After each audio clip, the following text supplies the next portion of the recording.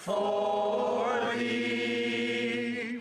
Oh, Canada, we stand on guard for thee. Let the doors be opened, que l'on ouvre les portes. Statements by members. Déclaration de député, the honourable member for Edmonton Strathcona. Thank you, Mr. Speaker. Mr. Speaker, more than 3,000 volunteers helped collect over 200,000 signatures from Albertans who are determined to protect our mountains, our rivers, and our drinking water from the threat of coal mining. Albertans have spoken loudly and clearly. They know that coal mining threatens critical watersheds, harms our wildlife habitat, and risks contaminating the water that communities, ranchers, farmers, and Indigenous peoples depend upon. For years, Albertans have been fighting to stop reckless coal development in one of the most beautiful and ecologically important regions in our country. Today's achievement is proof that when governments refuse to listen, citizens will organize and make themselves impossible to ignore. Congratulations to Corb Lund, to the Water Not Coal campaign, and to the hundreds of thousands of Albertans who stood up for our Rocky Mountains and for our shared future. I'm so proud to represent you. The honourable member for Kingston and the Islands. Mr. Speaker, I rise today to recognize a Kingston icon and one of the most celebrated town criers in the world, our very own Chris Wyman. This year marks more than 4 decades since Chris first donned the regalia and stepped into the role of Kingston's official town crier in 1984. What began as a one-year appointment has become a remarkable career representing our city with pride, humor, and a voice that can carry across Market Square. Over the years, Chris has earned provincial, national, and international acclaim, including multiple world championships, all while serving as an ambassador for Kingston's history, culture, and community spirit. Whether welcoming visitors, opening festivals, or representing Canada abroad, he brings an unmistakable energy that reflects the very best of our city. On behalf of the residents of Kingston, I congratulate Chris Wyman on his extraordinary service and thank him for more than 40 years of dedication to our community. Wow. Hear, hear, hear yay, hear yay. Well done, Chris. The honourable member for Middlesex London. Mr. Speaker, I'm excited to welcome everyone to Middlesex London this summer for the Canadian Ploughing Championships in Strathroy. As the Member of Parliament for this area, I am proud to extend a warm Southwestern Ontario welcome to all the competitors, families, and visitors who have come from across Canada to take part in this national event. This championship is a wonderful celebration of the skill, precision, and innovation of Canadian farmers. Whether you are a returning competitor or attending for the first time, you will enjoy exciting ploughing competition, hands-on exhibits, and demonstrations of the latest agricultural techniques, all in the spirit of our rural community and hospitality. I want to thank the volunteers, organizers, and board members whose dedication makes this event possible. Welcome to Strathroy, and I hope everyone has a fantastic time at the Canadian Ploughing Match this summer. Yeah, way to go. The honourable member for Pickering, Brooklyn. Mr. Speaker, I want to recognize a constituent disability advocate from Pickering, Brooklyn, Onila Miranda. Onila, who lives with cerebral palsy, has launched an advocacy campaign called Love is a Human Right, raising awareness about ableism and calling for greater dignity, inclusion, and respect for people with disabilities. His message is clear. Accessibility is more than ramps and infrastructure. It's about ensuring every Canadian can participate fully in their community, pursue opportunity, build relationships, and with dignity. Let's recommit to breaking down every barrier, because truly strong Canada is one where every person can fully participate and belong. Because ableism is discrimination, ableism is injustice, and ableism does not belong in Canada. Thank you, Mr. Speaker. The honourable member for Skeena-Bulkley Valley. Mr. Speaker, when Canadians think of Skeena-Bulkley Valley, they think of LNG or the Port of Prince Rupert. These projects are important, but they are only part of the story. Our region is home to tremendous economic potential, from the Port of Stewart to the industrial lands being developed around Kitsilas and Terrace, to emerging opportunities in mineral processing and refining in communities like Houston. Resource development is also creating new opportunities across the Northwest with projects such as the reopening of coal operations near Telkwa, helping to support jobs and local economies. The people of Skeena-Bulkley Valley are ready to build, invest, and grow.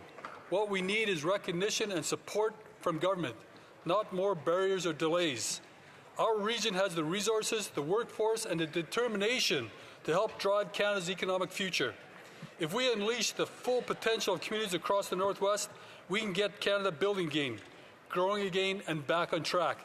Thank you, Mr. Speaker. L'honorable député de Terrebonne. The Honourable Member for Terrebonne. Mr. Speaker, Terrebonne, the most beautiful constituency in Lanaudière, is full of organizations that carry out vital work for our community. I've had the privilege of marking several milestone anniversaries. For example, the 10th anniversary of the Terrebonne Classical Orchestra, the 15th anniversary of the Terrebonne Visual Artists Association Symposium, which showcases local talent, the 25th anniversary of Éducazoo, which delights and educates young and old alike, the 40th anniversary of the ABC des Manoirs, which makes education accessible and promotes independence, and the 40th anniversary of Habitat Lanaudière, which is a pillar of mental health for people in our riding. These organizations are incredibly important in our riding. Happy anniversary, and thank you for everything you do for Terrebonne. The Honourable Member for Terranova the Peninsulas. Mr. Speaker, summer is just around the corner, and there's no place better to be than on the Rock. Whether you want to go to Swift Current to see a world-class car collection, or Bonavista to see the icebergs, or to Burin Peninsula to hear the great stories of the famous pirates, or to Lumsden to experience the best beaches north of Cuba, we have things for the whole family. And if you can't swim, you can take a boat ride to experience the whales in Port Rexon or the puffins in Elliston. Or you can explore the secret underground bunkers in Placentia. But no matter where you go, Mr. Speaker, I'm sure you'll experience the warm hospitality of my fellow Newfoundlanders and Labradorians. You'll hear great jokes and eat delicious meals. And this summer, you might even be able to catch a cod on a Wednesday afternoon. And to end your trip off, you can cool down, grab a brewski in the famous town of Dildo. So come on out, catch the ferry, take the flight, and come on home to the Rock. Thank you.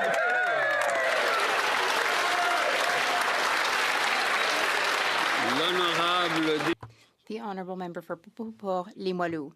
Mr. Speaker, today I would like to mark an important anniversary in my constituency of Beauport-Limoilou, the 60th anniversary of the Beauport Dojo. It was founded in 1965. The Beauport Dojo is now known as one of the largest Japanese martial arts dojos in Quebec City. For 6 decades, it has played a vital role in our community. Beyond teaching sports, the Beauport Dojo teaches values, too. Values that shape a person's life, such as respect, discipline, perseverance, confidence, and pushing oneself to new limits. These values have been passed on to generations of young people, families, and athletes, thanks to the work of passionate coaches, dedicated volunteers, and supportive parents. I would like to commend the entire Beauport Dojo team for these 60 years of commitment, mentoring, and influence. Thank you. Honourable Member for Mission Matsqui Abbotsford. Mr. Speaker, I rise today to honor the life of Mel Zajac, a remarkable British Columbian whose compassion and generosity left an enduring imprint. Mel's life was marked by profound tragedy that ultimately inspired a legacy of extraordinary philanthropy. In July 1986, he lost his son Mel Jr. in a tragic accident on the Chilliwack River. Just 8 months later, his son Marty was killed in an avalanche near Blue River in the Caribou. In their memory, Mel founded the Mel Jr. and Marty Zajac Foundation in 1987, dedicating himself to helping others. Through his work, including the creation of Zajac Ranch, he ensured that children of all abilities could experience the joy, inclusion, and confidence that comes from summer camp. Because of his vision, countless children and families, many of which face major medical challenges, have been given opportunities that might otherwise have been out of reach. At the age of 98, we have lost a truly extraordinary Canadian. I extend my sincere condolences to the Zajac family and to all those who mourn his passing while celebrating his remarkable legacy. Here. L'honorable député. The Honourable Member for Saint-Jean. Mr. Speaker, July 1st is around the corner, and in order to address the housing crisis, a prominent local figure from my riding is stepping up and refusing to give in to defeatism. Jean-François Tremblay, an impact investor in real estate, but above all a man of compassion, is demonstrating that it is possible to innovate and take tangible action to meet a fundamental need. The need to have a decent home. His project, called Domicile Fixe, offers 30 highly affordable homes in Old Iberville and also meets a wide range of criteria, including LEED and WELL standards and universal accessibility.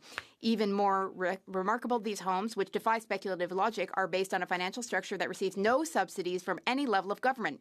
Jean-François Tremblay is a builder who dreams bigger than others. His dreams are never an end in themselves, but rather the starting point for great achievements. As he prepares to welcome a new addition to his family, I send him my warmest wishes for happiness. Just like his project, this new adventure promises to be full of promise for the future. Thank you, JF. The Honourable Member for Etobicoke Centre. Love for all, hatred for none, Mr. Speaker. That is the motto of our Amadi community here in Canada. This is not simply an ideal. This is an action that the community practices every day. Their commitment to service, compassion, and interfaith dialogue continues to make a positive impact in communities across our country. Recently, I had the honor to attend the International Peace Symposium, hosted by His Holiness Mirza Masroor Ahmad, the Caliph and worldwide leader of the Ahmadiyya Muslim community.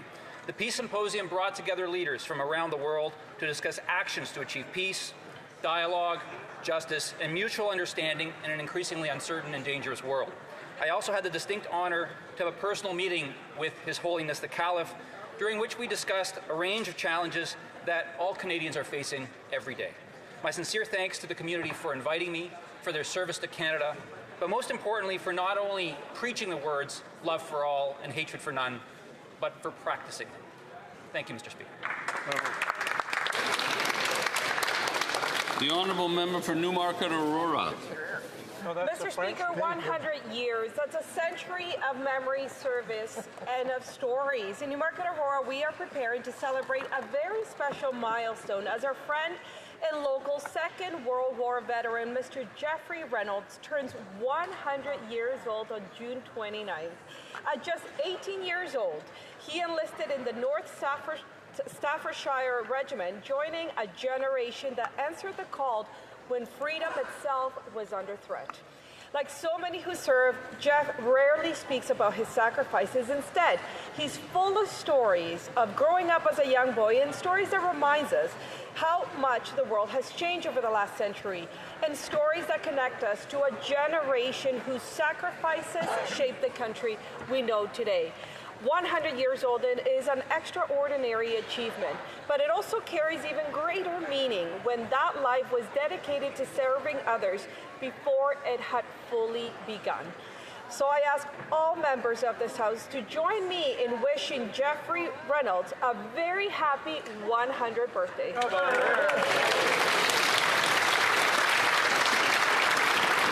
The Honourable Member for Don Valley North. Honourable members, I rise today with deep sadness to advise the House that Constable Mark Pinizzotto of the Toronto Police Service Emergency Task Force was killed in the line of duty. For 18 years, Constable Pinizzotto served with courage and commitment, putting himself in harm's way to make Toronto a safer place. Constable Pinizzotto was doing what police officers do every day, and these tragedies remind us of the danger that they face. As Constable Pinizzotto's family and colleagues across the service carry an unimaginable loss, we honor the memory of a hero in life, a police officer who dedicated nearly 2 decades in service to his community. I extend my deepest condolences to the Pinizzotto family, the Toronto Police Services, and all members of the policing community. May his loved ones find strength in one another in the difficult days ahead, and may we honor him as a hero in services to others. Thank you.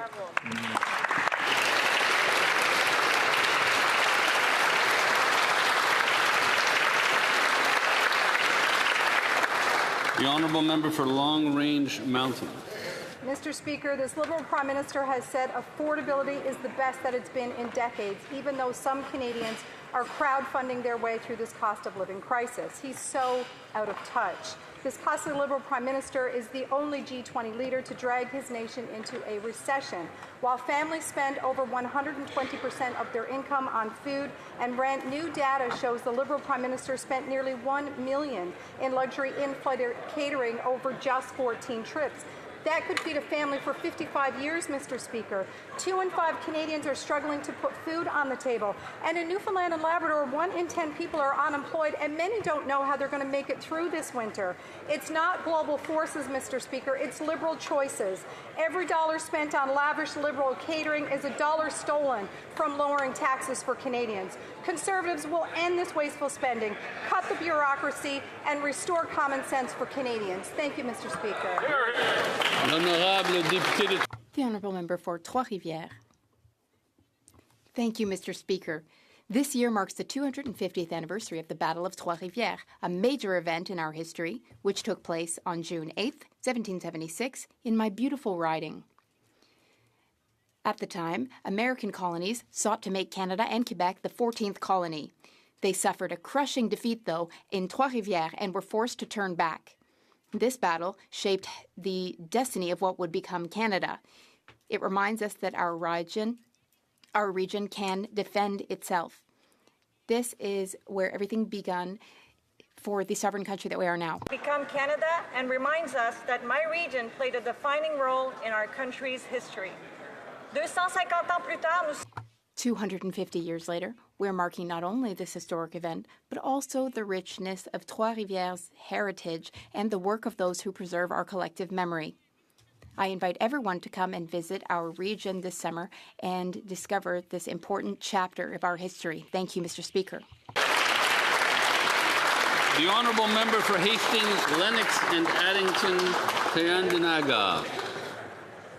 After 11 years under the Liberal government, Canadian families and businesses are under growing economic strain. Households are seeing wages fail to keep pace with inflation, with the cost of essentials such as housing, groceries, and transportation, leaving less room in family budgets and less opportunity to get ahead. Businesses are facing weaker demand, higher costs, and declining confidence to invest and expand for 5 consecutive quarters. Mr. Speaker, Canada is in a full-scale recession, reflected in sustained weakness in investment, failing real income, and reduced economic momentum across key sectors of our economy.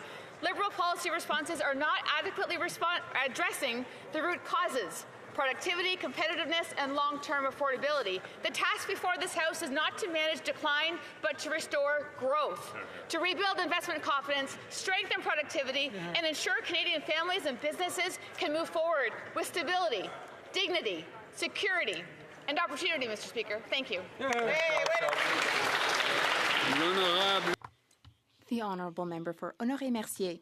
I rise today to recognize 5 colleagues who collectively have given more than 50 years of service to Canadians and are now moving on from federal politics. First, the member for Laurier-Saint-Marie for his unmatched environmental and climate advocacy. I would also like to recognize the member for Saint-Hyacinthe-Bagot-Acton for his role in opposition. And, if I may say so, I commend him on his charming style with ties that he wears. Third, the member for Rosemont. I commend him for his work in opposition and for his commitment to his riding. Member for Beaches East York for his thoughtful and powerful voice in this House.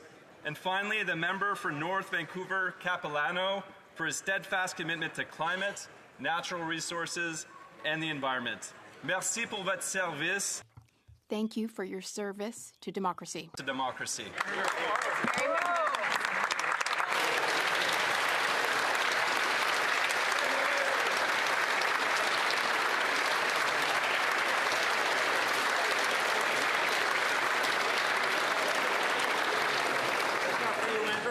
Oral questions, questions orales. The Honourable Member for Elgin, St. Thomas, London South.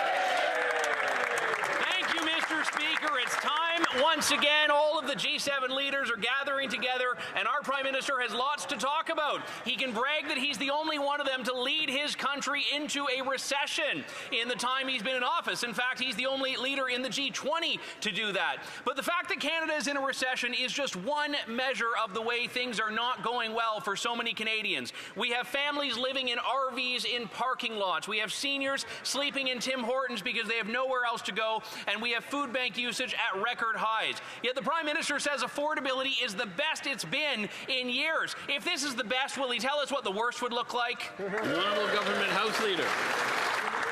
Mr. Speaker, as the G7 wraps up in France, I know Canadians are very proud to be represented by the Prime Minister on the world stage, and will be very proud to learn as he returns that he returns with 13 new agreements that will generate over $5 billion in investments in our country, new contracts for critical minerals, new contracts for Canadian defense firms as part of the SAFE arrangement, and new partnerships to build a stronger, more self-reliant Canada in a troubled world, Mr. Speaker. The Honourable Member for Elgin, St. Thomas, Mr. Speaker, we've London, heard these London. Prime Minister's announcements. No, I'll ask the member to start over. I hadn't called on him yet.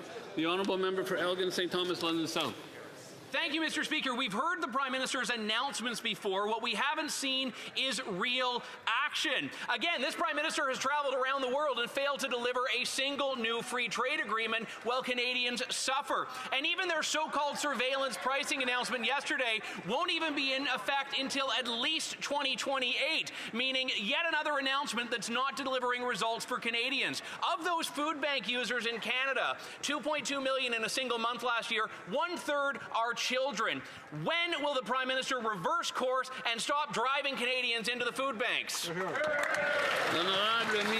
The Honourable Minister of Finance. Speaker, while the Conservatives are busy making videos, our Prime Minister is busy bringing deals, Mr. Speaker. You heard it, 13 deals, $5 billion, Mr. Speaker. That's what leadership is about. That's what Canada and the world is about, Mr. Speaker. We're busy building the strongest economy in the G7. We have exports which are going to overseas market. We're attracting a record level of foreign direct investment. Mr. Speaker, every day is a good day to fight for Canadians.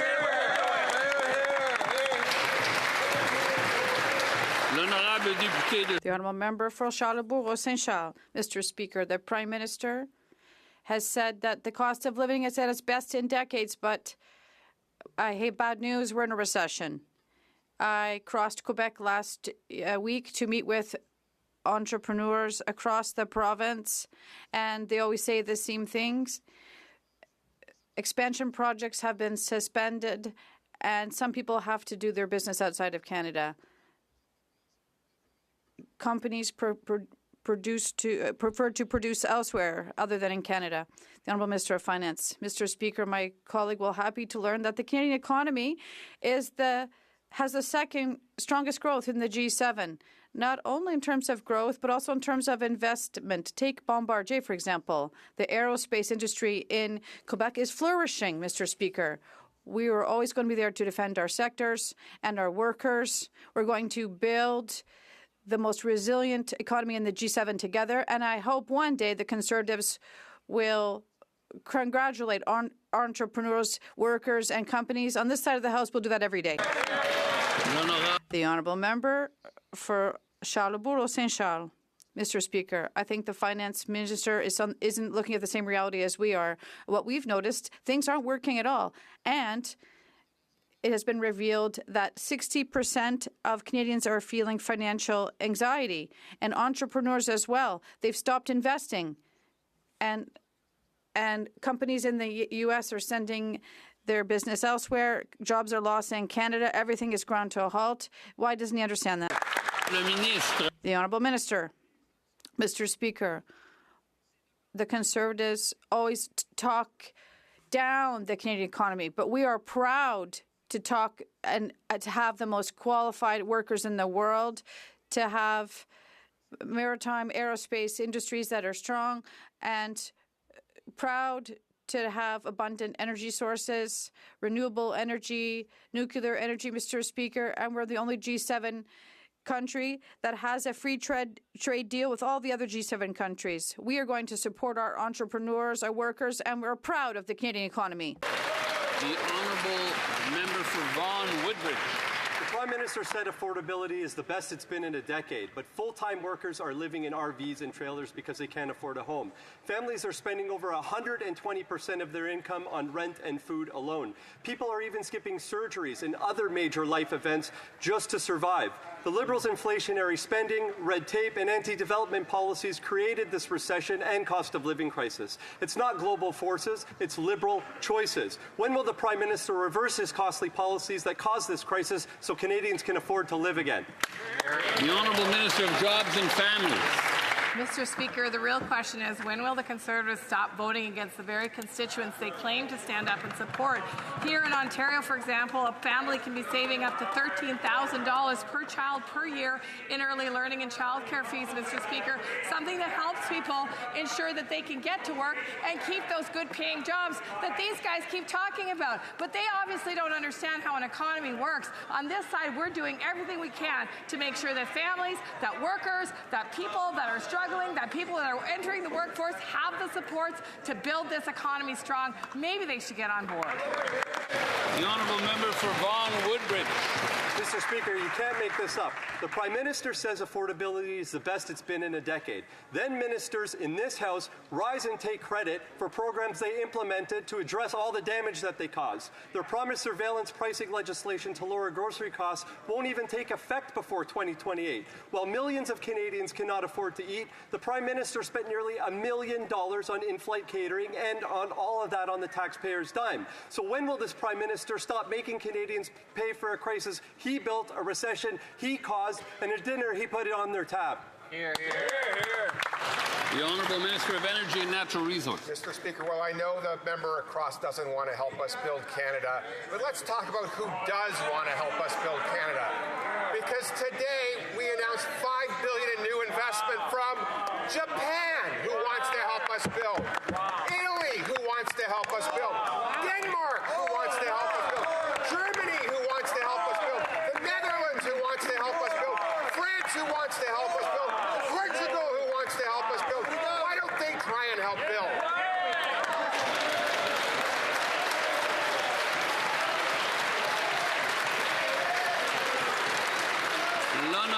The Honourable Member for Saint-Jean. Mr. Speaker, the Liberals are confusing a parliamentary majority with the right to do whatever they want, whenever they want. It's gag order after gag order, and what's even stranger is that their bills are guaranteed to pass. Yesterday it was C30, which reauthorizes some banned pesticides. Today it's C22, which authorizes the abusive surveillance of citizens. This comes on top of all the other laws, such as C5, where the PM grants himself the power to circumvent the law. And if the Liberals want to push through these gag orders so quickly, is it to prevent the public from realizing the extent of their abuse of power? The Honourable Minister of Finance. Mr. Speaker, what Quebecers and Canadians have noticed is that we have a lot of things to do. And I'm happy to talk about this bill, C30, which will help families and workers. And there are important measures to advance the Canadian economy. And I'm convinced that the Bloc should want to participate in building a prosperous Quebec. On this side of the House, we'll always stand up, work, and advance our country's economy and that of Quebec together. The Honourable Member for Saint-Jean. Mr. Speaker, the Prime Minister shows contempt for the work of this Parliament. He pushes through abusive laws using gag orders. He concentrates all the powers in the hands of the Cabinet, and he uses them to deregulate for the benefit of primarily U.S. companies or to suspend the enforcement of laws. Internationally, he says he wants to have an alliance of middle powers against Donald Trump, but in reality, he's making concession after concession to the U.S. President. The Liberals promised Quebecers a green banker. They promised a strong leader who would stand up to Washington. Why did we end up with neither? The Honourable Minister of Government Transformation. Thank you, Mr. Speaker. The Bloc, unsurprisingly, has to admit that Canadians chose to send 44 members from Quebec from this side of the House. We can build by uniting the Canadian economy, and that's what we're doing. in the port of Quebec and with high-speed rail between Quebec City and Toronto. They know they're taking orders from their other from the PQ in Quebec, as if the independent Quebec doesn't need to be united. And it's sad to see they aren't supporting these measures.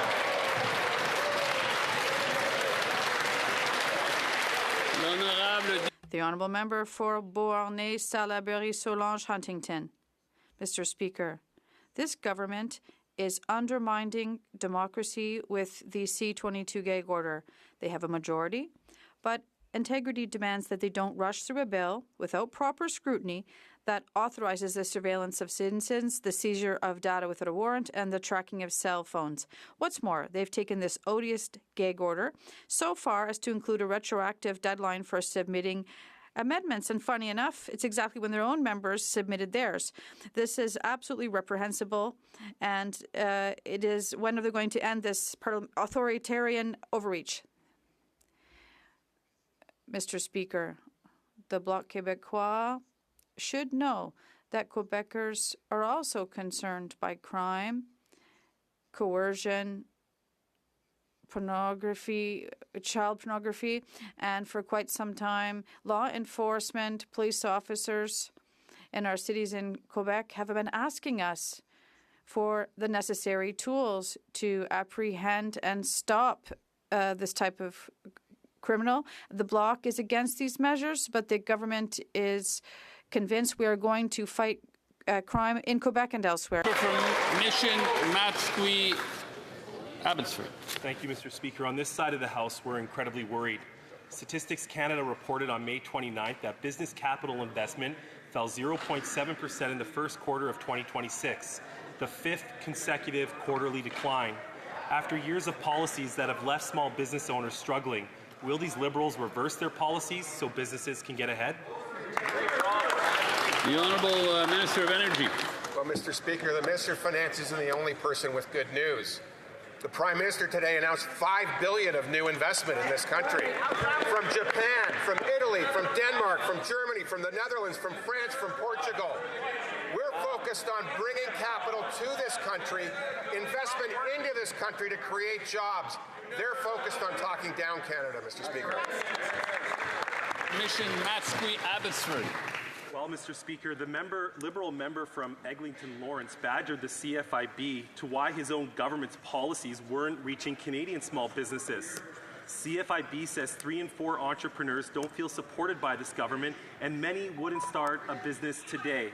Why won't this government lower costs and give small businesses a real chance to compete so we don't continue losing capital to other countries? The Honourable Minister for Women, Gender Equality, Small Business and Tourism. Mr. Speaker, small business investment is up by 10%. And the first thing our government did in terms of action is bring down federal trade barriers across provinces and territories so small business goods can flow across the country. We're also diversifying trade, Mr. Speaker, making sure that we're able to secure investment. You've heard many reference today. You know who's going to benefit from that, Mr. Speaker? Small and medium-sized enterprises. And through our Buy Canadian policy, federal procurement opportunities are going to be opened up so that small and medium-sized enterprises can take advantage of this. And we've invested $60 million through a small and medium procurement program, and that will help ensure that we can secure these. The Honourable Member for Beauce. Mr. Speaker, entrepreneurs are once again forgotten by this Liberal government. The government needs to stand up for our companies, and for 10 years, Liberal policies have been dragging us down. Canada can't have a strong economy if our small and medium-sized businesses aren't investing here. Does the government realize that it is the main obstacle to investment in Canada? The Honourable Parliamentary Secretary of State. Mr. Speaker, in taxes and public finance, we have learned that Canada is resilient in these respects in spite of everything. Quebec is deeply affected by the trade war with the U.S., but we have managed to pivot. We have managed to replace our exports to the U.S. with exports to other European countries, and it's the same thing for Quebec. So our companies have taken charge. They have taken advantage of the opportunities we've given them, and this is good news, Mr. Speaker. The honourable member for Beauce. Mr. Speaker, according to the CFIB, 4 out of 10 businesses say that economic and political uncertainty are making it difficult to do business in this country. In Beauce, we're fortunate to have extraordinary companies like Beauce Atlas and Bois Hamel, who create jobs and wealth in our regions. But for the past 10 years, the Liberals, with their massive deficits, instability, and lack of leadership, have been putting the brakes on our investments in Canada. Mr. Speaker, do the Liberals realize that they're part of the problem facing Canadian businesses? The Honourable Minister of Government Transformation. Mr. Speaker, the lack of leadership, well, for at least 2 years, the Conservatives have been looking for the Canadians have been looking for the Conservatives' plan. Well, they haven't seen it. And I would ask them to look at the 2025 budget. We have the super deduction to help companies and increase productivity, and that's exactly what they expect from our government. And not only, we're diversifying our markets. And today, like my colleague said, the figures speak for themselves. We've increased our imports elsewhere, 23% to the U.S. We're investing in infrastructure, whether it's ports in Quebec or Montreal. We're going to be productive across the country. Member for Kildonan, St. Paul. Despite big promises from this Prime Minister to bring generational economic change and move at speeds never before seen, the backbone of the Canadian economy, our small businesses, are struggling under this high-tax, big deficit spending Liberal government. Over half of small businesses in this country have said they would not recommend starting a business in Canada today. This is devastating news, Mr. Speaker. After a decade of Liberals, Canada has become an unwelcome place to do business. And under this Prime Minister, it's not getting any better. When will the Liberals reverse their harmful policies so that businesses can get ahead? The Honourable Minister for Women, Gender Equality, Tourism and Small Business. Thank you, Mr. Speaker. Despite the fact that we are experiencing global headwinds in this country, Canada is functioning from a position of strength, Mr. Speaker. Our economy continues to outperform many different G7 countries, from Germany to Japan and Italy, Mr. Speaker. We've secured 20 new economic partnerships. You've already heard today, thanks to the Prime Minister, 13 new economic partnerships. This is going to strengthen small businesses, strengthen supply chains, and support SMEs get the opportunities that they need to make sure to pivot away from the U.S. tariffs, Mr. Speaker. We're going to continue to be there for small businesses and provide support when they need it. The Honourable Member for Kildonan, St. Paul. Position of strength, she said. According to Statistics Canada, business capital investment has declined for 5 quarters in a row, Mr. Speaker. Entrepreneurship is at a 25-year low, and we're now in a recession. These are the devastating results under this Liberal Prime Minister. This is his record, Mr. Speaker, and Canadians are the ones that are having to suffer the consequences. When are they going to realize that it's Liberal economic policies that are sending people to food banks, causing job losses, and driving this country into a recession? That's on them, Mr. Speaker. The Honourable Parliamentary Secretary to the Minister of Industry. Thank you, Mr. Speaker. We know that small businesses do well when consumer spending is up, and that's why we've made investments like the Canada Groceries and Essentials Benefit. Wages are increasing faster than inflation, and we've cut taxes through measures like the super productivity deduction to make it easier for businesses to invest. So we are taking the right approaches during this time of tariffs, which we never hear about on the other side. We're making investments in small businesses and the people who spend money with small businesses. Thank you, Mr. Speaker. Member for Calgary McKnight. According to the CFIB, 3 in 4 small businesses do not feel supported by the Liberal government, and more than half would not recommend starting a business in Canada. But the Liberals continue to punish the small businesses with high taxes and red tape. 4,000 Canadian restaurants are facing closure this year because of rising costs and taxes. Conservatives have a plan to cut taxes and red tape to keep our small businesses open. Will the Liberals reverse their economic policies so businesses can get ahead? Thank you. The Honourable Secretary of State for Financial Services. Mr. Speaker, I've had the privilege of actually running small businesses in the economy, not like that Conservative leader who's never worked a day outside of this House. Sometimes a small business or a government is faced with challenges or faced with headwinds. You can do one of two things. You can throw your hands up offer nothing, no solutions, or you can lead. You can pivot, you can rebuild, you can reinvest. Mr. Speaker, we are doing just that on this side of the House. They offer nothing but empty parking lot press conferences. Thank you, Mr. Speaker. The honourable member for Pierre Boucher, Les Patriotes Verchères. Mr. Speaker, for the first time in recent history, more than 100 people died last year on our roads in accidents involving heavy trucks. 102 victims. That's nearly 20% higher than the average of the past 5 years. What has changed recently that could explain this? Well, yes, cut-rate truckers. The federal government turns a blind eye to shady companies putting dangerous drivers on the road and then acts surprised when there are consequences. We proposed 10 solutions to the Liberals. How many more victims will it take before they take action? The Honourable Government House Leader, road safety is obviously a shared jurisdiction, and I'm proud to say that the federal government has showed up and has provided part of the solution. We are going to remove special treatment with CRA for these companies, and we are going to ensure that these companies don't exist, that they're legitimate. We're also sending inspectors to make sure that the labor code is enforced. Now it's up to the provinces and police authorities to ensure the safety.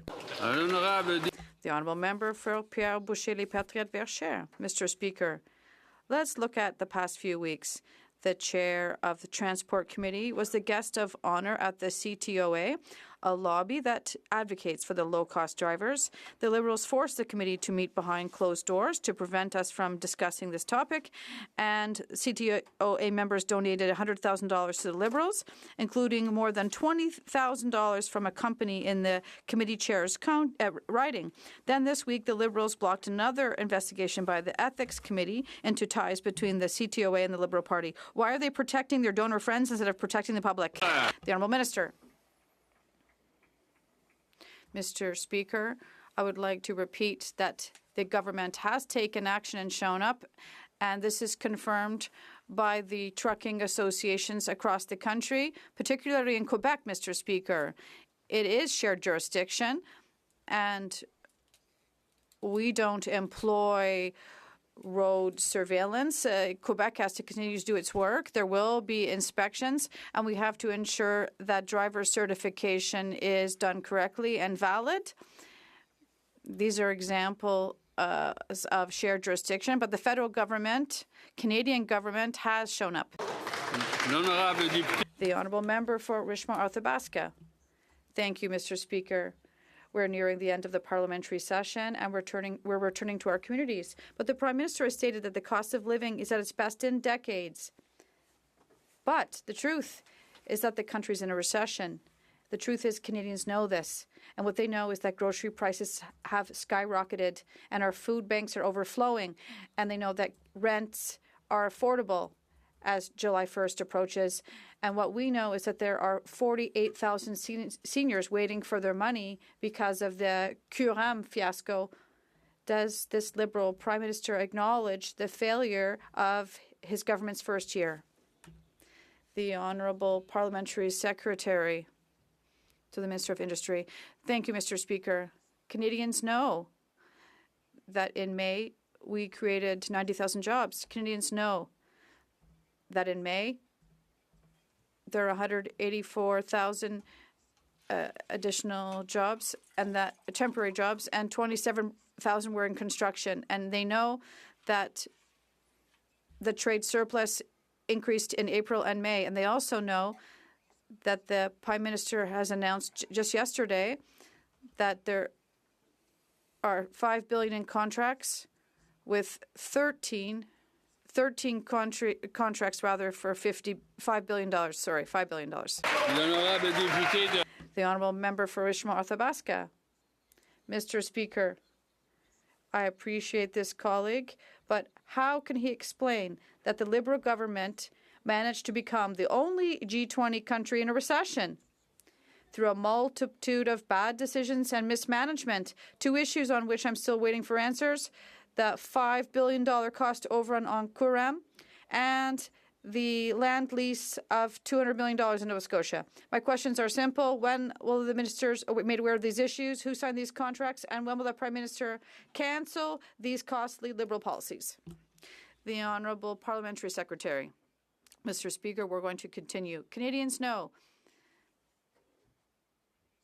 that since Stephen Harper, there are when Mr. Harper was in power, 5,000 SMEs closed their doors.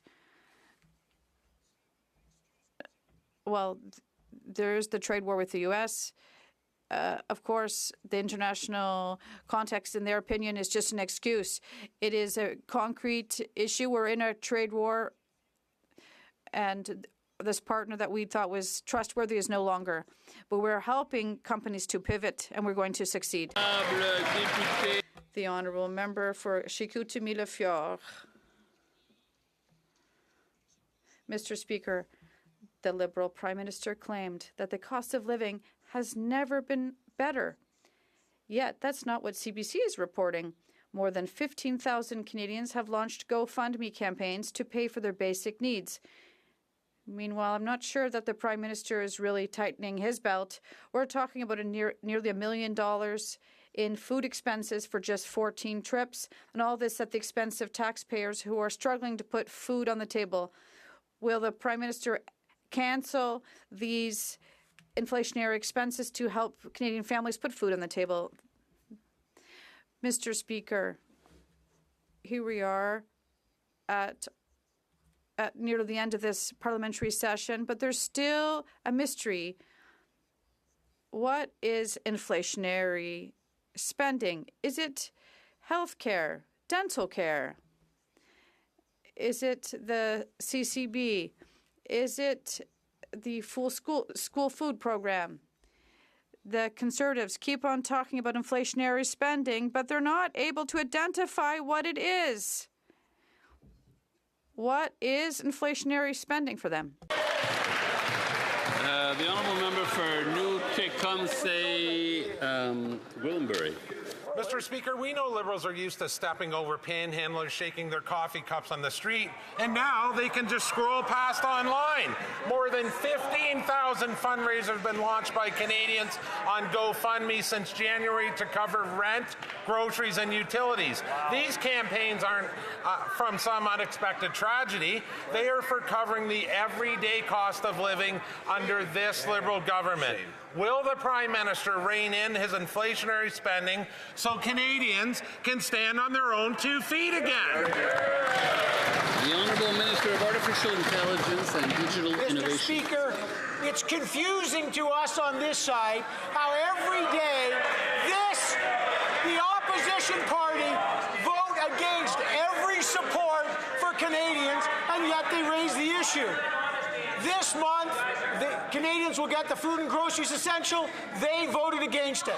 We are taking action against surveillance pricing to stop price gouging. You know how they can help people do that? They could support the bill. What are they doing? They're not doing it. Just for a change, try supporting some of the measures to help Canadians instead of just talking down the economy. The Honourable Member for New Tecumseh, Gwillimbury. Speaker, if all these Liberal policies were working, our people wouldn't be reduced to begging on the internet just to get by. These programs do nothing for the millions of Canadians who are working full-time and still can't afford groceries or rent because of the Liberals' Made in Canada recession. That's why they're forced into food banks, crowdfunding online, and living in RVs and parking lots. When will the Prime Minister reverse his costly policies that have left Canadians with no other choice? The Honourable Minister of Immigration, Refugees and Citizenship. Thank you very much, Mr. Speaker. Thank you to that colleague. He's asked that question a number of times and it's been answered. Let me tell you what Canadians do want to know. And what Canadians know is that this government is focused on building a stronger economy through responsible managed migration. We've tightened our processes, and the latest numbers prove it. The temporary resident population is down 73%. Asylum claims are down 63%. The non-permanent resident population dropped for 18 consecutive months, and asking rents have dropped for 20 months. Numbers don't lie, and our plan is working. The honourable member for Hull Aylmer. The honourable member for Hull Aylmer has the floor. Mr. Speaker, Canada is one of the world's largest food producers. However, too much of our food production is processed elsewhere, and too many Canadians still rely on high-priced imports. Canadian farmers and producers deserve more options for selling their produce, and Canadians deserve more choice in where they buy their food.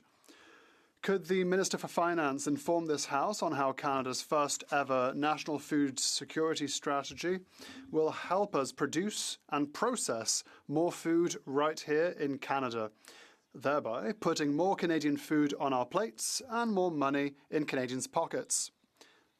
The Honourable Minister for Finance.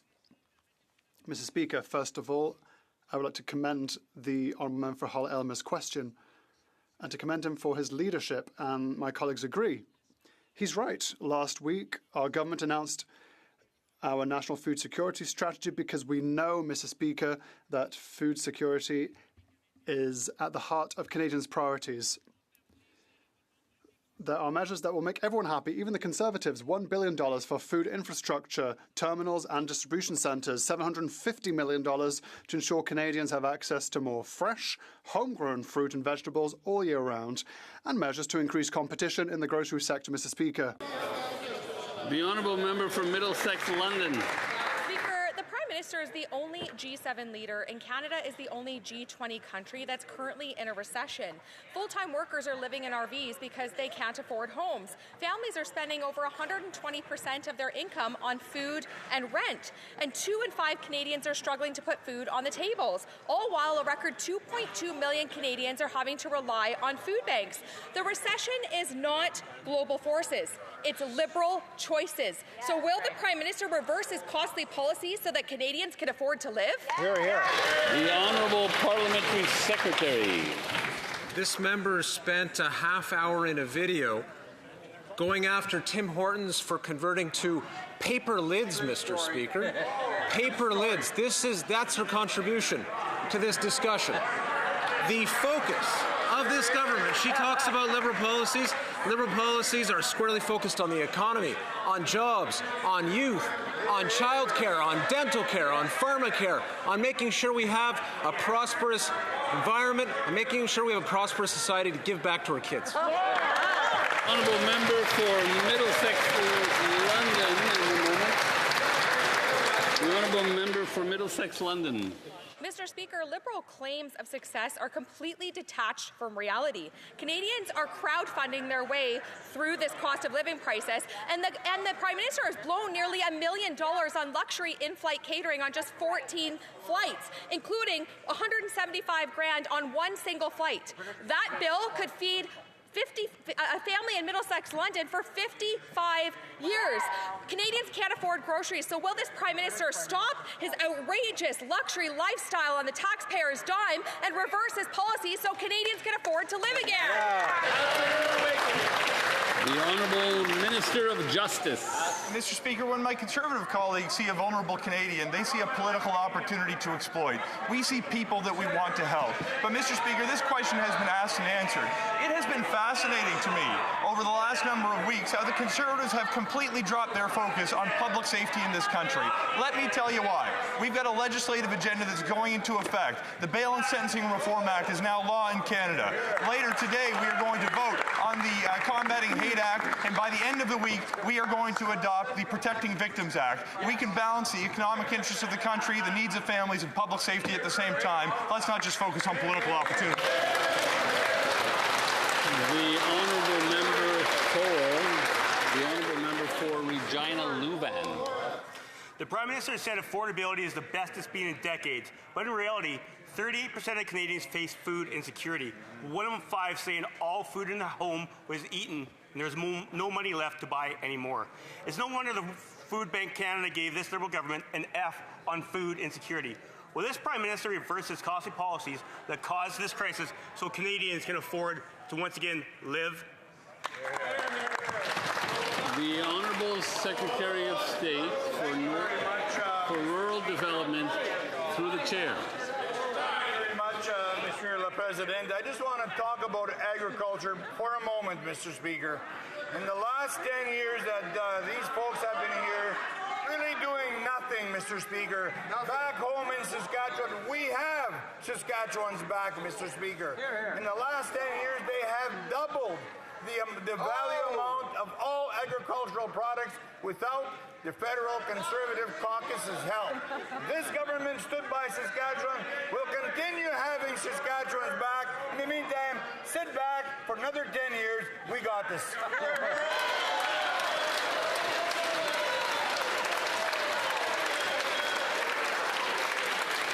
The Honourable Member for Regina Luvan.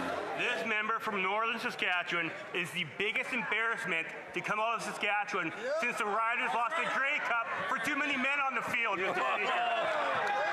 me do a list of what this guy has actually delivered. He canceled the snowbirds.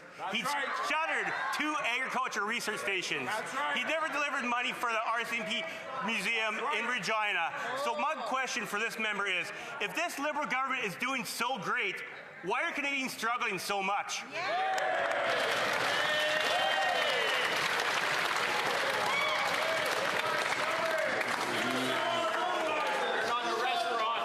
Hey, the Honourable Secretary of State for Rural Development. Thank you very much, Mr. Speaker. The Prime Minister is methodically building a vast, exciting world partnership. This front bench is dealing with some very tough issues around trade wars and international conflicts. This caucus is doing the work to assist in every way possible. What the country cannot afford, Mr. Speaker, is the voodoo economic plan of the Conservatives, Mr. Speaker. They make no sense. They haven't made any sense in the last 10 years, and I doubt very much we'll see anything that makes sense over the next 10 years, Mr. Speaker.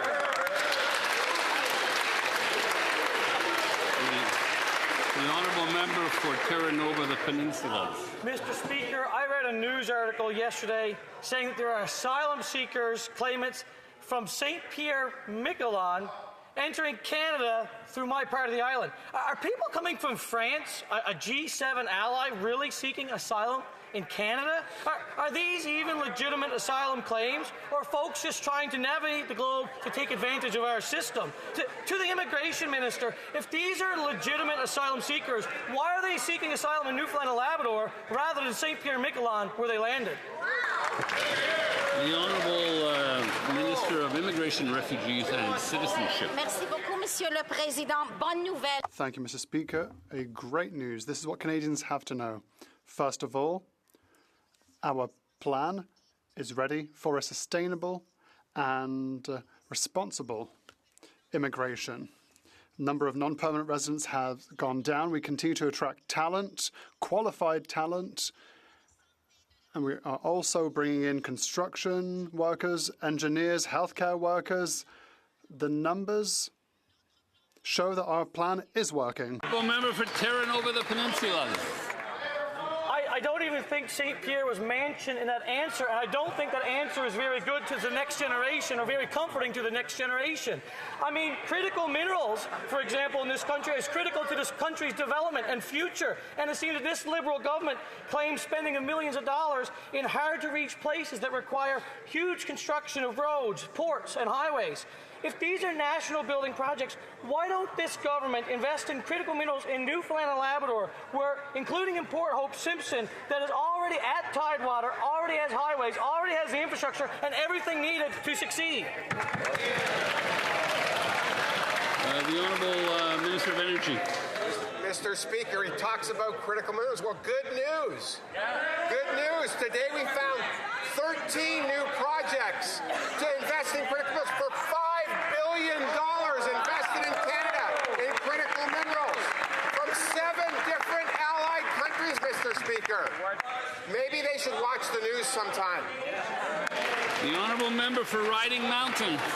Mr. Speaker, yesterday the Liberal chair of the Health Committee suspended the meeting with the cameras off, blocking emergency meetings from being held in public over the summer. Today, he cancelled the final Health Committee meeting entirely. This is a blatant abuse of power to shut the Health Committee down and block an investigation into the $300 million Prescribe IT scandal.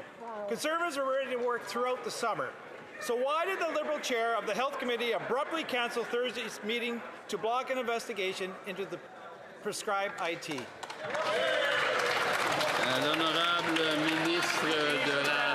The Honourable Minister for Health. Thank you, Mr. Speaker. I will once again respond for the 50th time that we have blocked absolutely nothing when it comes to the committee's work. The Conservatives once again want to just filibuster, and what I must say as well, Mr. Speaker, I'd like to take the opportunity to thank the members of the committee for their work. It's not easy, and I wish them an excellent summer. Honourable Member for Kitchener South Hespeler. Speaker, Canadians know a cover-up when they hear one. That was a cover-up. They turned the cameras off on a scheduled meeting about the $300 million Prescribe IT scandal. They canceled tomorrow's meeting so that they can continue to cover it up. Can they offer some fig leaf of an explanation to the Canadians? Why are they playing these dirty tricks if it's not a cover-up? The Honourable Minister for Health. Thank you, Mr. Speaker. I don't know how it can be a cover-up because they've been asking the same questions for a month on these various subjects, and so the public is aware. We are not blocking anything. Thank you. Je ne pose pas de questions. The Honourable Member for Similkameen South Okanagan West Kootenay. Mr. Chair, we need to hear from the chair of the Health Committee why he cancelled tomorrow's meeting. You bet. Hundreds of millions of healthcare dollars remain unaccounted for in the $300 million Prescribe IT scandal. Why? Because Liberal MPs keep turning off the cameras at the Health Committee. They turned off the cameras again yesterday, and Canadians won't know what was said there for 30 years. Wow. Will the chair of the Health Committee tell Canadians today why he cancelled tomorrow's meeting, blocking Parliament from investigating Prescribe IT? The Honourable Government House Leader. Mr. Speaker, as that member knows, and the Health Minister has answered as she...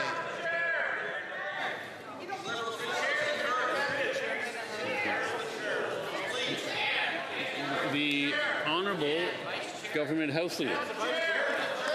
Mr. Speaker, the Health Minister has answered that question several dozen times over the course of this session, and this is a perfect example, Mr. Speaker, for the Canadians watching at home as they yell at me from across the aisle that the obstruction and the waiting and the pointless talking and anything they can possibly do to halt the work of Canadians that gets done in this place is what Conservatives do. They use this tactic.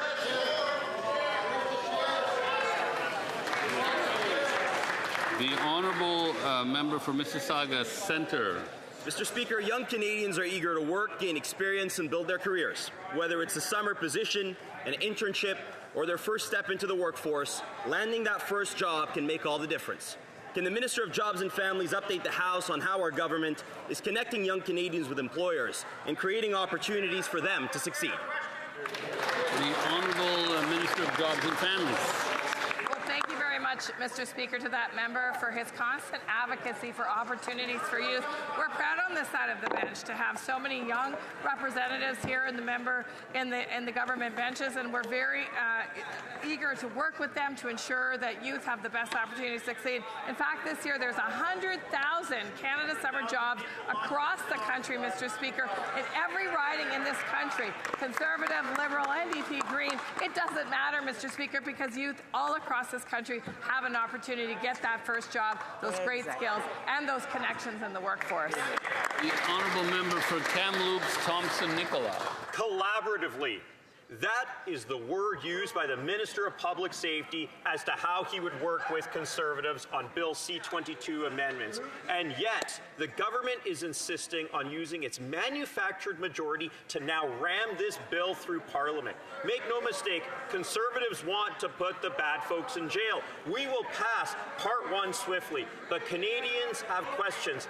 Experts have questions, and we think those questions should be answered on Part 2. So why is this Liberal government insistent on ramming Bill C-22 and Part 2 through when we will gladly pass Part 1 swiftly?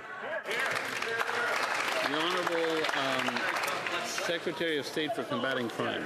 Mr. Speaker, Canadians have questions. Victims have questions. The police chiefs have questions as to why it's taken so long for C-22, which was originally C-2, to get through the legislative process. Why was that? Mr. Speaker, every day that we wait, more and more victims are created in Canada. Take, for example, the shootings at the synagogues that have just happened recently.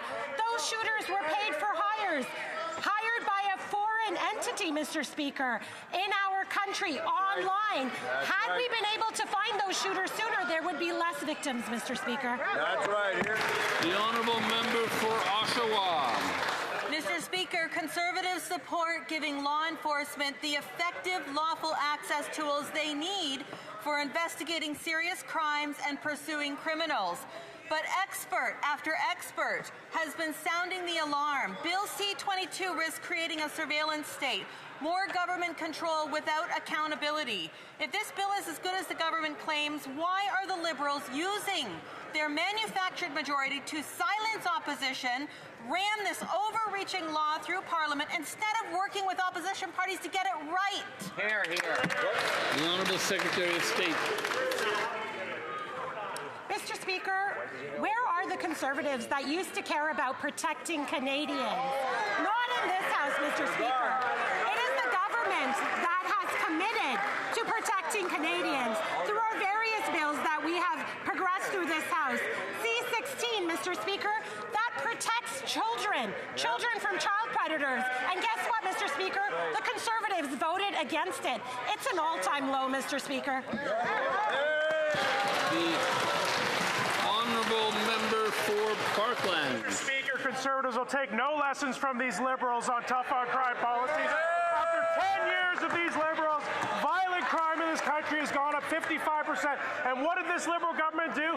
They brought bail, not jail, for repeat violent offenders. They gutted mandatory minimums. Canadians want to give law enforcement the tools they need to catch the bad guys and put them behind bars. But what they don't want to see is government overreach, adding surveillance on law-abiding Canadians. Yeah. Conservatives support getting Part 1 of C-22 passed swiftly, but we need changes to protect Canadians' privacy. Instead of listening, these Liberals are forcing this through with no further scrutiny. The Honourable Minister of Justice.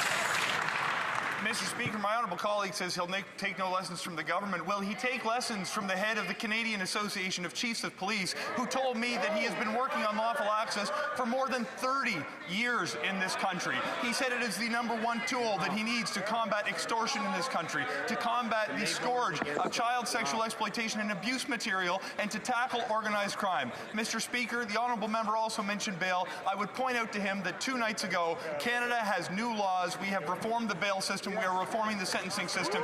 We are implementing a public safety agenda that has not been seen in generations.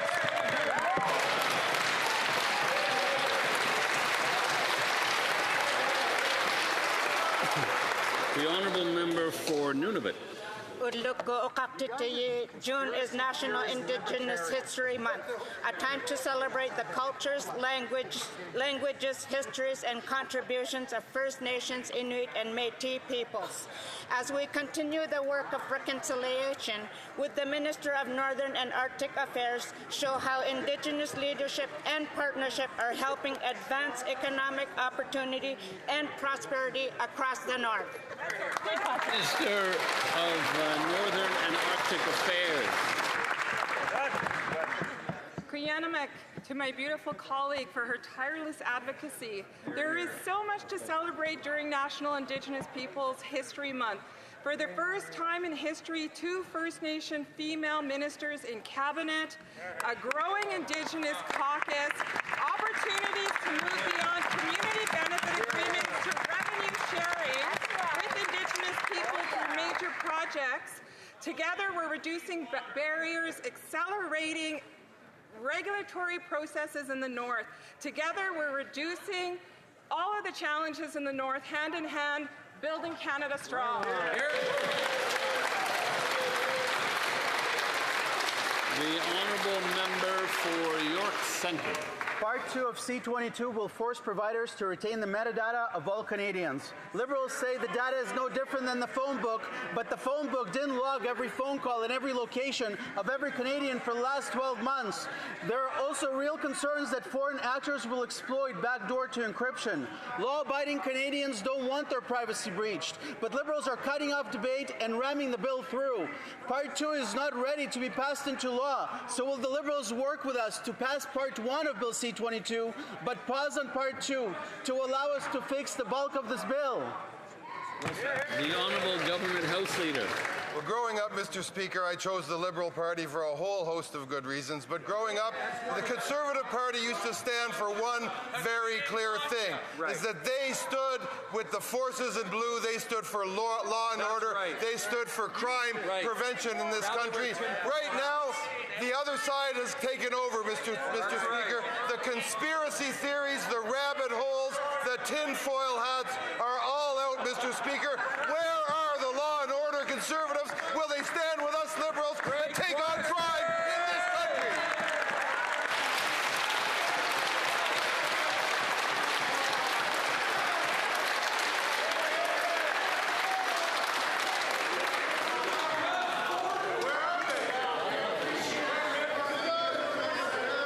The Honourable. One more question. We can make it. The Honourable Member for Winnipeg Centre.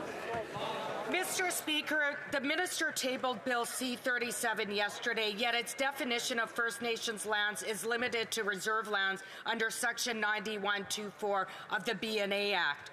While the bill repeatedly references UNDRIP's application, it appears restricted to reserves. Indigenous peoples have rights that extend beyond reserve boundaries into their traditional territories. Can the minister confirm that UNDRIP, including Article 25, applies throughout Indigenous peoples' traditional territories and not just on reserve? Yes or no? You're here. The Honourable Minister of Indigenous Services. Thank you, Mr. Speaker. I'm happy that my colleague has asked the question. It is one of great importance because we know that First Nations have to do the work of expanding the minimum standards that are now applicable in their communities, setting the regulatory gaps for in-community and out-of-community in partnership, working, negotiating, and collaborating with provincial and territorial governments. For the first time ever, this government has been able to secure that in collaboration. We will support them in community, out in partnership at all tables, because we want to honor the work that we do with them. Thank you, Mr. Speaker. I wish to draw the attention of members to the presence in the gallery of the Honourable Mike Moyes, Minister of Environment and Climate Change for the province of Manitoba.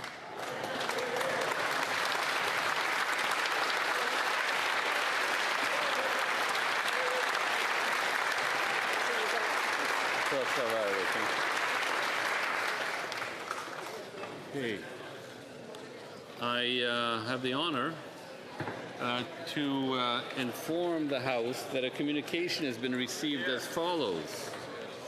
Mr. Speaker, I have the honor to inform you that the Right Honourable Louise Arbour, Governor-General of Canada, signified royal assent by written declaration to the bills listed in the schedule to this letter on 17th of June 2026 at 10:39 a.m. Yours sincerely, Ken McKillop, Secretary to the Governor-General.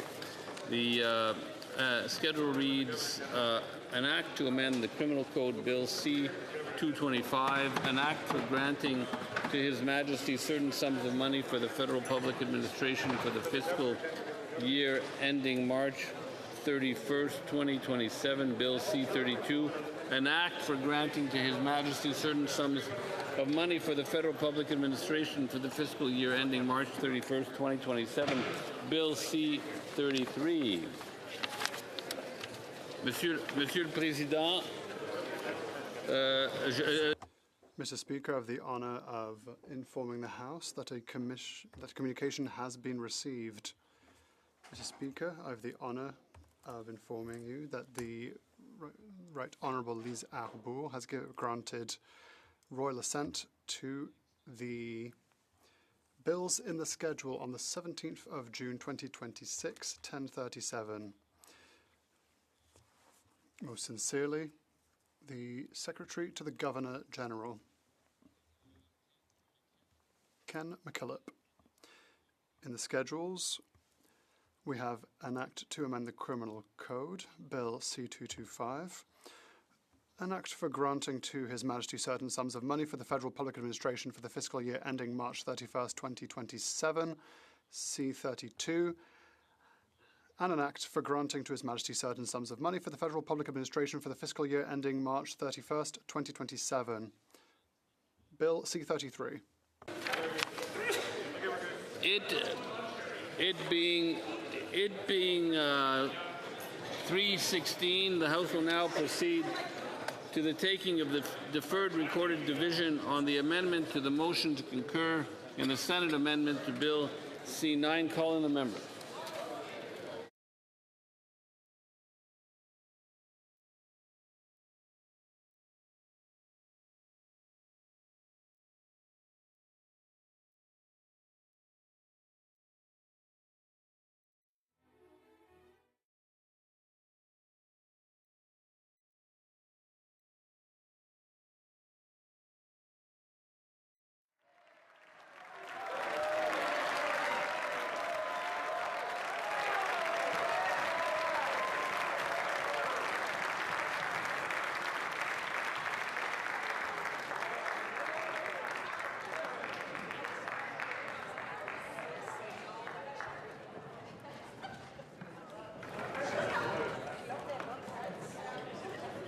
Mr. Fraser.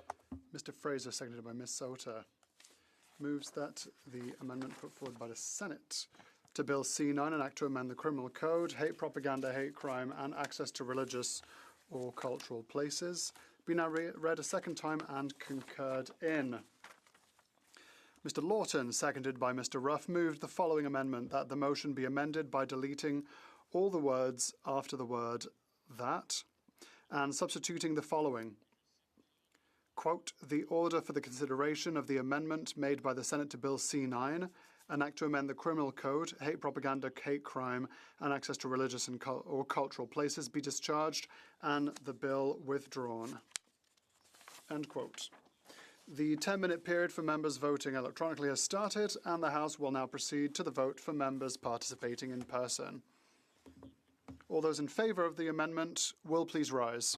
Mr. Scheer. Mr. Scheer. Mr. Schmale. Mr. Schmale. Mrs. Thomas. Mrs. Thomas. Mr. Dead-Ted. Mr. Dead-Ted. Ms. Landsman. Ms. Landsman. Ms. Lewis Haldeman Norfolk. Ms. Lewis Haldeman Norfolk. Ms. Dancho. Ms. Dancho. Mrs. Stubbs. Mrs. Stubbs. Mr. Barlow. Mr. Barlow. Mr. Seaback. Mr. Seaback. Mr. Albus. Mr. Albus. Mr. Caputo. Mr. Caputo. Mr. Aitchison. Mr. Aitchison. Mr. Brassard. Mr. Brassard. Mr. Moore. Mr. Moore. Mr. Berthold. Mr. Berthold. Mr. Workington. Mr. Workington. Mrs. Cramp-Nyman. Mrs. Cramp-Nyman. Mr. Canna. Mr. Canna. Mrs. Roberts. Mrs. Roberts. Mr. Cooper. Mr. Cooper. Mr. Lloyd. Mr. Lloyd. Mr. Lawrence. Mr. Lawrence. Mr. Van Popta. Mr. Van Popta. Mr. Gould. Mr. Gould. Mr. Viss. Mr. Viss. Mr. Steinley. Mr. Steinley. Mr.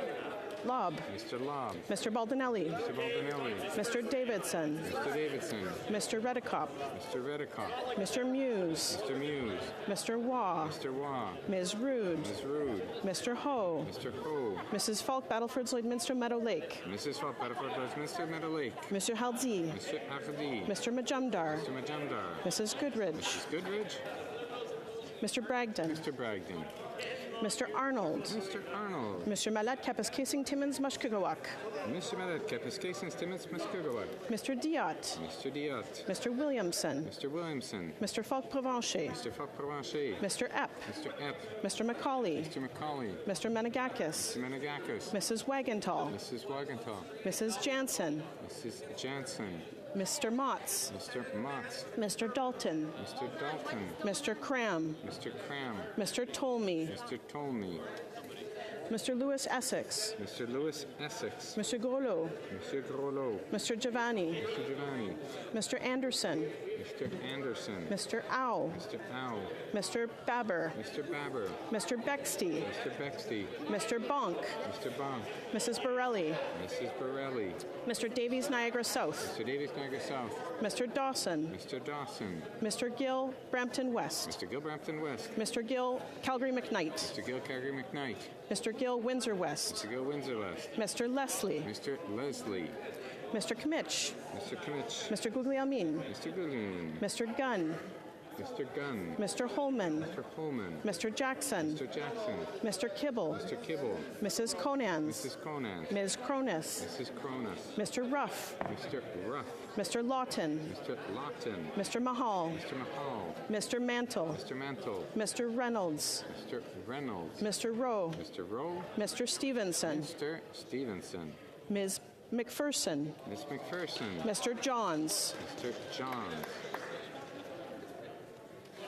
Que tous ceux All those opposed to the amendment will please rise. the honourable the honourable government House Leader. Voting. Okay.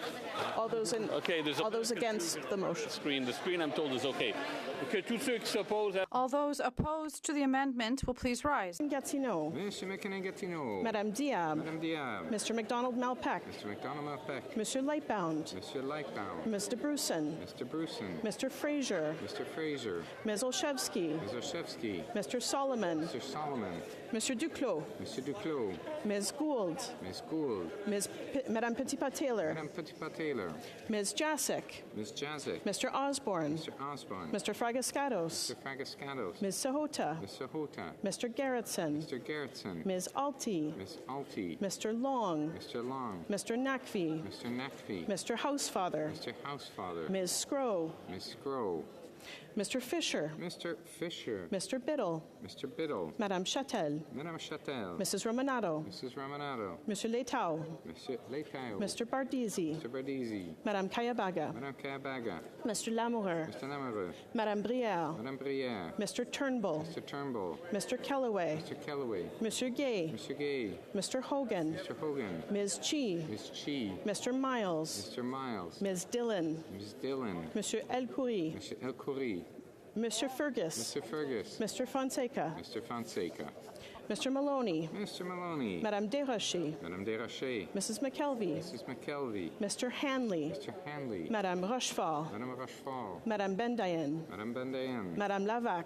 Madame Lavac. Ms. Church. Ms. Church. Mr. McKinnon, Coquitlam, Port Coquitlam. Mr. McKinnon, Coquitlam, Port Coquitlam. Mr. Morrissey. Mr. Morrissey. Mr. Sheehan. Mr. Sheehan. Ms. Sidhu Brampton South. Ms. Cedar Brampton South. Mrs. Zaid. Mrs. Zaid. Ms. Yip. Ms. Yip. Mr. Baker. Mr. Baker. Mr. D'Entremont. Mr. D'Entremont. Mr. Pulowski. Mr. Pulowski. Madame Lapointe Rivière des Mille-Îles. Madame Lapointe Rivière des Mille-Îles. Mr. Coteau. Mr. Coteau. Ms. Hefner. Ms. Hefner. Ms. Idlout. Ms. Idlout. Mr. Sousa. Mr. Sousa. Mr. Carr. Mr. Carr. Ms. Akan. Ms. Akan. Mr. Al Saoud. Mr. Al Saoud. Madame Auguste. Madame Auguste. Mr. Clark. Mr. Clark. Mr. Connors. Mr. Connors. Madame Dandurand. Madame Dandurand. Mr. Danko. Mr. Danko. Monsieur Deschênes-Thériault. Mr. Deschênes-Thériault. Mr. Earl. Mr. Earl. Ms. Fancy. Ms. Fancy. Mr. Fanjoy. Mr. Fanjoy.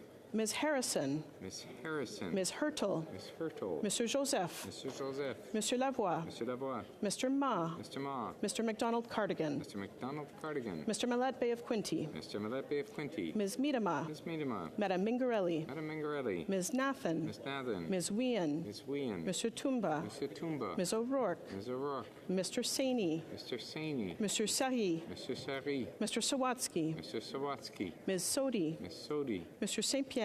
Mr. St. Pierre. Ms. Tesser Dirksen. Tesser Dirksen. Mr. Watchorn. Mr. Watchorn. Ms. Martin. Ms. Martin. Madame Mendez. Madame Mendez. Madame Normandin. Madame Normandin. Monsieur Brunet-Duceppe. Monsieur Brunel-Duceppe. Monsieur Simard. Monsieur Simard. Monsieur Fortin. Monsieur Fortin. Monsieur Champoux. Monsieur Champoux. Monsieur Perron. Monsieur Perron. Monsieur Deschaines. Monsieur Deschaines. Madame Gill Côte-Nord, Kawachikama, Nitassinan. Madame Gill, Côte-Nord, Kawachikmach, Nitassen. Monsieur Bonin. Monsieur Bonin. Monsieur Thériault. Monsieur Beaulieu. Monsieur Beaulieu. Monsieur Sainte-Marie. Monsieur Sainte-Marie. Madame Larouche. Madame Larouche. Madame de Bellefeuille. Madame de Bellefeuille. Madame Gaudreau. Madame Gaudreau. Monsieur Barcelot-Duval. Monsieur Barcelot-Duval. Monsieur Blanchette-Jonca. Monsieur Blanchette-Jonca. Monsieur Lemire. Monsieur Lemire. La Chambre. The House will now wait for the end of the electronic voting period before resuming its proceedings.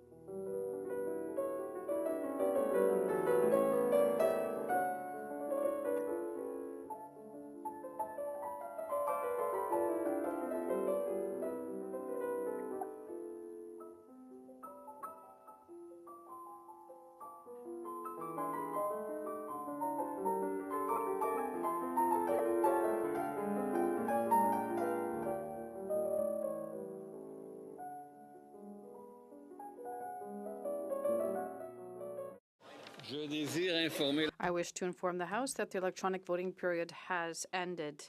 If members were not able to vote due to technical difficulties, they may now use the raised hand function and the chair will recognize them. The table will now compile the results of the vote. Yeas pour 132, 132. Nays contre 184, 184. I declare the amendment defeated. No.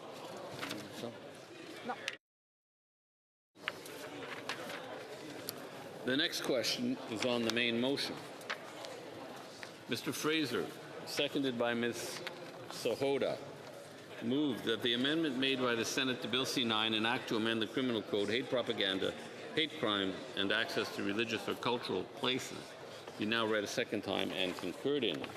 If a member participating in person wishes that the motion be carried or carried on division, or if a member of a recognized party participating in person wishes to request a recorded division, I would invite them to rise and indicate it to the chair. The Honourable Chief Opposition Whip. We'd like a recorded division. Okay.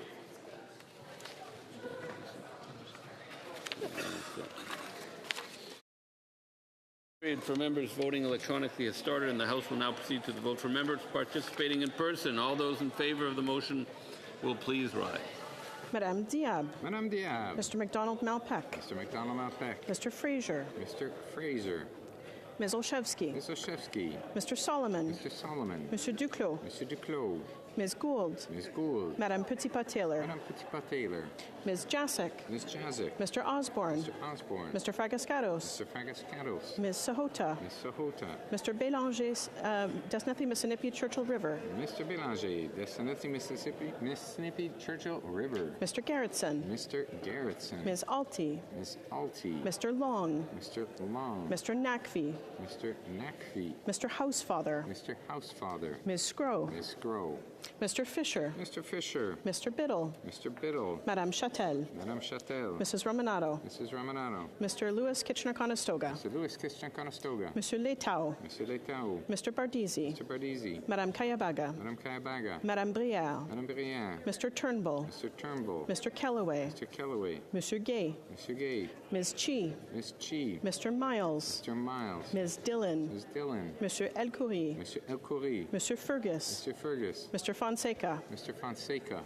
Mr. Maloney. Mr. Maloney. Madame Desrochers. Madame Desrochers. Mrs. McKelvey. Mrs. McKelvey. Mr. Hanley. Mr. Hanley. Madame Rochefort. Madame Rochefort. Madame Bendayen. Madame Bendayen. Mr. Baptiste. Mr. Baptiste. Mr. Clausen. Mr. Clausen. Madame Lavac. Madame Lavac. Ms. Church. Ms. Church. Mr. McKinnon, Coquitlam, Port Coquitlam. Mr. McKinnon, Coquitlam, Port Coquitlam. Mr. Morrissey. Mr. Morrissey. Mr. Sheehan. Mr. Sheehan. Ms. Sidhu Brampton South. Ms. Sidhu Brampton South. Mrs. Zaid. Mrs. Zaid. Ms. Yip. Ms. Yip. Monsieur D'Entremont. Monsieur D'Entremont. Mr. Pulowski. Mr. Pulowski. Madame Lapointe, Rivière-des-Mille. Madame Lapointe, Rivière-des-Mille. Mr. Coteau. Mr. Coteau. Ms. Hefner. Ms. Hefner. Ms. Idlaut. Ms. Idlaut. Mr. Sousa. Mr. Sousa. Mr. Carr. Mr. Carr. Ms. Akan. Mr. Khan. Mr. Al Saoud. Mr. Al Saoud. Madame Auguste. Madame Auguste. Mr. Clark. Mr. Clark. Mr. Connors. Mr. Connors. Madame Dondurant. Madame Dondurant. Mr. Danko. Mr. Danko. Mr. Deschênes-Thériault. Mr. Deschênes-Thériault. Mr. Earl. Mr. Earl. Ms. Fancy. Ms. Fancy. Mr. Fanjoy. Mr. Fanjoy. Ms. Harrison. Ms. Harrison. Ms. Hurtle. Ms. Hurtle. Monsieur Joseph. Monsieur Joseph. Monsieur Lavoie. Monsieur Lavoie. Mr. Ma. Mr. Ma. Mr. McDonald Cardigan. Mr. McDonald Cardigan. Mr. Millette Bay of Quinty. Mr. Millette Bay of Quinty. Ms. Miedema. Ms. Miedema. Madame Mingarelli. Madame Mingarelli. Ms. Nathan. Ms. Nathan. Ms. Wien. Ms. Wien. Monsieur Tumba. Monsieur Tumba. Ms. O'Rourke. Ms. O'Rourke. Mr. Saini. Mr. Saini. Mr. Sari. Mr. Sari. Mr. Sawatsky. Mr. Sawatsky. Ms. Sodi. Ms. Sodi. Mr. St. Pierre. Mr. St. Pierre. Ms. Tesser Dirksen. Ms. Tesser Dirksen. Monsieur Villeneuve. Monsieur Villeneuve. Monsieur Watchorn. Monsieur Watchorn. Ms. Martin. Ms. Martin. Madame Mendez. Madame Mendez. Monsieur Brunel-Duceppe. Monsieur Brunel-Duceppe. Monsieur Simard. Monsieur Simard. Monsieur Fortin. Monsieur Fortin. Monsieur Champoux. Monsieur Champoux. Monsieur Deschênes. Monsieur Deschênes. Madame Gail Côtenal Kawawachikama Nitasinan. Madame Gail Côtenal Kawachikama Nitasinan. Monsieur Bonin. Monsieur Bonin. Monsieur Beaulieu. Monsieur Beaulieu. Monsieur Sainte-Marie. Monsieur Sainte-Marie. Madame Larouche. Madame Larouche. Madame de Bellefeuille. Madame de Bellefeuille. Monsieur Barsalou-Duval. Retour à Madame Gaudreau. Madame Gaudreau. Monsieur Barcelot-Duval. Monsieur Barcelot-Duval. Monsieur Brunet-Duceppe. Monsieur Blanchette-Jonca. Monsieur Blanchette-Jonca. Monsieur Lemire. Monsieur Lemire. Ms. McPherson. Ms. McPherson. Ms. May. Ms. May. Mr. Johns. Mr. Johns. All those opposed to the motion will please rise. Mr. Scheer. Mr. Scheer. Mr. Schmale. Mr. Schmale. Mrs. Thomas. Mrs. Thomas. Mr. Dedtel. Mr. Dettel. Ms. Landsman. Ms. Landsman. Ms. Lewis Haldeman Norfolk. Ms. Lewis Haldeman Norfolk. Ms. Dancho. Ms. Dancho. Mrs. Stubbs. Mrs. Stubbs. Mr. Barlow. Mr. Barlow. Mr. Seaback. Mr. Seaback. Mr. Albus. Mr. Albus. Mr. Aitchison. Mr. Aitchison. Mr. Brassard. Mr. Brassard. Mr. Moore. Mr. Moore. Mr. Beltud. Mr. Berthold. Mr. Workington. Mr. Workington. Mrs. Cramp-Nyman. Mrs. Cramp-Nyman. Mr. Canna. Mr. Canna. Mrs. Roberts. Mrs. Roberts. Mr. Cooper. Mr. Cooper. Mr. Lawrence. Mr. Lawrence. Mr. Van Popta. Mr. Van Popta. Mr. Gould. Mr. Gould. Mr. Viss. Mr. Viss. Mr. Steinley. Mr. Steinley. Mr. Lobb. Mr. Lobb. Mr. Baldinelli. Mr. Baldinelli. Mr. Davidson. Mr. Davidson. Mr. Redicop. Mr. Redicop. Mr. Muse. Mr. Muse. Mr. Waugh. Mr. Waugh. Ms. Rude. Ms. Rude. Mr. Ho. Mr. Ho. Mrs. Falk Battleford Lloydminster Meadow Lake. Mrs. Falk Battleford Lloydminster Meadow Lake. Mr. Haldi. Mr. Hardy. Mr. Majumdar. Mr. Majumdar. Mrs. Goodridge. Mrs. Goodridge. Mr. Bragdon. Mr. Bragdon. Mr. Arnold. Mr. Arnold. Mr. Mallet Kapiskasing Mushkagawak. Mr. Mallet Kapiskasing Timmins Mushkagawak. Mr. Diot. Mr. Diot. Mr. Williamson. Mr. Williamson. Mr. Falk Provencher. Mr. Falk Provencher. Mr. Epp. Mr. Epp. Mr. Macaulay. Mr. Macaulay. Mr. Menegakis. Mr. Menegakis. Mrs. Wagenthal. Mrs. Wagenthal. Mrs. Jansen. Mrs. Jansen. Mr. Motz. Mr. Motz. Mr. Dalton. Mr. Dalton. Mr. Cram. Mr. Cram. Mr. Tolmie. Mr. Tolmie. Mr. Grollo. Mr. Grollo. Mr. Giovanni. Mr. Giovanni. Mr. Anderson. Mr. Anderson. Mr. Au. Mr. Au. Mr. Babber. Mr. Babber. Mr. Bexty. Mr. Bexty. Mr. Bonk. Mr. Bonk. Mrs. Borelli. Mrs. Borelli. Mr. Davies Niagara South. Mr. Davies Niagara South. Mr. Dawson. Mr. Dawson. Mr. Gill Brampton West. Mr. Gill Brampton West. Mr. Gill Calgary McKnight. Mr. Gill Calgary McKnight. Mr. Gill Windsor West. Mr. Gill Windsor West. Mr. Kimmich. Mr. Kimmich. Mr. Guglielmin. Mr. Goodman. Mr. Gunn. Mr. Gunn. Mr. Holman. Mr. Holman. Mr. Jackson. Mr. Jackson. Mr. Kibble. Mr. Kibble. Mrs. Conans. Mrs. Conans. Ms. Cronus. Ms. Cronus. Mr. Ruff. Mr. Ruff. Mr. Lawton. Mr. Lawton. Mr. Mahal. Mr. Mahal. Mr. Mantle. Mr. Mantle. Mr. Reynolds. Mr. Reynolds. Mr. Rowe. Mr. Rowe. Mr. Stevenson. Mr. Stevenson.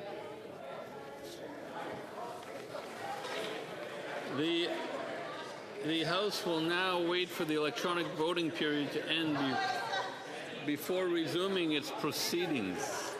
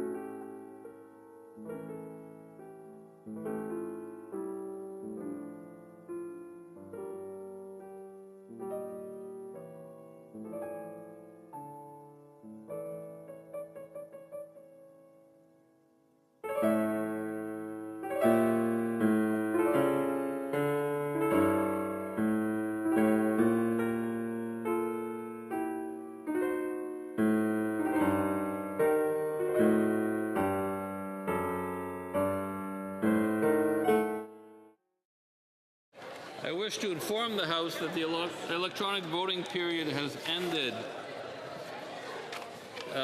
If members were not able to vote due to technical difficulties, they may now use the raise hand function and the chair will recognize them. The table will now compile the results of the vote. Yeas pour 189, 189. Nays contre 128, 128. I declare the motion carried. La Chambre procédera. The House will now proceed to the taking of the deferred recorded division on the motion at second reading stage of Bill C-26. The question is as follows. Mr. Champagne, seconded by Ms. Provost, moved. Crossway. I'm glad everyone's getting along, but it's a bit loud. Monsieur Champagne. Mr. Champagne, seconded by Ms. Provost, moved that Bill C-26, an act to authorize certain payments to be made out of the Consolidated Revenue Fund for the purpose of improving housing supply, be now read a second time and referred to the Standing Committee on Finance. The 10-minute period for members voting electronically has started, and the House will now proceed to the vote for members participating in person.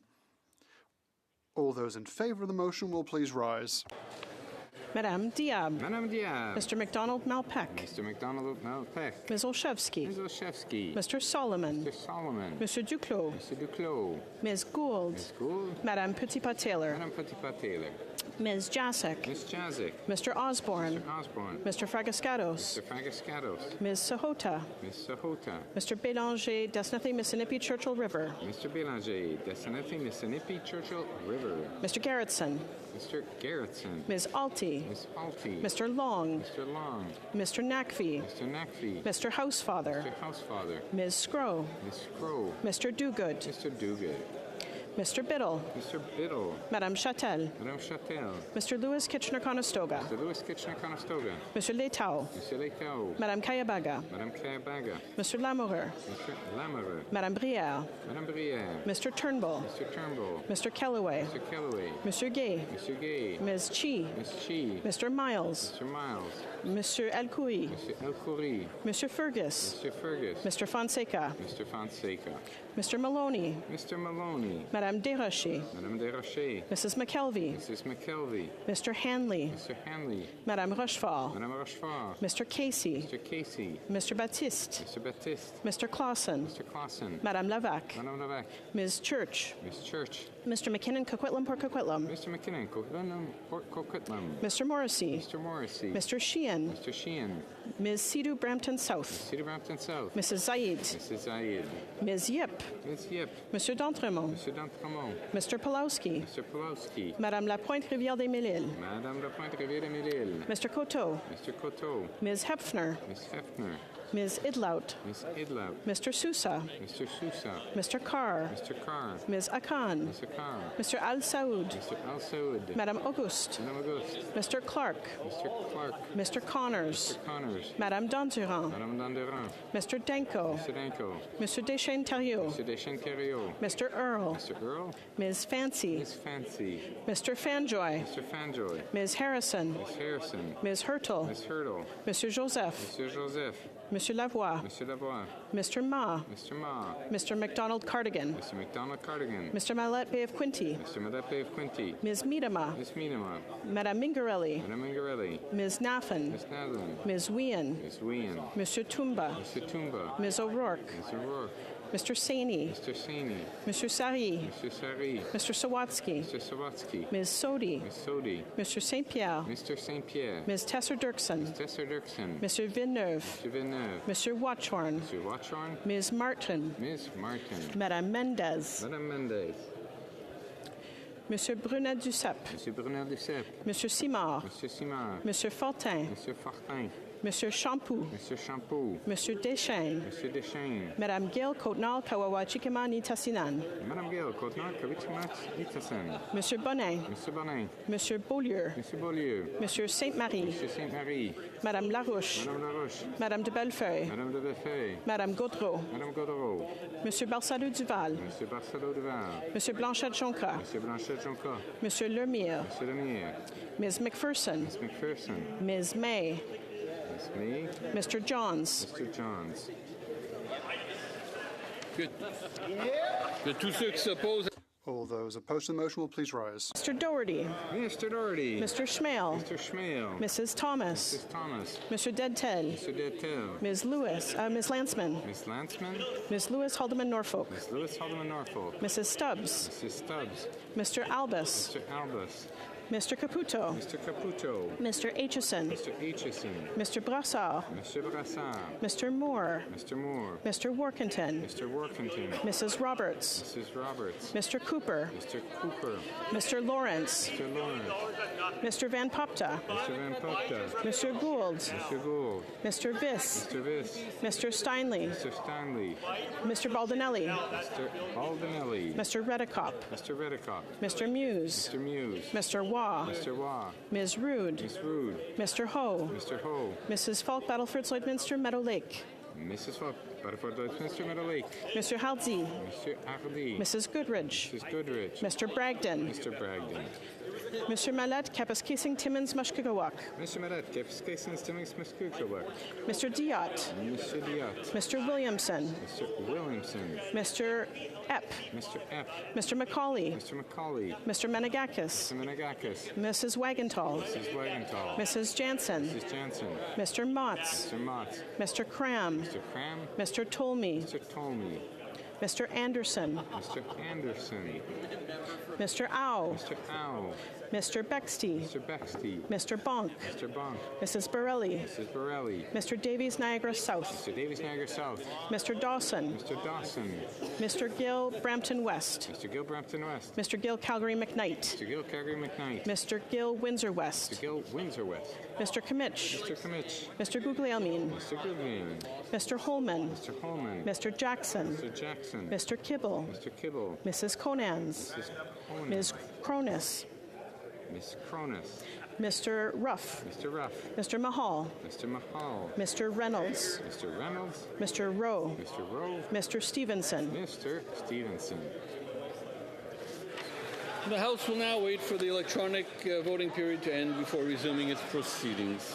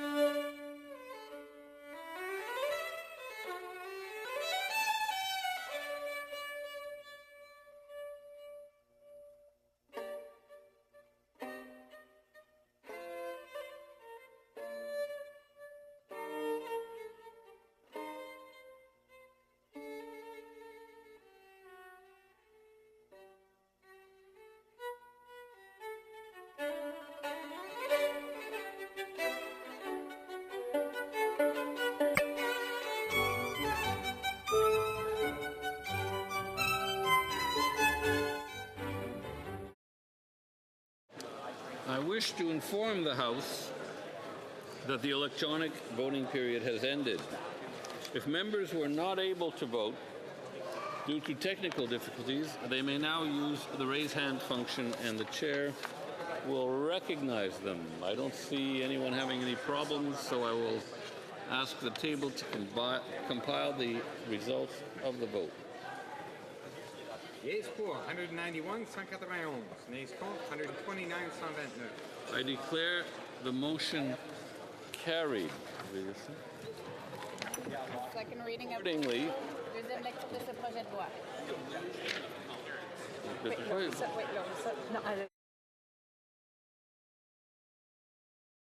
pursuant to order made on Tuesday, May 16, 2026, the bill is deemed referred to a committee of the whole, deemed considered in committee of the whole, deemed reported without amendment, deemed concurred in at report stage, and deemed read a third time and passed.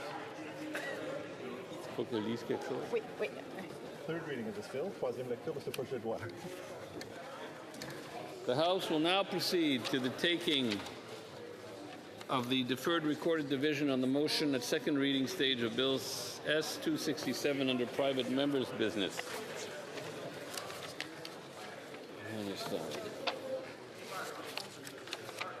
The question is as follows. Mr. Sari, seconded by Mr. Fanjoy, moved that Bill C-267 enact to establish a national framework to promote the durability of electronic products and essential home appliances be now read a second time and referred to the Standing Committee on Industry and Technology.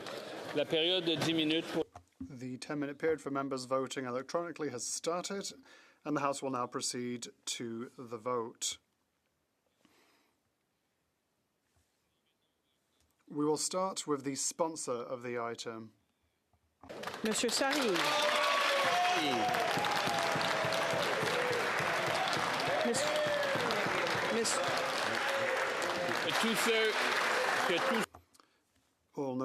All those at my right in favour of the motion will please rise. Sixth row. Fanjoy. Ms. Harrison. Ms. Harrison. Ms. Hurtle. Ms. Hurtle. Mr. Joseph. Mr. Joseph. Monsieur Lavoie. Mr. Lavoie. Mr. Ma. Mr. Ma. Mr. McDonald Cardigan. Mr. McDonald Cardigan. Mr. Mallet Bay of Quinty. Mr. Mallet Bay of Quinty. Ms. Miedema. Ms. Miedema. Madame Mingarelli. Madame Mingarelli. Ms. Nathan. Ms. Nathan. Ms. Wien. Ms. Wien. Mr. Tumba. Mr. Tumba. Ms. O'Rourke. Ms. O'Rourke. Mr. Saini. Mr. Saini. Mr. Sawatsky. Mr. Sawatsky. Ms. Sodi. Ms. Sodi. Mr. St. Pierre. Mr. St. Pierre. Ms. Tesser-Dirksen. Ms. Tesser-Dirksen. Monsieur Villeneuve. Monsieur Villeneuve. Mr. Watchorn. Monsieur Watchorn. Ms. Martin. Ms. Martin. La cinquième rangée. Fifth row on my right. Yep. Ms. Yip. Mr. Pulowski. Mr. Pulowski. Madame Lapointe Rivière-des-Mille-Îles. Madame Lapointe Rivière-des-Mille-Îles. Ms. Hefner. Ms. Hefner. Ms. Idlaut. Ms. Idlaut. Mr. Sousa. Mr. Sousa. Mr. Carr. Mr. Carr. Ms. Akan. Mr. Khan. Mr. Al Saoud. Mr. Al Saoud. Madame Auguste. Madame Auguste. Mr. Clark. Mr. Clark. Mr. Connors. Mr. Connors. Madame Dandurand. Madame Dandurand. Mr. Danko. Mr. Danko. Monsieur Deschênes-Thériault. Mr. Deschênes-Thériault. Mr. Earl. Mr. Earl. Ms. Fancy. Quatrième rangée. Fourth row on my right. Mr. Maloney. Mr. Maloney. Madame Desrochers. Madame Desrochers. Mrs. McKelvey. Mrs. McKelvey. Mr. Hanley. Mr. Hanley. Madame Rochefort. Madame Rochefort. Mr. Casey. Mr. Casey. Mr. Baptiste. Mr. Baptiste. Mr. Clausen. Mr. Clausen. Madame Lavac. Madame Lavac. Ms. Church. Ms. Church. Mr. McKinnon, Coquitlam, Port Coquitlam. Mr. McKinnon, Coquitlam, Port Coquitlam. Mr. Morrissey. Mr. Morrissey. Mr. Sheehan. Mr. Sheehan. Ms. Sidhu, Brampton South. Ms. Sidhu, Brampton South. Mrs. Zaid. Mrs. Zaid. Troisième rangée. Third row on my right. Fisher. Mr. Fisher. Madame Châtel. Madame Châtel. Mr. Lewis Kitchener-Conestoga. Mr. Lewis Kitchener-Conestoga. Monsieur Letao. Monsieur Letao. Madame Kayabaga. Madame Kayabaga. Mr. Lamoureux. Mr. Lamoureux. Madame Brière. Madame Brière. Mr. Turnbull. Mr. Turnbull. Mr. Kellaway. Mr. Kellaway. Monsieur Gay. Mr. Gay. Ms. Chi. Ms. Chi. Mr. Miles. Mr. Miles. Monsieur Elkoury. Mr. Elkoury. Monsieur Fergus. Mr. Fergus. Mr. Fonseca. Deuxième rangée à ma droite. Second row on my right. Ms. Jazik. Mr. Osborne. Osborne. Mr. Fragascados. Mr. Fragascados. Ms. Sahota. Mr. Hota. Mr. Bélanger, Desnathy, Mississippi, Churchill River. Mr. Bélanger, Dessanesse, Mississippi, Churchill River. Mr. Garrettson. Mr. Garrettson. Ms. Alty. Ms. Alty. Mr. Long. Mr. Long. Mr. Nakfi. Mr. Nakfi. Mr. Housefather. Mr. Housefather. Ms. Scrow. Ms. Scrow. Mr. Dogood. Mr. Dogood. Première rangée à ma droite. First row on my right. Mr. McDonald Malpeck. Mr. McDonald Malpeck. Ms. Olszewski. Ms. Olszewski. Mr. Solomon. Mr. Solomon. Mrs. Valdez. Mrs. Valdez. Mr. Duclos. Mr. Duclos. Ms. Gould. Ms. Gould. Madame Petitpas-Taylor. Que tous ceux... All those at my left in favour of the motion will please rise. Sixième rangée. Sixth row. Des. Madame Mendez. Ms. May. Ms. May. Mr. Johns. Mr. Johns. Cinquième. Fifth row on my left. Ms. McPherson. Ms. McPherson. Quatrième. Fourth row on my right. On my left, rather. Monsieur Barsalou Duval. Monsieur Barsalou Duval. Monsieur Blanchette Jonca. Monsieur Troisième rang. Third row on my left. Monsieur Beaulieu. Monsieur Saint-Marie. Madame Larouche. Madame de Bellefeuille. Madame Gaudreau. Madame Gaudreau. Deuxième. Second row on my left. Monsieur Champoux. Monsieur Champoux. Monsieur Perron. Monsieur Perron. Monsieur Deschamps. Première. First row on my left. Anita Sinan. Première rangée à ma gauche. Monsieur Bonin. Monsieur Bonnet. Monsieur Brunet-Duceppe. Monsieur Brunet-Duceppe. Monsieur Simard. Monsieur Simard. Monsieur Fortin. Monsieur Fortin. Que tous ceux... All those at my right opposed to the motion will please rise. Sixième rangée. Sixth row. Fifth row. Fourth row. Third row. Second row. First row to my right. All those at my left opposed to the motion will please rise. Sixth row. Mr. Kimmich. Mr. Kimmich. Mr. Holman. Mr. Holman. Mr. Jackson. Mr. Jackson. Mr. Kibble. Mr. Kibble. Mrs. Conans. Mrs. Conans. Ms. Cronus. Ms. Cronus. Mr. Ruff. Mr. Ruff. Mr. Mahal. Mr. Mahal. Mr. Reynolds. Mr. Reynolds. Mr. Rowe. Mr. Rowe. Mr. Stevenson. Mr. Stevenson. Cinquième rangée à ma... Fifth row at my left. Anderson. Mr. Anderson. Mr. Owl. Mr. Owl. Mr. Bexty. Mr. Bexty. Mr. Bonk. Mr. Bonk. Mr. Davies Niagara South. Mr. Davies Niagara South. Mr. Dawson. Mr. Dawson. Mr. Gill Brampton West. Mr. Gill Brampton West. Mr. Gill Calgary McKnight. Mr. Gill Calgary McKnight. Mr. Gill Windsor West. Mr. Gill Windsor. Quatrième rangée à ma... Fourth row at my left. Mr. Arnold. Mr. Arnold. Mr. Manette Kapuskasing Timmins Mushkagawak. Mr. Marat Kapuskasing Timmins Muskajawak. Mr. Diot. Mr. Diot. Mr. Williamson. Mr. Williamson. Mr. Epp. Mr. Epp. Mr. Macaulay. Mr. Macaulay. Mr. Menegakis. Mr. Menegakis. Mrs. Wagenthal. Mrs. Wagenthal. Mrs. Jansen. Mrs. Jansen. Mr. Motz. Mr. Motz. Mr. Cram. Mr. Cram. Mr. Tolmie. Mr. Tolmie. Troisième rangée à ma gauche. Third row at my left. Gould. Mr. Gould. Mr. Viss. Mr. Viss. Mr. Steinley. Mr. Steinley. Mr. Baldinelli. Mr. Baldinelli. Mr. Redicop. Mr. Redicop. Mr. Muse. Mr. Muse. Mr. Waugh. Mr. Waugh. Ms. Rude. Ms. Rude. Mr. Ho. Mr. Ho. Mr. Halsey. Mr. Hardy. Mrs. Goodrich. Mrs. Goodrich. Mr. Bragdon. Mr. Bragdon. Deuxième rangée à ma gauche. Second row at my left. Aitchison. Mr. Aitchison. Mr. Moore. Mr. Moore. Mr. Workington. Mr. Workington. Mrs. Roberts. Mrs. Roberts. Mr. Cooper. Mr. Cooper. Mr. Lawrence. Mr. Lawrence. Première rangée à ma gauche. First row left. Mr. Doherty. Mr. Schmale. Mr. Schmale. Mrs. Thomas. Mrs. Thomas. Mr. Dedtel. Mr. Dettel. Ms. Lanceman. Ms. Lanceman. Ms. Lewis Haldeman Norfolk. Ms. Lewis Haldeman Norfolk. Mrs. Stubbs. Mr. Stubbs. Mr. Albus. Mr. Albus. La Chambre attendra mes... The House will now await the end of the electronic voting period before resuming its proceedings.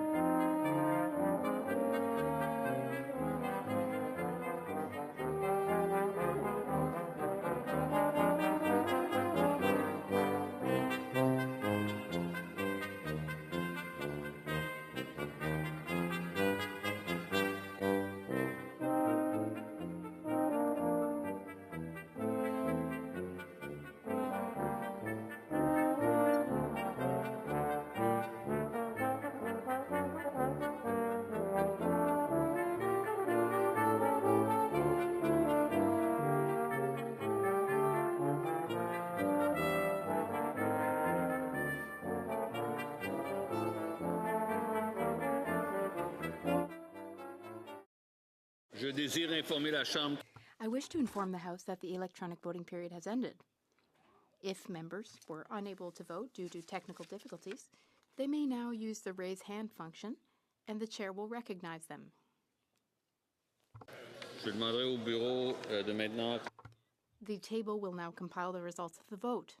Yeas pour 192, 192. Nays contre 131, 131.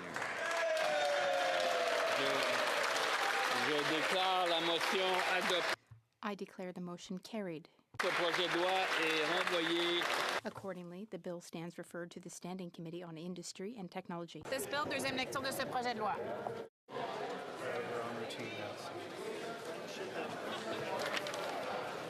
It's going to committee. Yes, the chief government whip. Moments ago, the member from Elgin, St. Thomas, London, Middlesex issued a social media post that included the results of a vote that occurred earlier this afternoon in this House. He indicated in his post that the Prime Minister voted against a motion. However, the Prime Minister didn't even vote at all. He's not even in the country. I wonder if the member from London, St. Thomas, Middlesex, will stand up, apologize to the House for the misinformation that he's distributing around the internet that relates to proceedings in this House. First of all,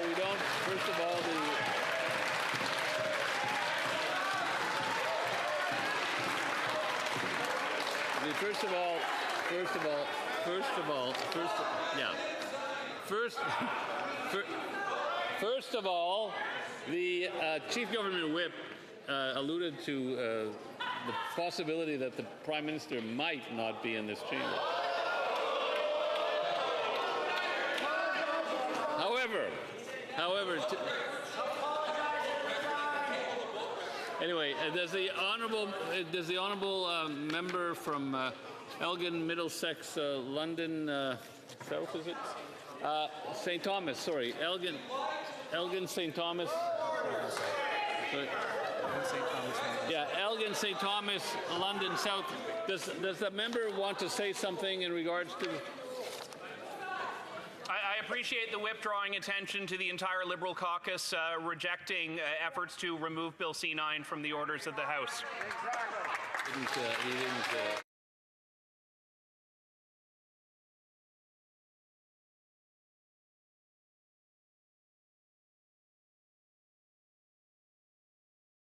Unfortunately, we'll have.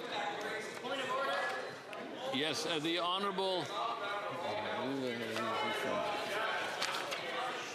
The honourable member for Brandon Souris. Thank you, Mr. Speaker. I think it was very audible, the government whip shouting across that a member was a liar in the House. You have previously ruled on a heckle that called another member a liar, and the member was asked to retract that statement. I would ask, Mr. Speaker, that you hold the same standard for the chief government whip. Thank you. Now, I didn't hear it, but I see the chief government whip standing. I recognize that the word is unparliamentary, and I hold myself to that standard. I retract that.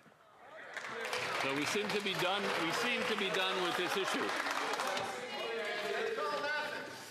Okay, it is my duty to lay before the House, pursuant to subsection 38(3.3) of the Public Servants Disclosure Protection Act, the Public Sector Integrity Commissioner's report for the fiscal year ended March 31st, 2026.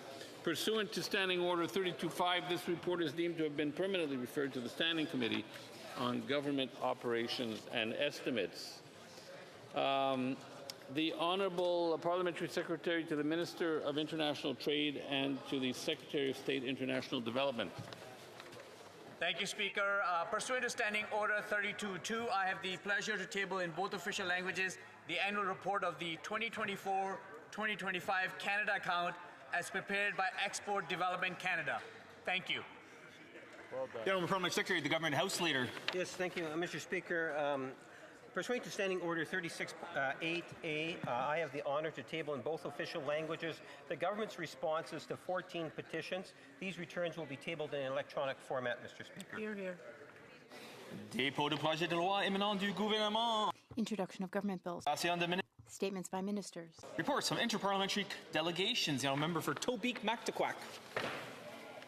Mr. Speaker, Monsieur le Président, j'ai l'honneur de... Mr. Speaker, I have the honor of tabling in both official languages a report of the Canadian section of the Canada-United States Interparliamentary Group. Congressional visit to Washington, D.C. from March 17th to 19th, 2026. I had the pleasure of co-leading this delegation of 9 parliamentarians alongside Senator Michael McDonald. Thank you, Mr. Speaker. Présentation de rapport de comité. Presenting reports from committee. St. Marie Algoma. Speaker, I have the honor to present in both official languages the 6th report of the Standing Committee on Indigenous and Northern Affairs in relation to Bill C-27, an act to give effect to the final self-government agreement for the Télégoutine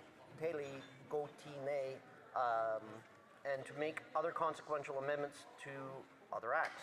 The committee has studied the bill and has decided to report the bill back to this House without amendments.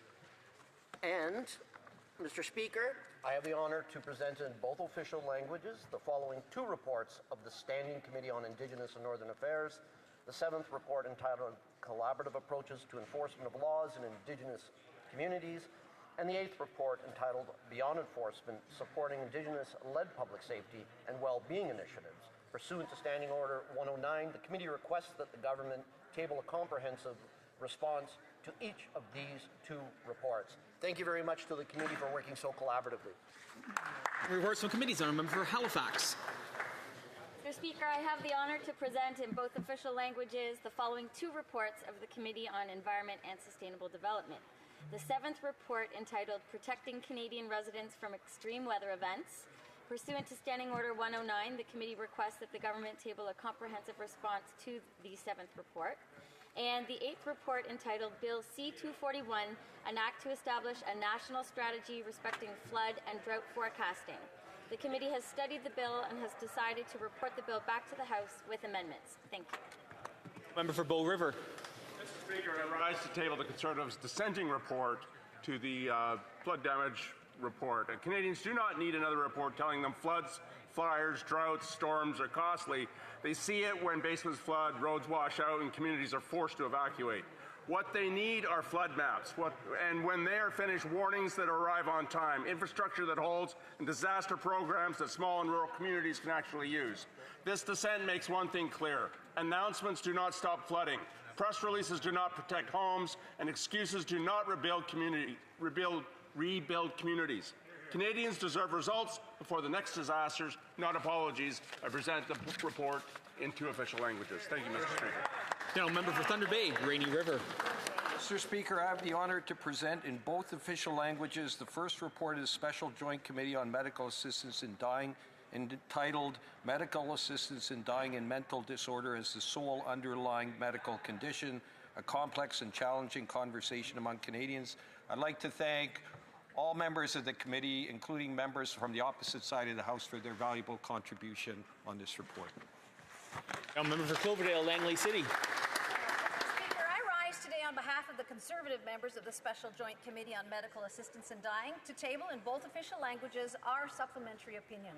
Conservatives welcome the committee's recommendation that individuals whose sole underlying condition is a mental illness be indefinitely excluded from eligibility for medical assistance in dying. This will save thousands of lives. This is the position Conservatives have held from the beginning. Conservatives opposed the Senate amendment to Bill C-7 that set this proposed expansion in motion, and we have consistently echoed the warnings of experts that this expansion cannot be implemented safely. We call on the government to accept the committee's recommendation and support Bill C-218, which is already before the House and will accomplish the policy objective the committee recommends. Conservatives are prepared to work collaboratively with the government to that end. Our supplementary opinion also notes that over the course of the committee study, as we were examining system readiness for expansion, many witnesses questioned the effectiveness and enforceability of the current made safeguards. Conservatives encourage the government to undertake a review of the current safeguards to ensure that no vulnerable Canadians fall through the cracks of a system that is supposed to protect them. Well done. Introduction of private members' bills. Mr. Redekop, seconded by Mr. Aitchison, moves for leave to introduce a bill entitled An Act to Amend the National Research Council Act. This motion is deemed adopted. The Honourable Member for Saskatoon West. Thank you, Mr. Speaker, and I'm pleased to rise today to present my private member's bill, the Housing Cost Transparency Act. Canada is in a housing crisis.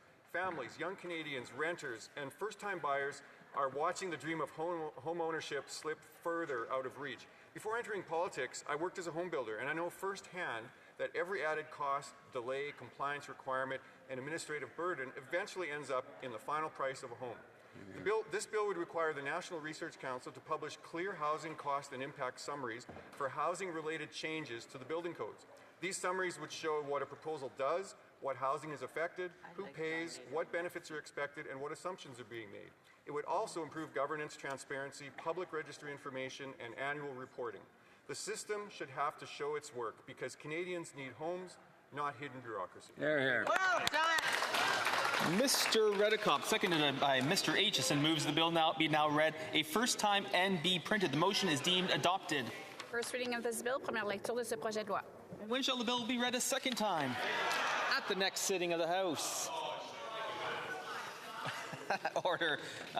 Ms. Lanceman, seconded by Ms. Roberts, moves for leave to introduce a bill entitled An Act to Enact the Protection Against Online Fraud Act and to amend the Criminal Code. The motion is deemed adopted. The Honourable Member for Thornhill. Thank you, Mr. Speaker. Mr. Speaker, Canadians are being robbed at home on their keyboard, and the platforms where it's happening are actually profiting from the traffic. Today, I introduced the Protection Against Online Fraud Act. In 2024, Canadians reported 643 million stolen through fraud. That's nearly a 300% more than in 2020, and that's about 5 or 10% of what's actually happening. These are seniors losing their retirements, families losing their homes, and it's happening to people in every riding right across the country. AI are making scams faster, cheaper, and nearly indistinguishable from the real thing. The platform hosting this content know it's there, and the bill holds them accountable. This will require digital platforms to actively remove fraudulent content. It requires them to notify users who have already been exposed, and it adds a criminal code aggravating assault when scammers deliberately target the most vulnerable people. That means grandmothers, life savings. That's not even fraud, it's predatory, Mr. Speaker. The US, Australia, the EU, and the UK have already moved on this, and Canada can't be the last one at the table. We regulate what happens on our streets, and it's long past time that we regulate the people that are getting scammed online. So I urge members of this House to support this piece of legislation. Way to go, Melissa. Ms. Lanceman, seconded by Ms. Roberts, moved that the bill be now read a first time and be printed. The motion is deemed adopted. First reading of this bill, première lecture de ce projet de loi. When shall the bill be read a second time? At the next sitting of the House. Mr. Au, seconded by Mr. Ho, moves for leave to introduce a bill entitled An Act to Amend the Controlled Drugs and Substances Act and to make a related amendment to the Criminal Code. The motion is deemed adopted. The Honourable Member for Richmond Centre, Marpole. Mr. Speaker, I rise to introduce my first private member's bill, Stop Supply to Save Lives.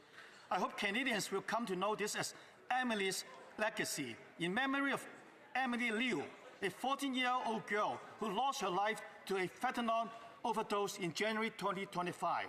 Since her death, her mother has shown remarkable courage in advocating for strongest action against this deadly poison. Emily had her whole life ahead of her.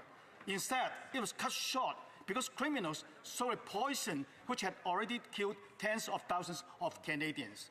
In principle, those who profit from trafficking and producing large quantities of synthetic opioids should face serious consequences. Emily's legacy can be more than a tragedy. It can be a call to strengthen penalties for the most serious drug offenses and to protect Canadian families from experiencing the same loss. In honor of all the lives lost, I ask all members of this House to support this legislation. Mr. Au, seconded by Mr. Ho, moves that the bill be now read a first time and be printed. The motion is deemed adopted. First reading of this bill, première lecture de ce projet de loi. When shall the bill be read a second time? At the next sitting of the House. Mr. Jenna, seconded by Mr. Mantle, moves for leave to introduce a bill entitled An Act to Amend the Criminal Code theft of property of cultural or religious significance. The motion is deemed adopted. The honourable member for Sherwood Park, Fort Saskatchewan. Thank you very much, Mr. Speaker. Today I'm tabling a new private member's bill, an act to amend the Criminal Code, theft of property of cultural or religious significance. Canada's current laws on theft are based primarily on economic notions of value. Stealing an item worth over $5,000 can carry a heavier sentence than stealing an item worth less than $5,000. However, economic value is not the only or the most important concept of value. Things can be valuable for reasons that have nothing to do with their weight in economic exchange. Our current laws on theft do not incorporate other higher concepts of value than the purely economic. This problem became evident to me when St. Thomas Syro-Malabar Catholic Forain Church in Scarborough was targeted by the theft of a sacred relic. Not worth much in dollars and cents perhaps, but of immense value to the community. Today I am introducing a bill that would create a separate offence for theft of religious or culturally significant property. Essentially, this would apply the same level of seriousness and the same sentencing range for theft of religious and culturally significant property as applies for the theft of items worth over $5,000. This law would help protect religious communities, but would also support local museums, Indigenous nations, and all ethno-cultural communities who pass their traditions through culturally significant property. And Mr. Speaker, while I'm on my feet, I want to thank all those who advocated for giving us the opportunity to table private members' bills today so that we can do our jobs as members of Parliament. Thank you very much. Mr. Jenna, seconded by Mr. Mantle, moves that the bill be now read a first time and be printed. This motion is deemed adopted. First reading of this bill, première lecture de ce projet de loi. Shall the bill be read a second time at the next sitting of the House? Introduction of Senate public bills. Oh, well, okay. The Honourable will just, we'll get the forms and we'll be with the member from Sandwich Gulf Islands in just a moment.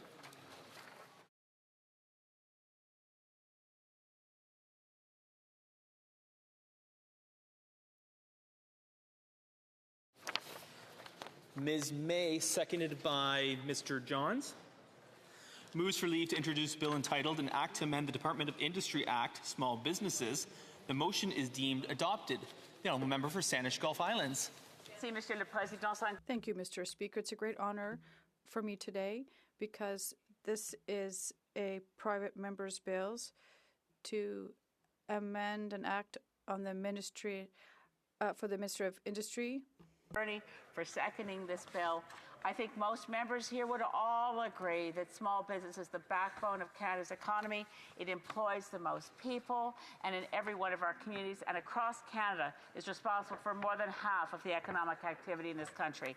This bill that I've presented before that failed to get to second reading in the past and past second reading, but let me just give the context.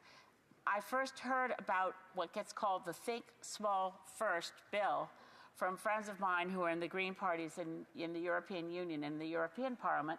It was adopted in the European Parliament in 2008 with the basic principle that before any law passes a Parliament, that there be a screening to see whether there are unintended consequences of a piece of legislation or regulation, unintended consequences that are negative for small business. So it's an advanced review that lets a lens that looks at, is this going to create more unnecessary hurdles for small business to succeed? It calls on the government and the Ministry of Industry to protect and promote the role of small business within the Canadian economy. I certainly hope that all of the colleagues here will see this bill pass unanimously. Thank you, Mr. Speaker. Merci, Monsieur le Président, et tous mes collègues. Thank you, Mr. Speaker, and all my colleagues. Ms. May, seconded by Mr. Johns, moves that the bill be now read a first time and be printed. The motion is deemed adopted. First reading of this bill, première lecture de ce projet de loi. Shall the bill be read a second time at the next sitting of the House? Introduction of private members' bills. Introduction of Senate public bills. Mr. Toumba, appuyé par... Mr. Toumba, seconded by Mr. Fergus, moves that Bill S215, an act respecting National Immigration Month, be now read a first time. The member for Mont-Saint-Bonneau-Lacadie. Thank you, Mr. Speaker. It's a great honor to present today Bill S215, an act respecting National Immigration Month. This bill that I'm sponsoring would like to make the month of November Immigration Month. The goal is simple. It's to celebrate the great contribution of immigration in Canada. Immigrants, thanks to their work, courage, and talent, They contribute to advancing our economy, culture, and society every day. We need to remind Canadians that we're an open and welcoming country. Thank you. This motion is deemed adopted. First reading of this bill. When will this bill be read a second time? At the next sitting of the House. Presenting petitions, motions, motion. Order. Presenting petitions, presentation of petitions, the Honourable Member for North Island Powell River. Mr. Speaker, I rise to submit a petition to provide our beloved police service dogs with the veterinary care and retirement that these valued police partners deserve. The petitioners recognize that these dogs serve faithfully alongside police officers right across Canada, providing protection, detection, and life-saving support to Canadians and members of law enforcement, support that often results in injuries or the development of service-related conditions. But disappointingly in Canada, there's currently nothing to assist with the veterinary costs of looking after our canine friends after they have finished serving Canada with such distinction. Therefore, the petitioners are calling for all police service dogs who have completed 3 years or more of active duty to have their veterinary care fully covered for all injuries directly linked to their policing service and 50% covered for the remainder of their general veterinary care after their service to this country and their fellow officers. It is the least that we can do. We're going to go to Elgin, St. Thomas, London South. I'm just going to ask everyone, we have 15 minutes for petitions. There are a lot of people wanting to intervene, so we'll try to get these through as quick as possible so everyone can have an opportunity. Elgin, St. Thomas, London South. Thank you, Mr. Speaker. I have two petitions to present today.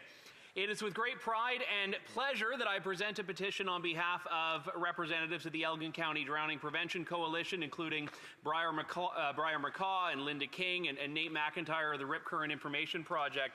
The signatories of this petition point out that there are an average of 485 drowning fatalities in Canada every year, and non-fatal drowning incidents are nearly 4 times as common as fatal drowning. Drowning has one of the highest cost per case figures of all unintentional injury types, leading to estimates of over $191 million spent on drowning-related care. That's as reported by Parachute Canada. Drowning is a public health issue with a very significant impact, especially in communities like mine. Petitioners call for development of a Canadian drowning prevention strategy. My second petition is to urge the Transport Minister to do the work of making CN reconnect the tracks between St. Thomas and London that CTA Order 1990 R673 said they were not in their right to remove. London and Port Stanley Railway was one of the first railway lines built in Ontario. It has historical, cultural significance to Elgin County and specifically to the communities of Port Stanley and St. Thomas. The National Transportation Agency, petitioners point out, ruled that the CN Railway could not sever the connection to the Southern Port Stanley line and ordered this restorative action. Petitioners want to restore railway heritage in my community and have the Transport Minister reconnect this line. Unionville. Mr. Speaker, I rise today to present a petition on behalf of constituents to designate February as Canadian Chinese Heritage Month. The petitioners note that there are over 1.8 million Chinese Canadians, representing one of the largest and most established communities within the country. For generations, Chinese Canadians have played an essential role in shaping Canada's social fabric. Their contributions dating back to the 1800s, with their vital role in the construction of the Canadian Pacific Railway. However, the petitioners remind us that this history includes deep hardship. Chinese Canadians have endured systemic exclusion and discrimination, including the Chinese head tax and the Chinese Immigration Act of 1923. Despite these injustices, Chinese Canadians have preserved and shared a rich heritage that continues to strengthen Canada's multicultural mosaic. The petitioners highlight that February is an important period for Chinese communities because of the cultural significance of Lunar New Year, making it meaningful and appropriate time for recognition. Given that Chinese Heritage Month initiatives have taken place throughout numerous municipalities across Canada, Markham included, and reaching provincial legislatures, Ontario among the first. It is time to take the most reasonable next step at the national level. Such a holiday would provide an opportunity for education, reflection, and celebration while truly capturing the unique identity of the Chinese Canadian community. Thank you, Mr. Speaker. Member for Cariboo Prince George. Mr. Speaker, I'm honored to present a petition signed by the residents of Prince George and hand-delivered by members of City Council who are all deeply concerned about repeat offending, court delays, and the growing impact of property crime in our community. The petitioners point out that downtown Prince George businesses continue to face theft, vandalism, broken windows, arson, and ongoing public safety concerns, while a small number of prolific offenders are responsible for the disproportionate amount of crime. The petitioners call on the government to strengthen bail provisions for repeat offenders, appoint more judges and prosecutors, increase resources for Crown Counsel to reduce court delays, and provide additional funding for correctional facilities, rehabilitation programs, and release planning. I'm pleased to table this petition on behalf of my constituents. Panelists, we have less than 10 minutes left. The honourable member for Edmonton Strathcona. Speaker, I am so proud today to stand and table petition E6783, which was signed by 10,182 Canadians. Wow. These Canadians are asking the government to apply the Crimes Against Humanity and War Crimes Act consistently for all those Canadian citizens returning from conflict zones. They are asking the Canadian government to initiate investigations and, if warranted, to lay charges, to cooperate with the international justice system, amongst other calls for action. Mr. Speaker, I also have a petition E6990. This is a petition that has been signed by over 6,000 Canadians. They are asking the government to amend the Canada Pension Plan Act so that any province, including my province of Alberta, would require at least 2/3 of the other provinces to agree with that plan. They are asking for that to be applied because that is similar to other parts of the Canada Pension Act that require a 2/3 agreement. Thank you very much, Mr. Speaker. For Scarborough Centre, Don Valley East. Mr. Speaker, I am pleased to present e-petition 7435 signed by 3,308 Canadians concerning the lengthy processing delays for African refugees. The petitioners note that reports from the Standing Committee on Citizenship and Immigration, the Auditor General, and the Canadian Council for Refugees have documented disappropriately long processing times and significant backlogs affecting African refugee applicants. They express concern that these delays place vulnerable individuals at continued risk and undermine Canada's refugee protection commitments. The petitioners call on the government to take action by addressing the existing African refugee backlog, including prioritizing those displaced by the conflict in Sudan, and by establishing clear service standards, equitable resourcing, and emergency measures for refugees facing immediate danger. Thank you. For Johnny Capella. Residents in and around the Indian Head area who are protesting the closure of the Indian Head Research Farm. This research facility has over 100 years of data on soil, on moisture, on crop varieties. This Liberal government is proving to be anti-science by shutting this site down. The petitioners call upon this Liberal government to save the jobs in Indian Head, save the research that's done at the facility, and keep the centre open. Thank you very much. The Honourable Member for Compton-Stamson. Mr. Speaker, pursuant to Standing Order 36, I present a petition that was signed by residents of Eastern Townships in Canada and elsewhere in Canada with respect to cell phones in the regions and connectivity.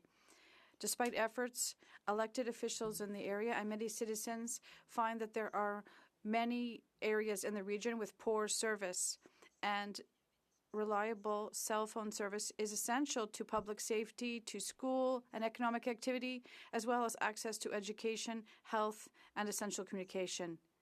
The petitioners are asking the government to take measures to improve cell coverage in rural regions and to fill the digital gap that remains. Cellular service should not depend on postal code. Whether you live in a large center or a rural region, every Canadian should be able to count on reliable cell service when they need it. So I am tabling this petition. Thank you. Mr. Speaker, I present the petition today signed by 15,000 Canadians concerning the proposed World Health Organization Pandemic Treaty and the related amended international health regulations. The petitioners expressed concern that the government may proceed with the signing and ratification of these agreements without sufficient parliamentary scrutiny, debate, and vote. They also highlight that Canada is the only G7 nation where international treaties may be ratified without mandatory parliamentary scrutiny and approval. Accordingly, the petitioners are calling on the government to table the agreement in the House of Commons before ratification, ensuring full parliamentary review and debate, and to establish the legal requirements for parliamentary oversight of major international treaties. I have one other petition to present, Mr. Speaker. It is signed by 5,000 concerned Canadians regarding the proposal for a national digital identification system in Canada. The petitioners expressed concern that the digital ID system could enable the extensive collection of and linking of personal biometric information, raising significant privacy and cybersecurity concerns. They fear that such a system could lead to government or agency overreach, increased risk of data breaches and identity theft, and undermine the personal freedoms and individual autonomy of Canadians that Canadians cherish. For Kamloops, Shuswap, Central Rockies. Thank you, Mr. Speaker. I rise today to present two more petitions. These two are on the Liberals' failing firearms confiscation program. With nearly a $1 billion price tag, barely a third of that program is going to actually compensate firearms owners, while the rest goes into bureaucracy. Therefore, the undersigned citizens and permanent residents of Canada call upon the Government of Canada to end its assault on law-abiding firearms owners by scrapping the massively expensive and ineffective firearms confiscation program and focus its attention on resources towards criminals and illegal firearms smuggling. Thank you. Member for Winnipeg Centre. Thank you, Mr. Speaker. I'm honored to rise today to table petition E7402 in response to Manitobans that are calling for a public health emergency in light of the preventable passing of too many of community members in the recent weeks due to toxic drug supply. They're calling on the government to increase funding to substance use and addiction programs, Community Action Fund, and the Harm Reduction Fund, and to expand current projects, ensuring reliable year-over-year supports. They also want to see the creation of interjurisdictional secretariat on harm reduction to eliminate barriers between governments and expedite the creation of sustainability for frontline services.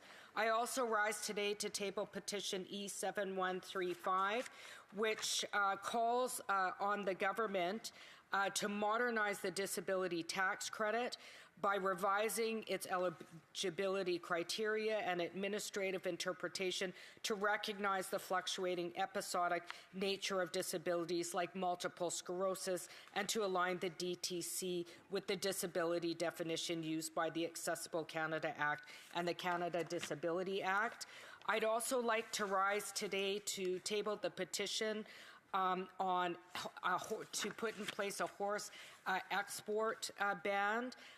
The citizens in my riding are calling on the residents of Canada, call on the government through the Prime Minister and the Minister of Agriculture to ban the live export of horses for slaughter by amending the Health of Animals regulations to prohibit this practice. And lastly, I'd like to table a petition from the residents of Canada calling on the government to issue a directive under Section 19 of the Nuclear Safety Control Act and order the CNSC to revoke the licensing of NSDF at Chalk River. Thank you, Mr. Speaker. The honourable member for Beaches East York. Over 8,600 people have signed petition E6978. It was started by Kevin Zhang of Toronto and the 128,000 advocates with Stand with Crypto Canada. Now, our budget 2025 committed to a stablecoin regulatory framework, and the petitioners are asking us to follow through quickly.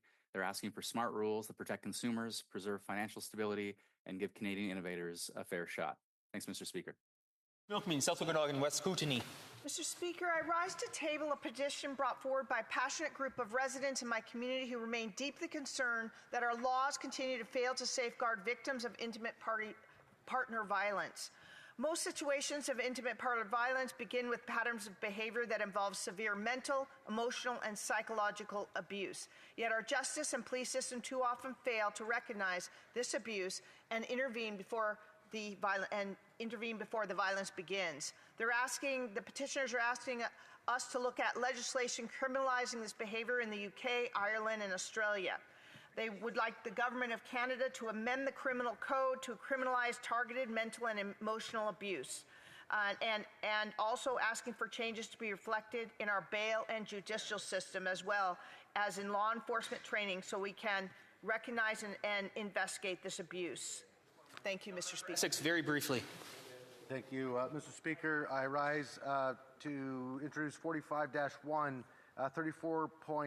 3.4 billion people live in countries that are spending more on debt payments than on health or education. Therefore, the undersigned are calling on the government to initiate a review of all bilateral debts held by Canada, to advocate for in multilateral fora like G7, G20, IMF, and the World Bank, and finally, Mr. Speaker, to increase the grants portion of Canada's bilateral climate finance to at least 60%. Thank you, Speaker. Point of order from the honourable member for Regina Louvan. We've expired for petitions. The honourable member. Yes, Mr. Speaker. If you seek it, you'll seek unanimous consent to extend petitions by 5 minutes. We're having an auction sale here by 10 minutes. By 10 minutes. Okay. 10 minutes. Agreed. We'll extend it by 10 minutes. The honourable member for Courtney Alberni. Mr. Speaker, first, thank you to all my colleagues for allowing that to happen. And Mr. Speaker, this is Brain Injury Awareness Day, and it's an honor to table this petition, Mr. Speaker, on behalf of the families that have been impacted by 165,000 new cases of brain injury annually in our country. And Mr. Speaker, they highlight that brain injury survivors face a 200% increase of risk of struggling with addictions after sustaining a brain injury. And despite the federal government committing $11 billion over 10 years to improve community support in mental health and addiction services, none have been specifically targeted to brain injury. They call on the government to support Bill C-206, develop a national strategy to support and improve brain injury awareness, prevention, and treatment, and as well as rehabilitation and recovery of persons living with brain injury. I have a couple more, but I'll be very quickly, Mr. Speaker. The last ones are to modernize federal ferry funding policies and provide fair, stable, long-term federal operational support for BC ferries as essential national transportation of infrastructure. And lastly, to reverse the planned cuts of the 665 AAFC staff and closure of the Organic and Regenerative Research Program units, Mr. Speaker. Thank you. No member for Regina Louvan. Speaker, I today present a petition signed by members of my community on the Commissioners remaining the largest employer of veterans in Canada. The Commissioners had an agreement with the federal government that gives the Commissioners the first right of refusal for security at federal buildings for government departments. The government decided that policy will end in April 2027 with a clear lack of justification for doing so, and the abolition of this agreement would cost the Commissioners up to $330 million and put the employment of thousands of our veterans in jeopardy. We, the undersigned citizens of Canada, call upon the Government of Canada to, one, revoke the Government of Canada's decision to end the Commissioner's 80-year preferential contract entitlement on federal security guard contracts, Mr. Speaker. This is important for veterans across the country. I so submit. Member for Vancouver East. A petition initiated by Ms. Sharon McIver calling on the House of Commons to adopt Bill S-2 as amended by the Senate without further delay, and to end sex and race-based discrimination in the Indian Act, and to end the second-generation cutoff now. A similar petition with the same language, petition E7200, was sponsored by the member from Nunavut and filed with the clerk on May 7th, though the member did not rise to present the petition in the House. That petition was signed by 14,298 people. The petitioners note that the second-generation cutoff and the 1985 cutoff rules in the Indian Act that determine eligibility for status will result in the legal extinction of status Indians according to Statistics Canada, and cause harm and divisions in families and communities. That in the 40 years since, consultations resulted in repeated calls from First Nations for its removal. They know that the Senate amendments to Bill S-2 effectively remove the second-generation cutoff cutoff and the 1985 cutoff and return to a one-parent rule for transmission of status, which were overwhelmingly supported by the majority of witnesses to the Senate committee, including the First Nations leadership and organizations, women's organizations, and affected individuals, many of whom took part in the government's collaborative process on the second-generation cutoff. And the petitioners know that Parliament has a responsibility to uphold the Canadian Charter of Rights and Freedoms by eliminating sex and race discrimination and the legal extinction scheme in the Indian Act, and therefore call upon the adoption of Bill S2 as amended by the Senate without delay. Member for Kapuskasing-Timmins, Mushkegowik. Mr. Speaker, I rise today to present a petition initiated by the Bolgers family in honor of their late father Jim, who was tragically struck by a reckless driver in Timmins back in September. This petition calls for a review of criminal code offences related to dangerous driving that cause death or bodily harm, stronger sentencing provision, and tougher penalties for repeated offenders. Jim's legacy will live on not only in the hearts of those who loved him, but also in the lives that may one day be protected because of this effort. Violence. Very briefly, I want to thank local in Saanich Gulf Islands grassroots activist for proportional representation who has asked me to present a number of these petitions. They're on the subject of our current first-past-the-post voting system. I want to thank Sheila Levy for collecting so many signatures, and her petition calls for an immediate adoption of a fair voting system such as it is in place in most democracies around the world before the next election. The second petition, Mr. Speaker, was an e-petition signed by nearly 2,000 Canadians calling on the government and particularly the Pest Management Regulatory Agency to conduct a thorough review of the use of anticoagulant rodenticides as well as neurotoxic rodenticides doing damage to the environment, threats to pets, as well as to health. Thank you, Mr. Speaker. Member for Mission Matsqui Abbotsford. Thank you, Mr. Speaker. I'd like to present my first petition on behalf of the petitioners in Mission who are concerned about the proposed telecommunications tower at 32935 Cameron Avenue. The petitioners call upon the Government of Canada to review the proposed location and work with the proponents and relevant authorities to identify alternative sites that better reflect community interests and appropriate land use. The second petition I would like to present today is on behalf of Canadians living with long COVID who are concerned that federal programs do not adequately meet their needs. Petitioners call upon the Government of Canada to launch a national inquiry into Canada's pandemic response and the long-term impacts of long COVID. The third petition I would like to present today is on behalf of veterans in the Fraser Valley. They note the absence of an office in Abbotsford limits access for a large and growing veteran population that can lead to delays in processing disability benefits. They call upon the Government of Canada to open up a veterans office in the Fraser Valley. Thank you, Mr. Speaker. Member for Riding Mountain, just a reminder, members can only rise once during the petition's rubric. Member. Thank you, Mr. Speaker, and it's always an honor to present a petition on behalf of constituents. Mr. Speaker, I rise for the 14th time on behalf of the people of Dauphin, Manitoba, to present a petition on the rising rate of crime. Residents of Dauphin and the Parkland region are demanding that the Liberal government repeal their soft on crime policies that have fueled a surge in crime throughout their communities. Since 2015, there's been a 54% increase in violent crime and a 75% increase on sexual assaults across Canada, Mr. Speaker. Petitioners are deeply concerned by what they read in the local newspapers, including a November report that the Dauphin RCMP are searching for a wanted man with 3 separate arrest warrants. Our once safe communities are now turned into places where people fear for their lives because government's catch and release policies have allowed violent, repeat offenders to be out on bail instead of in jail. Mr. Speaker, the people of Dauphin and the Parkland region demand that this Liberal government repeal their soft on crime policies that directly threaten their livelihoods and their community. I fully support the good people of Dauphin. Presenting petitions. Presentation petition. Okay, we're good. Questions on the order papers. I'm from Fish Secretary, the Government House Leader. Yes, Mr. Speaker, if the government's responses to questions number 1164 to 1191 be made orders for return, these returns would be tabled in electronic format immediately. House of the aforementioned questions be made orders for return, that they be tabled immediately. Agreed and so ordered. The Honourable Parliamentary Secretary. I would then ask that all remaining questions be allowed to stand at this time, please. Is it agreed? Agreed and so ordered. Notice of motions for the production of papers. The Honourable Parliamentary Secretary. Thank you, Mr. Speaker. I would ask that all motions or notices of motions for the production of papers also be allowed to stand at this time, please. Is it agreed? Agreed and so ordered.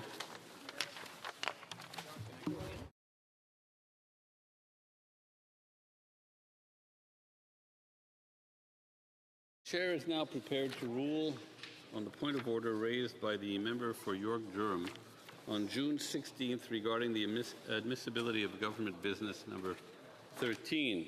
In his point of order, the member for York Durham argued that this motion introduces an unprecedented measure by imposing a retroactive deadline for the submission of committee amendments during consideration of Bill C-22, an act respecting lawful access. In the member's view, imposing a retroactive deadline for the submission of amendments and making it impossible for members to submit further amendments at either committee or report stage is contrary to the fundamental principles of parliamentary law that protect the rights of the minority and ensure appropriate review of legislative measures. He called on the chair to rule government business number 13 out of order. La députée de Beauharnois, the member for Beauharnois-Salisbury-Soulanges Huntington made similar arguments. She said that the motion grants an unfair advantage to government members who were able to submit amendments before opposition members knew about the retroactive deadline. She further contended that the motion deprives members of their right to debate and amend the bill. In response, the Chief Government Whip submitted that the motion falls under the House's power to regulate its own proceedings and internal affairs. He argued that the House can adopt motions to govern the consideration of a bill and give direction to its committees. In his view, government business number 13 is a legitimate exercise of this power and is entirely within the House's powers to organize its legislative agenda. To decide this matter, the chair must first review the provisions of the motion before the House. Government business number 13 is essentially designed to expedite consideration of Bill C-22. It imposes on the Standing Committee on Public Safety and National Security a time frame for completing its consideration of that bill, including by limiting the amendments the committee can consider to those that were submitted before 4:30 p.m. on June 15, 2026. As some members pointed out, this deadline had already passed when the motion was published in the notice paper.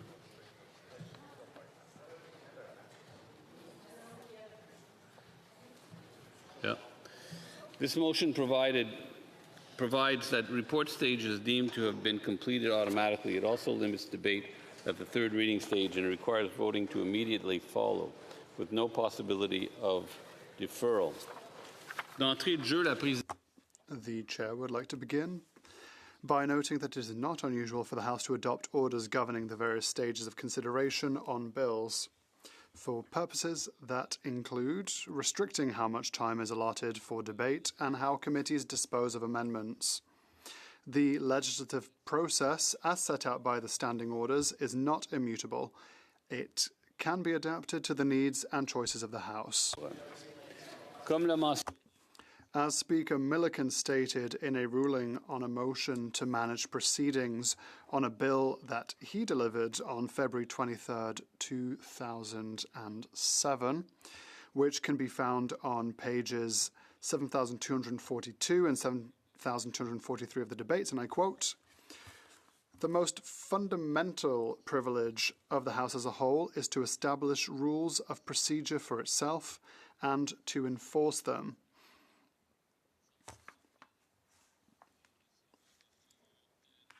A few rules are laid down in the British North America Act, but the vast majority are resolutions of the House which may be added to, amended, or repealed at the discretion of the House.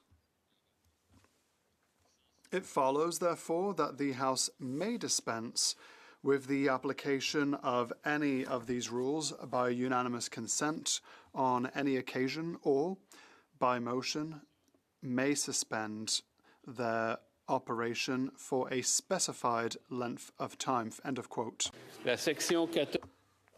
Section 14.26 of House of Commons Procedure and Practice, 4th edition, describes the content of these motions when they deal with bills as follows, quote, "These motions may also govern the time allotted to the various states of the legislative process, as well as the putting of questions and the holding of related recorded divisions. They may contain provisions concerning consideration in committee of a bill, including setting deadlines for the submission of amendments when clause-by-clause consideration of the bill is to begin and end, how amendments are to be voted on, and how the committee's report is to be presented to the House." End quote. In recent years, the House has on many occasions adopted motions that set aside or temporarily changed the usual rules in order to dispose of a bill more quickly, sometimes in a more drastic manner than the current motion does. For instance, we have seen motions that provided for skipping committee consideration and report stage altogether. The main issue this point of order raises is the retroactive imposition of a deadline for submitting amendments. The provisions of programming motions normally apply once they are adopted and are not intended to constrain past events.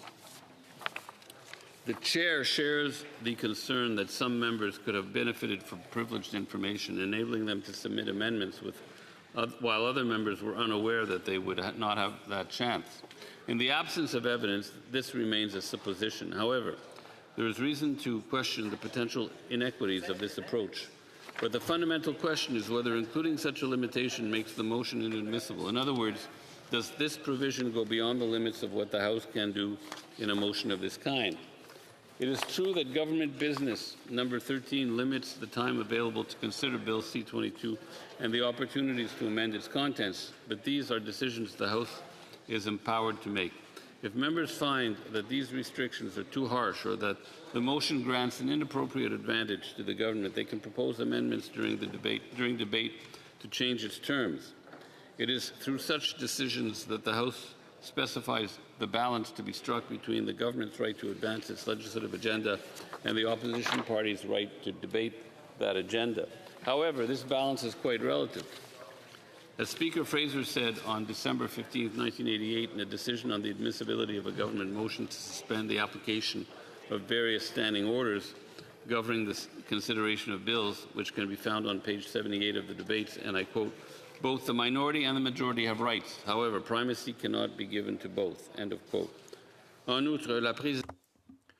Additionally, the Chair notes that the Standing Committee on Public Safety and National Security has already begun its clause-by-clause consideration. Based on the wording of the motion, it appears that some amendments have already been submitted as part of the process. If the motion is adopted, the bill would be considered in accordance with the terms of the motion. The committee will have the opportunity to vote on a certain number of amendments, but perhaps not on all of the amendments members would have liked to present.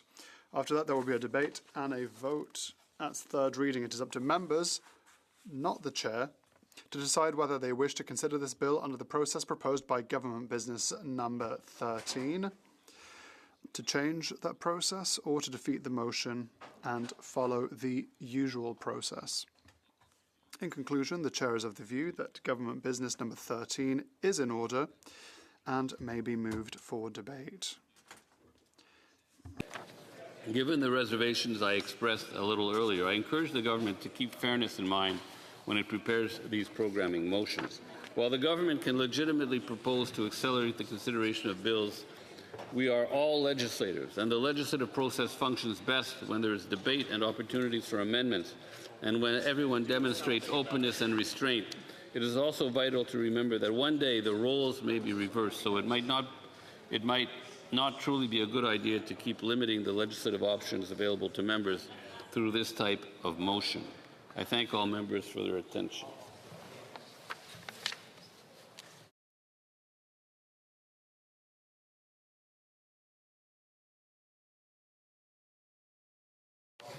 Order, it is my duty pursuant to Standing Order 38 to inform the House the question to be raised tonight at the time of adjournment is as follows. The Honourable Member for Sandwich Gulf Islands, the Environment.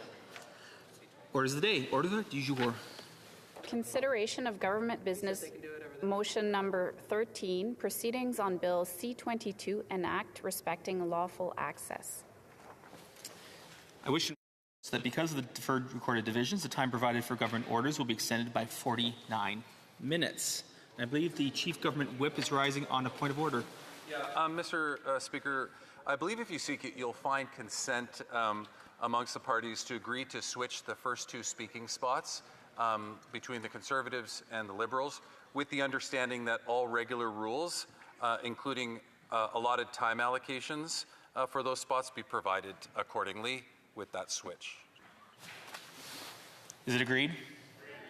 Agreed, and so ordered.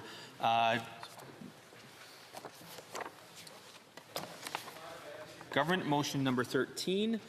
Mr. Long for Mr. McKinnon-Gatineau, seconded by Mr. MacDonald, moves that, notwithstanding any standing order or usual practice of the House, Bill C-22, an act respecting lawful access, be disposed of as follows. Shall I dispense? Yes. Debate. The Honourable Member for Yorkton Melville.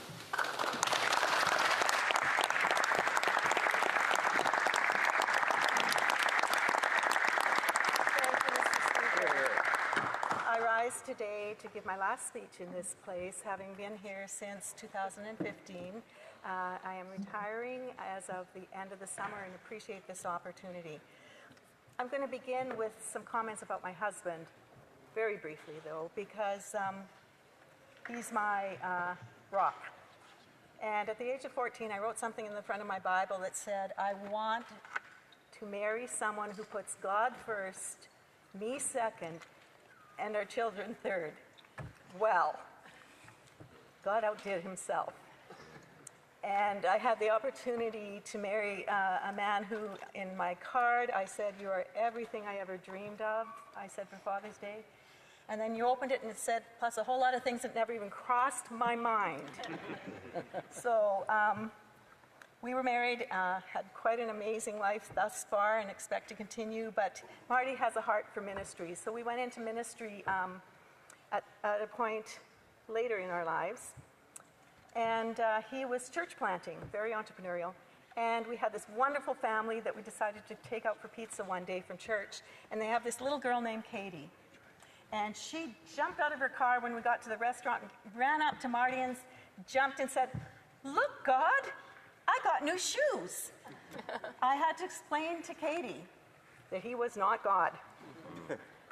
I say that because I want to extend that over now into my appreciation for the leader of the Conservative Party of Canada and the current leader of His Majesty's official opposition. He's not God, but he's amazing. He has gifts that this country needs. He has the ability to process like no one I know. We experience this in our caucus meetings all the time. We'll stop there. But his heart is what drives him, and his love for being a servant leader and caring about people. When my mom passed away, he phoned me. When this happens to anyone in our caucus, he makes that call, and you never feel rushed when he's talking with you. With what happened out at Tumbler Ridge, he wasn't just there for the service. He stayed, and I don't know if he'd be appreciative that I'm sharing this, but it's just who he is. He stayed until every one of those people had an opportunity to meet him and talk with him. And he is gifted at understanding what needs to happen in this nation to give people their country back. So I have been so honored to be part of this caucus and wish nothing but the best for him as he moves forward with the most amazing group of people. They all want to be named, but I'm not going to go there, who serve in this caucus together. We are a team. What I love is something I learned when I was the only female on a board at a college. And I was athletic director, and I learned that I go to those meetings and I do my thing, make sure I'm heard, argue as much as necessary, and then we go for coffee. And that's what this team does, and they will be the best thing to ever happen to Canada in well over a decade, if not longer. Sorry, Mr. Harper, but I think it's even going to be better. So I'm so appreciative of my leader and my colleagues. And then there's my staff. I'd love to name them all. I have been so blessed to have people in my office who love the things that I love and support the things that I support and go the extra mile over and over again to make sure that I'm prepared. I could not do my job without those that are in my riding and certainly here on the Hill as well. And I am so grateful for every one of them that have been part of my team. I want to thank the Pages and all the folks that help us out in the lobby, put up with us on a daily basis. You're remarkable. I have a special place in my heart for our PPS, our protective services. When I wasn't allowed to do my job on this Hill because I wouldn't share my status in regard to the COVID vaccine, I was not allowed to be in this place. And I decided to come in finally, and the Sergeant at Arms finally figured that out and escorted me. I was going to be apprehended, I believe my whip said. I didn't know what that meant. But he just escorted me down the hill, and I said, I don't hold you responsible, sir, for what you have to do. But nobody recognized me. They had phones all outside the door here, down there, over there, downstairs, trying to find me. And they couldn't find me because I don't know, every campaign I look a little different. So I said, you got to do a better job of this. You got to protect us. So the next day, when I came to work, somebody shared, there was an 8.5 by 11 laminated picture of me from Facebook on every desk in the precinct. And to this day, they know who I am. So that's all great. But the things I want to share as well are the things that I loved having the responsibility for here.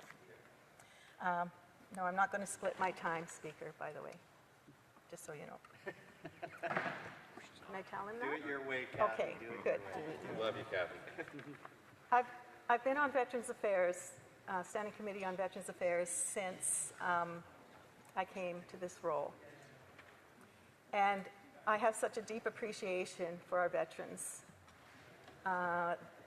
First of all, I'm just a civilian, and what I've had to learn, I still don't know everything I need to know, but they are so gracious to me, and it means the world that I've had this opportunity to be part of the study on Silent No More, where our women who joined the armed forces faced great duress because they weren't really welcome there.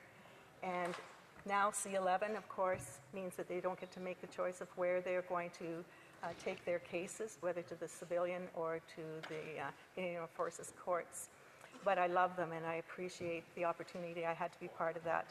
There's a group called the Mefloquine Rally Warriors who have been injured by that drug when it was taken for malaria back in the days of Somalia when something terrible happened on that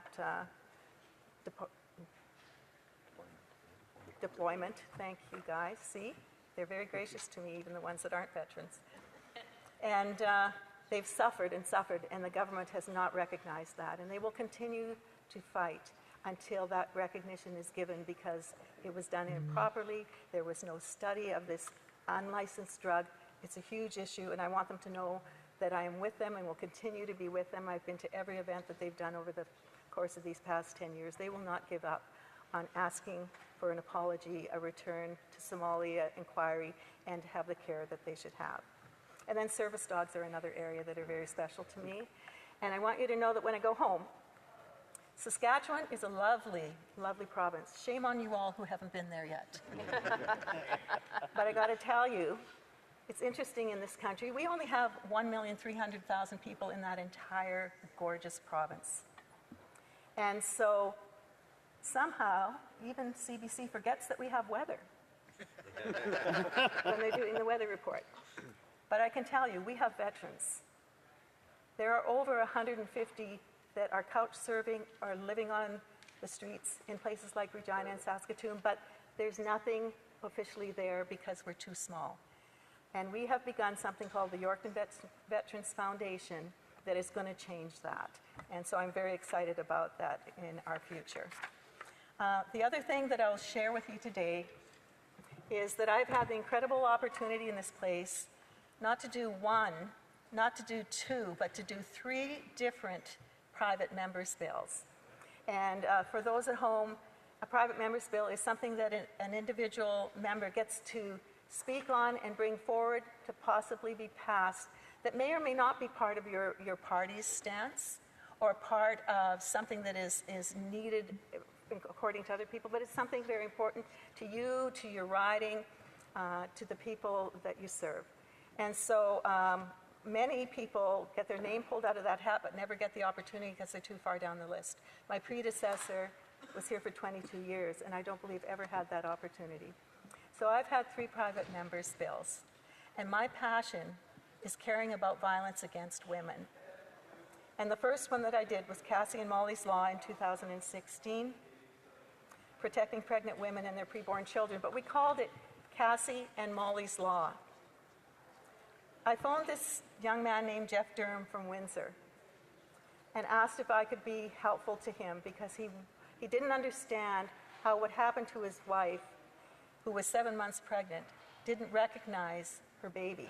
Now, we know there's issues around this topic in other ways, but this was a situation where she was confronted in her home by an intruder that both she and her husband knew. And he saw her, he knew her, he worked alongside them, and he panicked. He didn't want it to be found out what he was doing, so he attacked her and killed her at 7 months, actually more than 7 months pregnant, 7 weeks, I think, from having her baby, and they had already named her Molly. Now, this individual was charged, went through the whole system, and was facing his sentence. And Jeff could not believe that through this whole thing, there was no mention of Molly. It was like she didn't exist, period. But this was a mom who was excited about having her baby, and she wasn't with Jeff anymore, but you know what? They lived in the same block so that they'd be close, and they were setting up their baby rooms. So I did what I could to bring that forward as Cassie and Molly's Law. And of course, in this House, it didn't pass, but it brought huge attention to the fact that pregnant women are the most vulnerable when it comes to femicide. And yet in this House, they're never included in that conversation. And I find that deplorable. And then I did one on sex-selective abortion. Now you got to ask, why in the world, Kathy, right? Morgenthaler's decision was made that it was too onerous for women to seek an abortion, so they struck down what was there, but the Supreme Court said there must be new legislation, and they must come with a determination of when that fetus is considered viable. None of that has ever happened. But when I brought this forward, it was because I do a lot of trade shows and whatnot, and I always have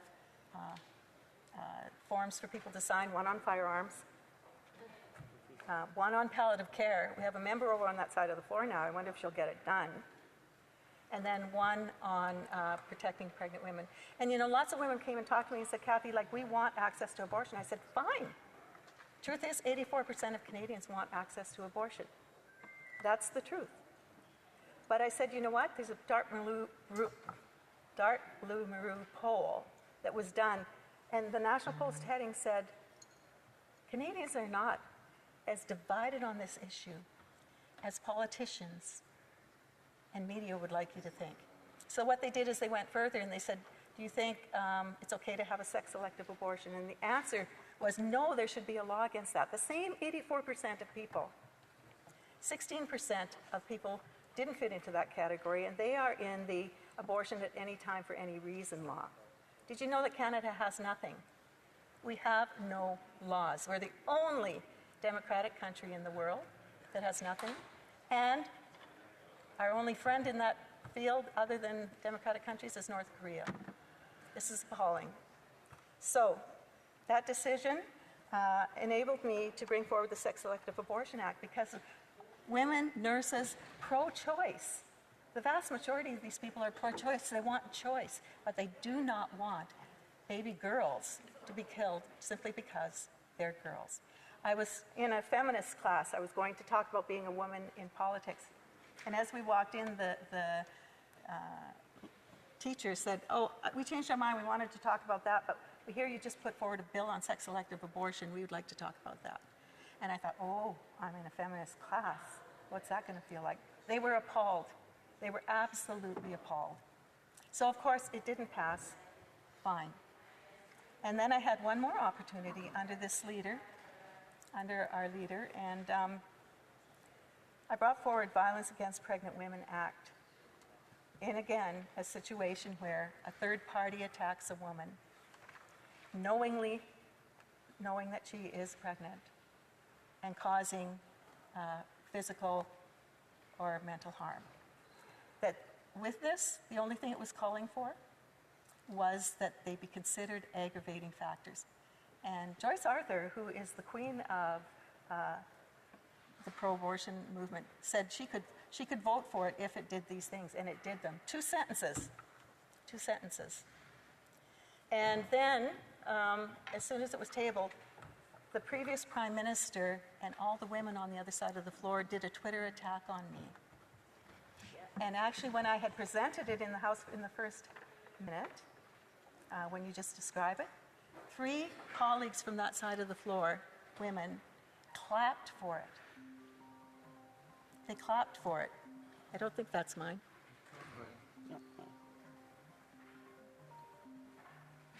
Oh, I have to split my time apparently, leader. Or, sorry, speaker. And I'm already at 15 minutes. Don't worry about it. Don't worry about it. We have other things we need to do. Keep going? All right. I have to follow what the speaker requires of me. Anyways, he really is. This particular bill, when they clapped for it, that tells me that people on that side of the floor, whom I know and have friendships with, meet with on a regular basis, value protecting pregnant women and want to see that recognition of when a woman is wanting and carrying a child should have protection. In this case, Sherry and Shan Goberden lost their daughter, Ariana. She had a very, very frightening marriage, and he wanted her to come over. She was due, and her mom said, don't go. She says, it's okay, he just wants to talk. He proceeded with stabbing her in the abdomen 21 times. And when he was in prison and wanted to have a relationship with another woman, he took the picture of their wedding and removed her and put his picture up. There are terrible people in this world that attack women and are in relationships where they're brutal.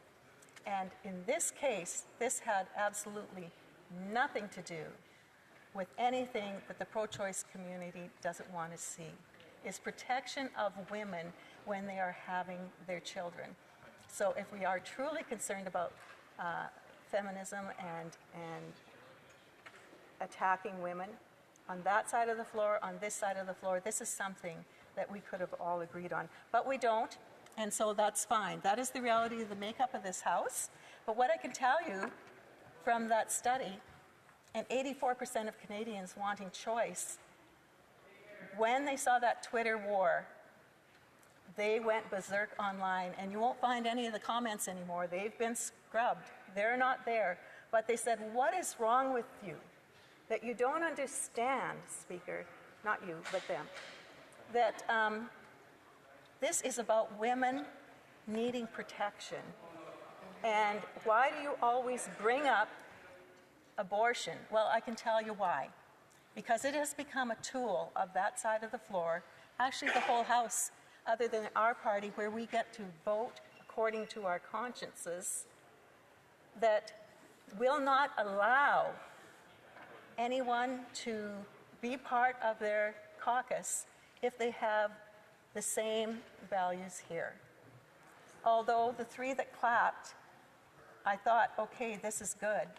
They actually ended up being 3 of the ones that stood up in the House and tried to accuse me of bringing forward an anti-abortion law. So that tells you the kind of stress that women on that side of the floor and people who value family and value women when they are being coerced within a relationship that is terrible or are facing a situation where they are being abducted or accused of anything until they hurt that woman and possibly injure or kill the child as well. Okay, so it's tough to stand here today and say this on the day that I'm leaving and I know it's divisive in some ways, but you know what? This place needs to represent Canadians and Canadians' views. And never before. Opposition House Leader is rising on a point of order, I believe. Thank you very much, Mr. Speaker. And I just have a quick point of order. I know that earlier today, the Speaker gave a ruling on the admissibility of this particular bill. And I hate to interrupt the honourable member's speech, and being a neighbouring member of Parliament, our ridings share a border. I go all the way to Melville, where her riding begins, and I can tell you that I've enjoyed serving with her for the last decade or so, and it pains me greatly to have to bring up this point of order during her farewell speech, and I will avail myself of the opportunity to hopefully make a question or a comment when she's finished reading her speech. But I just know that after the Speaker ruled on the admissibility of this motion, that it does have several knock-on effects, including what might happen at committee. So I just wanted to give notice to the Chair that we may come back later on today to make a submission on some of the dynamics and some of those moving pieces. So I just wanted to advise the Chair of that at this time. Yeah, I thank the Honourable Opposition House Leader for that for an intervention, and it's noted by the Chair. The Honourable Member for Yorkton Millville can conclude her remarks. Thank you, Mr. Speaker. I'll move on to this. I move second by the member for Medicine Hat, Cardston Warner, that the motion be amended. Pardon me? You have to finish your speech. I've finished my speech. By adding after the words be disposed as follows the following, the bill shall be divided into two bills, Bill C-22A, an act respecting timely access to data and information, which shall be composed of clauses 2 to 40 of Bill C-22, Bill C-22B, an act respecting the obligations of electronic services providers in relation to authorized access to information, which shall be composed of the remaining provisions of Bill C-22. Provided that the bills C-22A and C-22B shall each be reprinted, and the law clerk and parliamentary council shall be authorized to make any technical changes or corrections as may be necessary to give effect to this motion. B, in paragraph A, by replacing I, the words the bill, wherever they appear, with the words Bill C-22A, the words 30 minutes, in subparagraph 2, or II, with the words 3 hours, III, the words by 4:30 p.m. on June 15th, 2026, in subparagraph II, with the words prior to the adoption of this order. C, by deleting paragraphs B to F and substituting the following. C, Bill C-22A may be taken upon the report stage at the next sitting of the House following the completion of the provisions of subparagraph B, IV of this order. D, not more than 5 hours shall be allotted to consideration of Bill C-22A at the report stage, and not more than 5 hours shall be allotted to the consideration of Bill C-22A at the third reading stage, provided that at the expiry of the 5 hours provided for the consideration at the report stage, and at the expiry of the 5 hours provided for the... I'll just interrupt. An appellate reglement. Point of order, the Honourable Member for Shefford. I apologize I'm sorry to interrupt, but there is no translation or interpretation. Yeah, no, I thank the Honourable Member for Yorkton Melville. I'd like to thank the Honourable Member for Shefford. The translation is working now. Yorkton Melville for the interruption. I'll ask her to continue reading and perhaps to just slow down just a little bit, and that'll make sure that everything functions correctly. So I'll ask the member to wrap up. Thank you to the interpreters. D, not more than 5 hours shall be allotted to the consideration of Bill C-22A at the report stage, and not more than 5 hours shall be allotted to the consideration of Bill C-22A at the third stage reading, provided that at the expiry of the 5 hours provided for the consideration at the report stage, and at the expiry of the 5 hours provided for the consideration at the third reading stage, or when no member wishes to speak, whichever is earlier, any proceedings before the House shall be interrupted, if required for the purpose of this order, and in turn every question necessary for the disposal of the stage of Bill C-22A, then under consideration, shall be put forthwith and successfully without further debate or amendment. E, if Bill C-22A is taken up at the report stage on Friday, June 19th, 2026, I, report stage motions may be considered if filed with the Clerk of the House before 6 a.m. that day. II, if a recorded division is requested in relation to the report stage, it shall not be deferred. III, if Bill C-22 A, is concurred in at the report stage, a motion for the third reading may be made immediately thereafter. IV, if a recorded division is requested in relation to the third reading stage, it shall not be deferred. V, the House shall continue to sit beyond the ordinary hour of daily adjournment if required for the purposes of this order. And F, if it be an instruction to the Standing Committee on Public Safety and National Security that during its consideration of Bill C-22B, I, the committee shall not commence consideration of Bill C-22B before Monday, September 21st, 2026.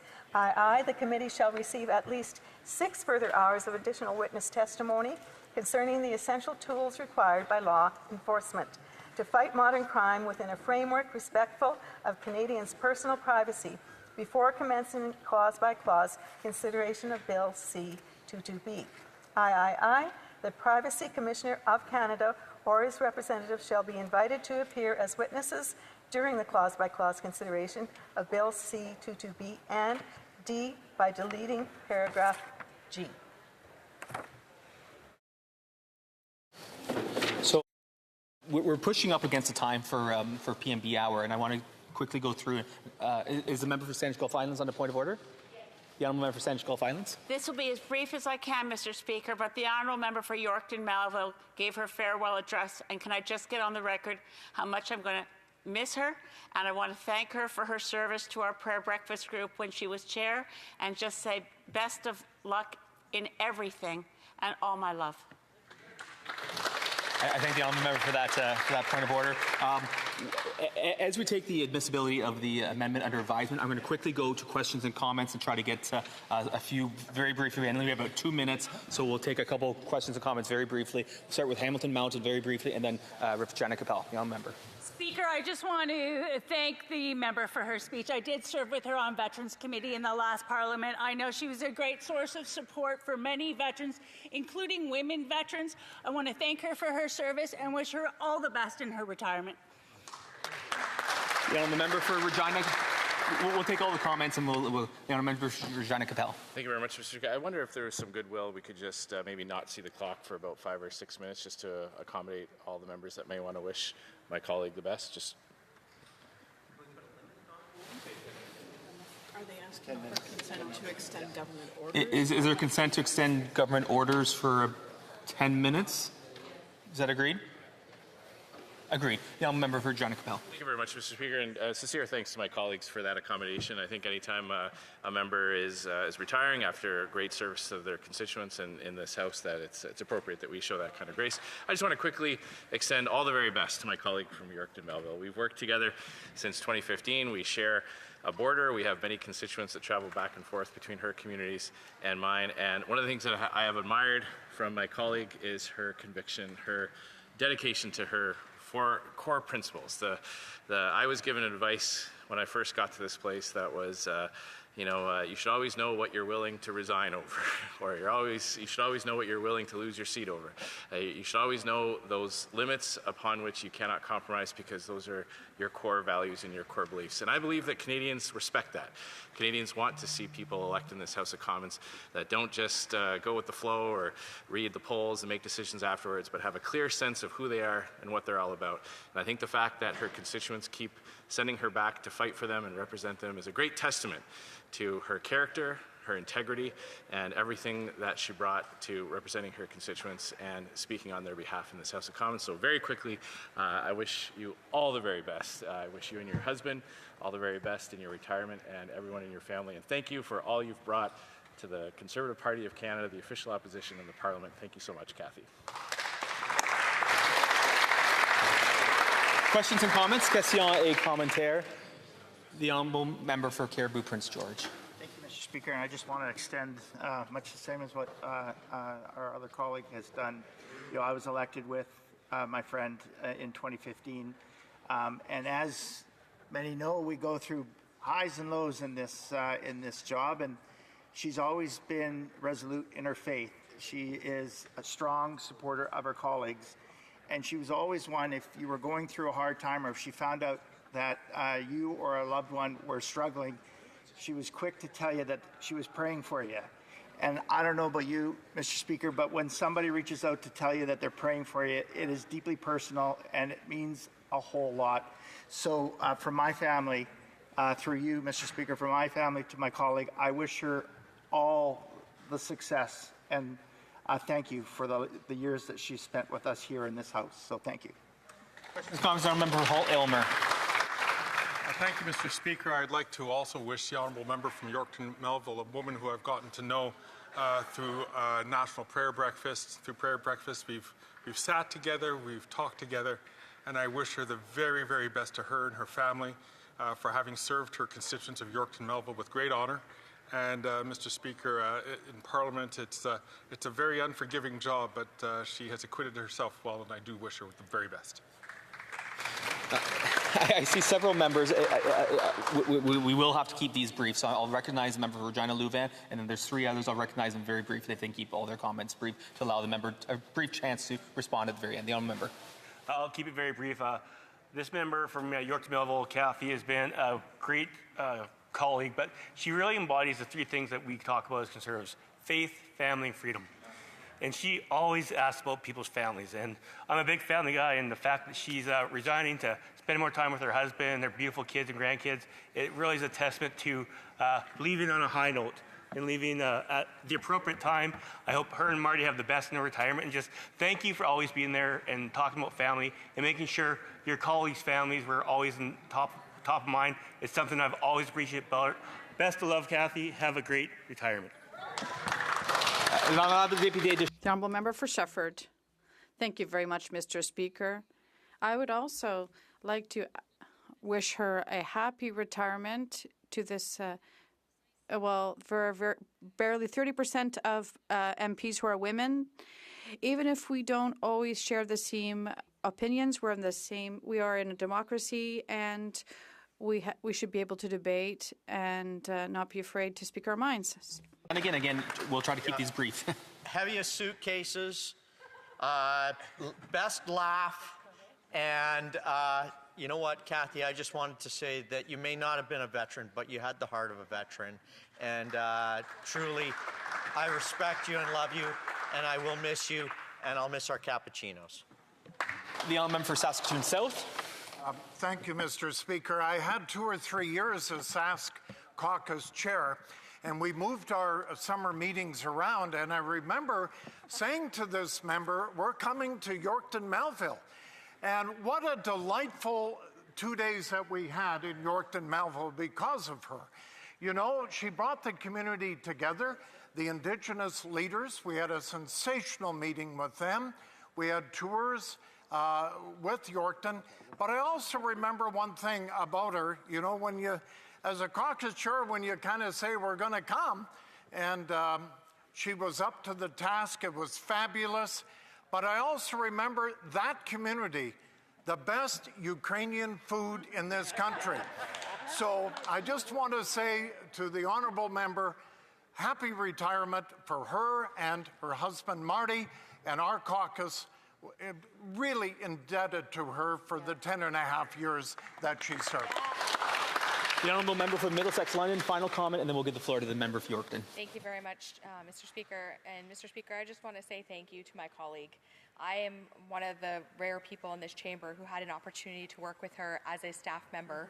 And actually, I was a volunteer afterwards when I left the Hill as being a staffer. She was chair of the National Prayer Breakfast for 4 years. And I just want to thank her for her service on that as well. She really brought a lot of meaning to that role as chair, and I admire your faith and your conviction and not being afraid to share that with everybody else. So thank you for being such a great example to me and other staffers on the Hill as well, and we will miss you seeing you here. Yeah. Congratulations. The honourable member for Honoré-Mercier. I'd like to thank the member from Yorkton Melville for her nearly 11 years of service. Earlier today, I made a member statement where I acknowledged 5 departing members of Parliament, and I learned shortly after about your departure. So if I could, I would revise my member statement to include 6 departing members. I got to spend a brief moment of time with the member on Veteran Affairs for a few months and really appreciated her insights. I'm hoping, my understanding is that she has 9 grandchildren, so I'm hoping she'll spend some time, 10 grandchildren, so I'm hoping that the member will spend a lot of time with her 10 grandchildren. Thank you, Mr. Speaker. And before I give the floor to the member for Yorkton Melville, I'll just say on behalf of all members, wish her and her family good health and happiness as she proceeds the next journey in her life. The honourable member for Yorkton Melville. Well, thank you so much, Mr. Speaker, and for your patience through this unusual event, I think. Thank you to everyone who has spoken and all that are here. It blows me away. Well, Kathy, stop. But I also, I can't forget to just quickly thank my riding. Yes. The people there are just phenomenal. Yeah. And my family Yes. as well. So it's been an honor to serve here. I'm not leaving because I don't love the job. It's great, and we have a great house here. Let's make Canada proud. Thank you, Kathy.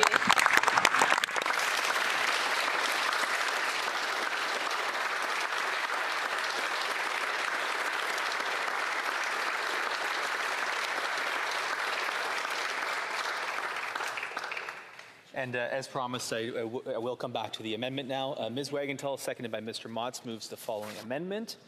That the motion be amended, A, by adding after the words be disposed of as follows, the following. Shall I dispense? The amendment is in order. I have the honor to inform the House that a message has been received from the Senate informing the House that the Senate has passed the following bill to which the concurrence of the House is desired. Bill S6, a fourth act to harmonize federal law with the civil law of Quebec and to amend certain acts in order to ensure that each language version takes into account the common law and the civil law.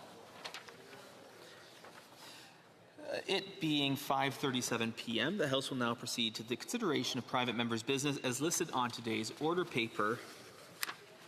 Private members' business, resuming consideration at second reading of Bill C-268, Spectrum Policy Framework for Canada Act.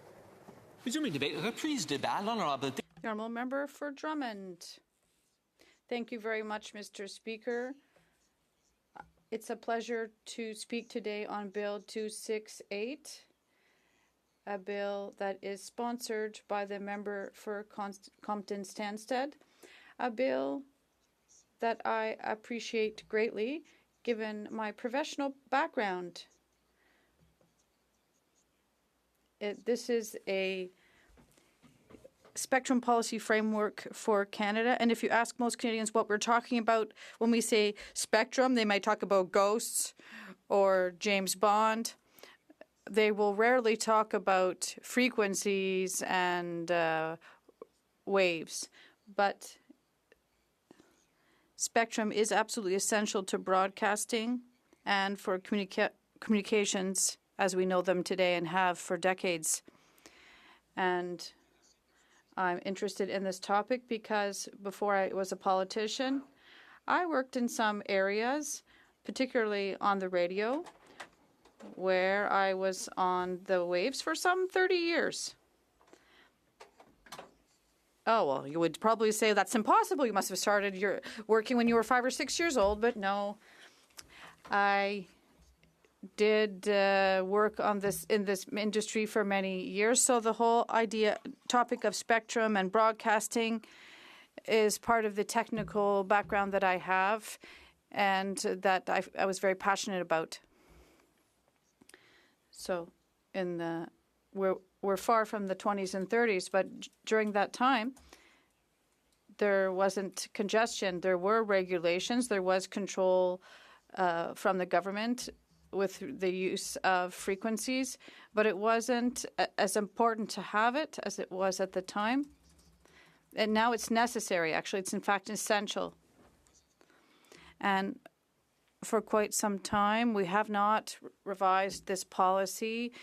It was amended in 2007. Now it's 2026. It's been almost 20 years, and we need to review this policy framework. Municipalities started to regulate in the last few years so that empty land, downtown for example, can have to be developed so that we use this space for housing, especially. It's the same principle. That's the analogy I would use to say that that is how the use of the spectrum should be implemented. Certain broadcasters have been able to purchase frequencies and that don't need to develop them, or who don't have the means because it's rather expensive to develop these services. And so they have these frequencies that are being unused when they could be used for various purposes. Industry called for more deregulation rather than strengthening the framework. And I'm slightly uncomfortable with that request.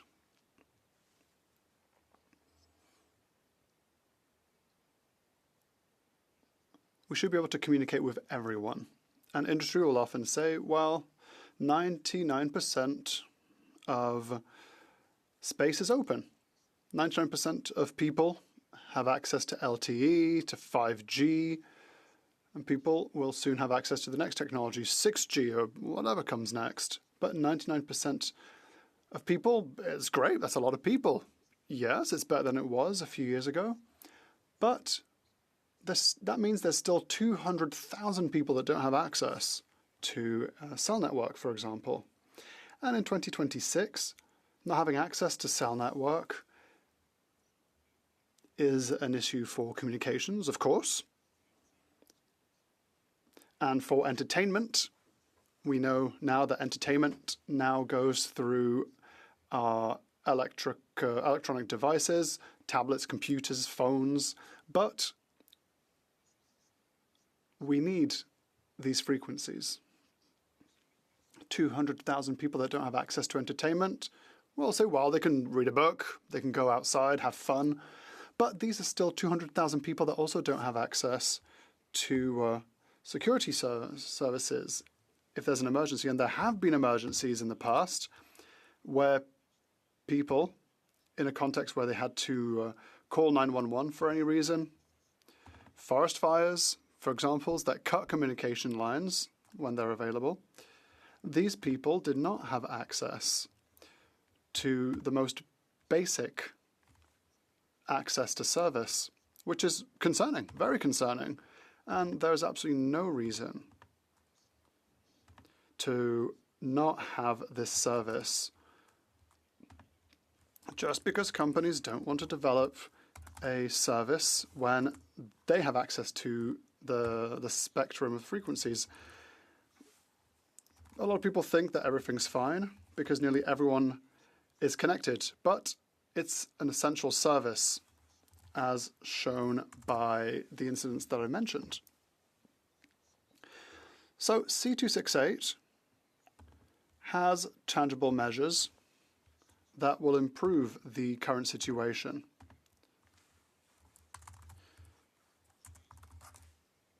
I have areas in Drummond where we hold our phone up high to try and get the network. I won't do it again.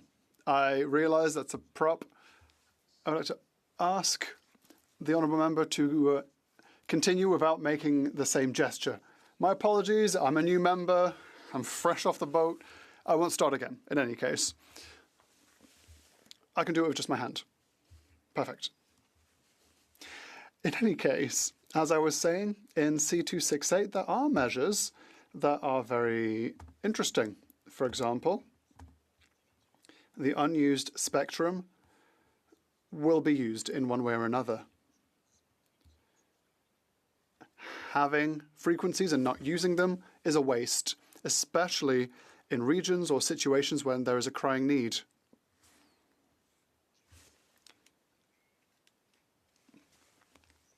I would also like there to be temporal measures. Through that, C268 would impose an obligation on the CRTC to take action within 6 months of coming into force, so there would be a deadline.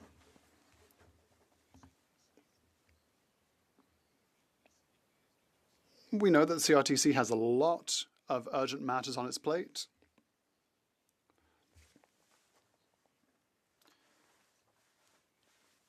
it might be taking a risky step to ask them to put this bill as a priority. Sometimes there's a bit of stalling because of the sheer amount of work to be done. But imagine if everything goes well, 6 months after the coming into force, we might see results, which is encouraging. Another item, we would establish a process to ensure the accuracy of mobile coverage data, for example. There would be checks made,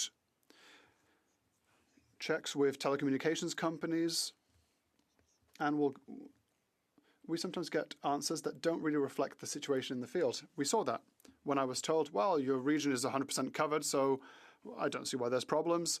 But then we go out and about in rural areas in my riding, and it's rare to not find dead zones. They're everywhere, which is very unfortunate. So we're being told 100% is covered, but then we keep walking into dead zones. Are they waiting for an emergency to happen? Something terrible to happen? We have to implement a stable service, which isn't the case yet. So there would be this process to make sure that data is accurate. That would be provided by telecommunications companies and regarding network rollout. So more transparency, more reliable efficiency, a clearer picture of the situation. These are things that are easy to implement. But I'll say once again, Mr. Speaker, some people argue the whole 99.9% argument. There's 99.9% coverage. Well, great, it's better than 10 years ago. Yes.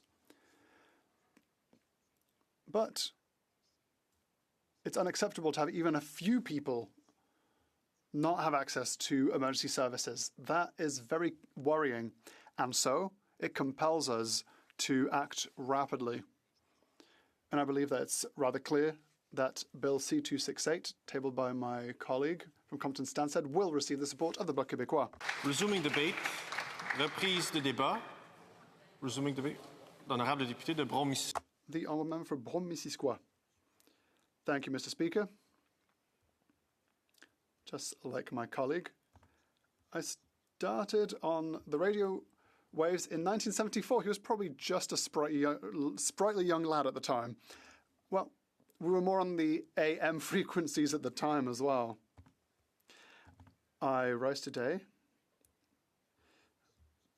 with a strong will to support the bill that has been tabled by my colleague that seeks to improve cellular connectivity in rural areas across Canada. Her riding is next to mine. Often, we're out and about, we call one another, but sometimes it cuts in and out, we miss a few words. So, I would like to begin by commending her leadership on this issue.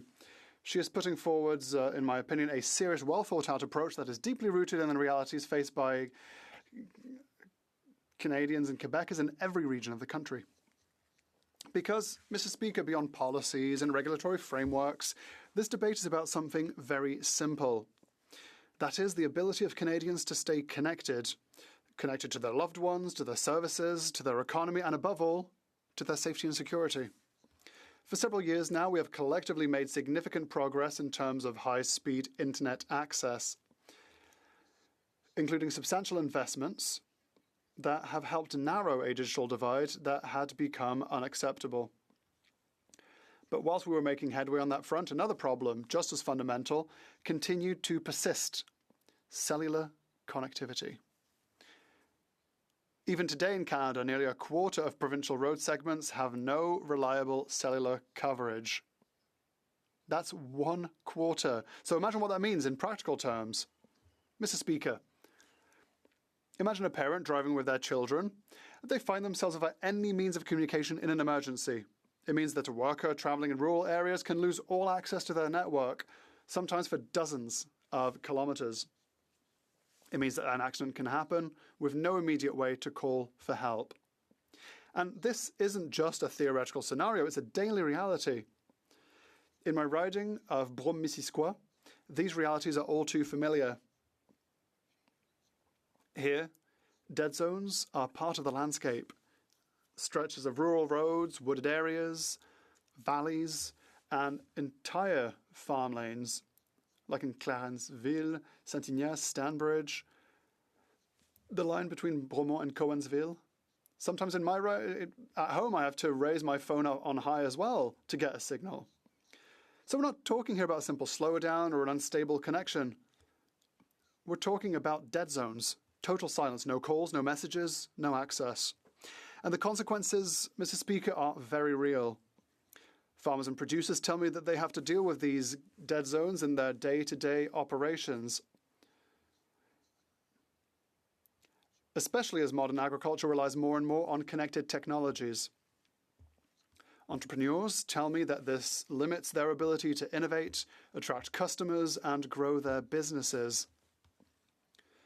Self-employed workers tell me about lost contracts simply because they couldn't be reached. And above all, my constituents confide in me that they feel vulnerable, Mr. Speaker. Vulnerable when they hit the road. Vulnerable when a loved one is on the go. Vulnerable when they realize that, in certain situations, they are completely cut off from the rest of the world. And these gaps don't just affect the permanent residents of our regions. In a tourist-oriented riding like Brome-Missisquoi, we welcome every year thousands, tens of thousands of visitors every year. Families, cyclists, outdoor enthusiasts who come to enjoy our landscapes, our vineyards, and our local attractions. Yet, Mr. Speaker, these visitors, often city dwellers accustomed to constant connectivity, also find themselves confronted with these notorious dead zones. For them, as for our residents, the consequences are very real. Losing their bearings while traveling, being unable to use their GPS, having difficulty accessing emergency services when needed, or simply being unable to communicate with their loved ones. This can quickly turn a positive tourist experience into a source of stress and insecurity. And beyond individual experiences, it also has an economic impact, because a region where connectivity is unreliable becomes less attractive. Because visitors may hesitate to return, tourism businesses may lose business opportunities. Thus, the issue of cellular coverage in rural areas does not concern only those who live there year-round. It also concerns everyone who travels there, who invests there, who contributes to the economic vitality of our communities. In a riding like mine, Mr. Speaker, cellular connectivity is not a luxury. It's a matter of public safety, a matter of economic development, and a matter of regional equity. And yet, when we look at the official data, we might think that the situation is largely resolved. Coverage rates reaching up to 97%. But when you have the tiniest bar of network, it may as well be zero. But let's remember that this data is largely based on information self-reported by telecommunications companies without systematic independent verification, there's no logic in that. So there's a disconnect between what the number suggests and what people actually experience. And when the data is flawed, then decisions made based on it are also flawed. And that's the reason for which the primary merit of Bill C-268 is that it tackles this problem at its root, the quality of information. The bill requires the CRTC to establish a mechanism for the independent verification of cell coverage data. I think that it's a simple measure, it's a reasonable measure, and it's an essential measure. Because before we can fix a problem, we must first see it clearly, which is not the case. And today, all too often, underserved areas are underestimated or even invisible in decision-making tools. The second pillar of this bill is just as important, the modernization of our spectrum policy framework. Mr. Speaker, this framework has not been updated since 2007. At that time, smartphones were in their infancy. Digital usage patterns were radically different. Data needs were incomparable with what they are today. Since then, everything has changed, except this framework. Continuing to rely on a tool designed for a different era means accepting that our policies are lagging behind reality. That is the reason for which this bill calls for a comprehensive review within 18 months. And this review must ask a fundamental question. Does our current approach truly ensure service across the entire Canadian territory? The answer, in light of what regions like mine are experiencing, is clear. No. Market forces alone have not been able to ensure equitable coverage. And that's not a criticism, it's a fact. Mr. Speaker, in densely populated areas, investments happen naturally, organically. But in rural and remote regions where costs are higher and profitability less immediate, deployment remains limited. That is exactly the reason for which the third pillar of the bill is essential. It establishes an explicit priority for underserved regions. I nearly have no more time. It requires that future spectrum decisions clearly and explicitly take into account the needs of rural areas, remote communities, indigenous communities, and coverage along highways. Because highways, Mr. Speaker, are not mere details. They are the lifelines of our country, they connect our communities, they support our economy.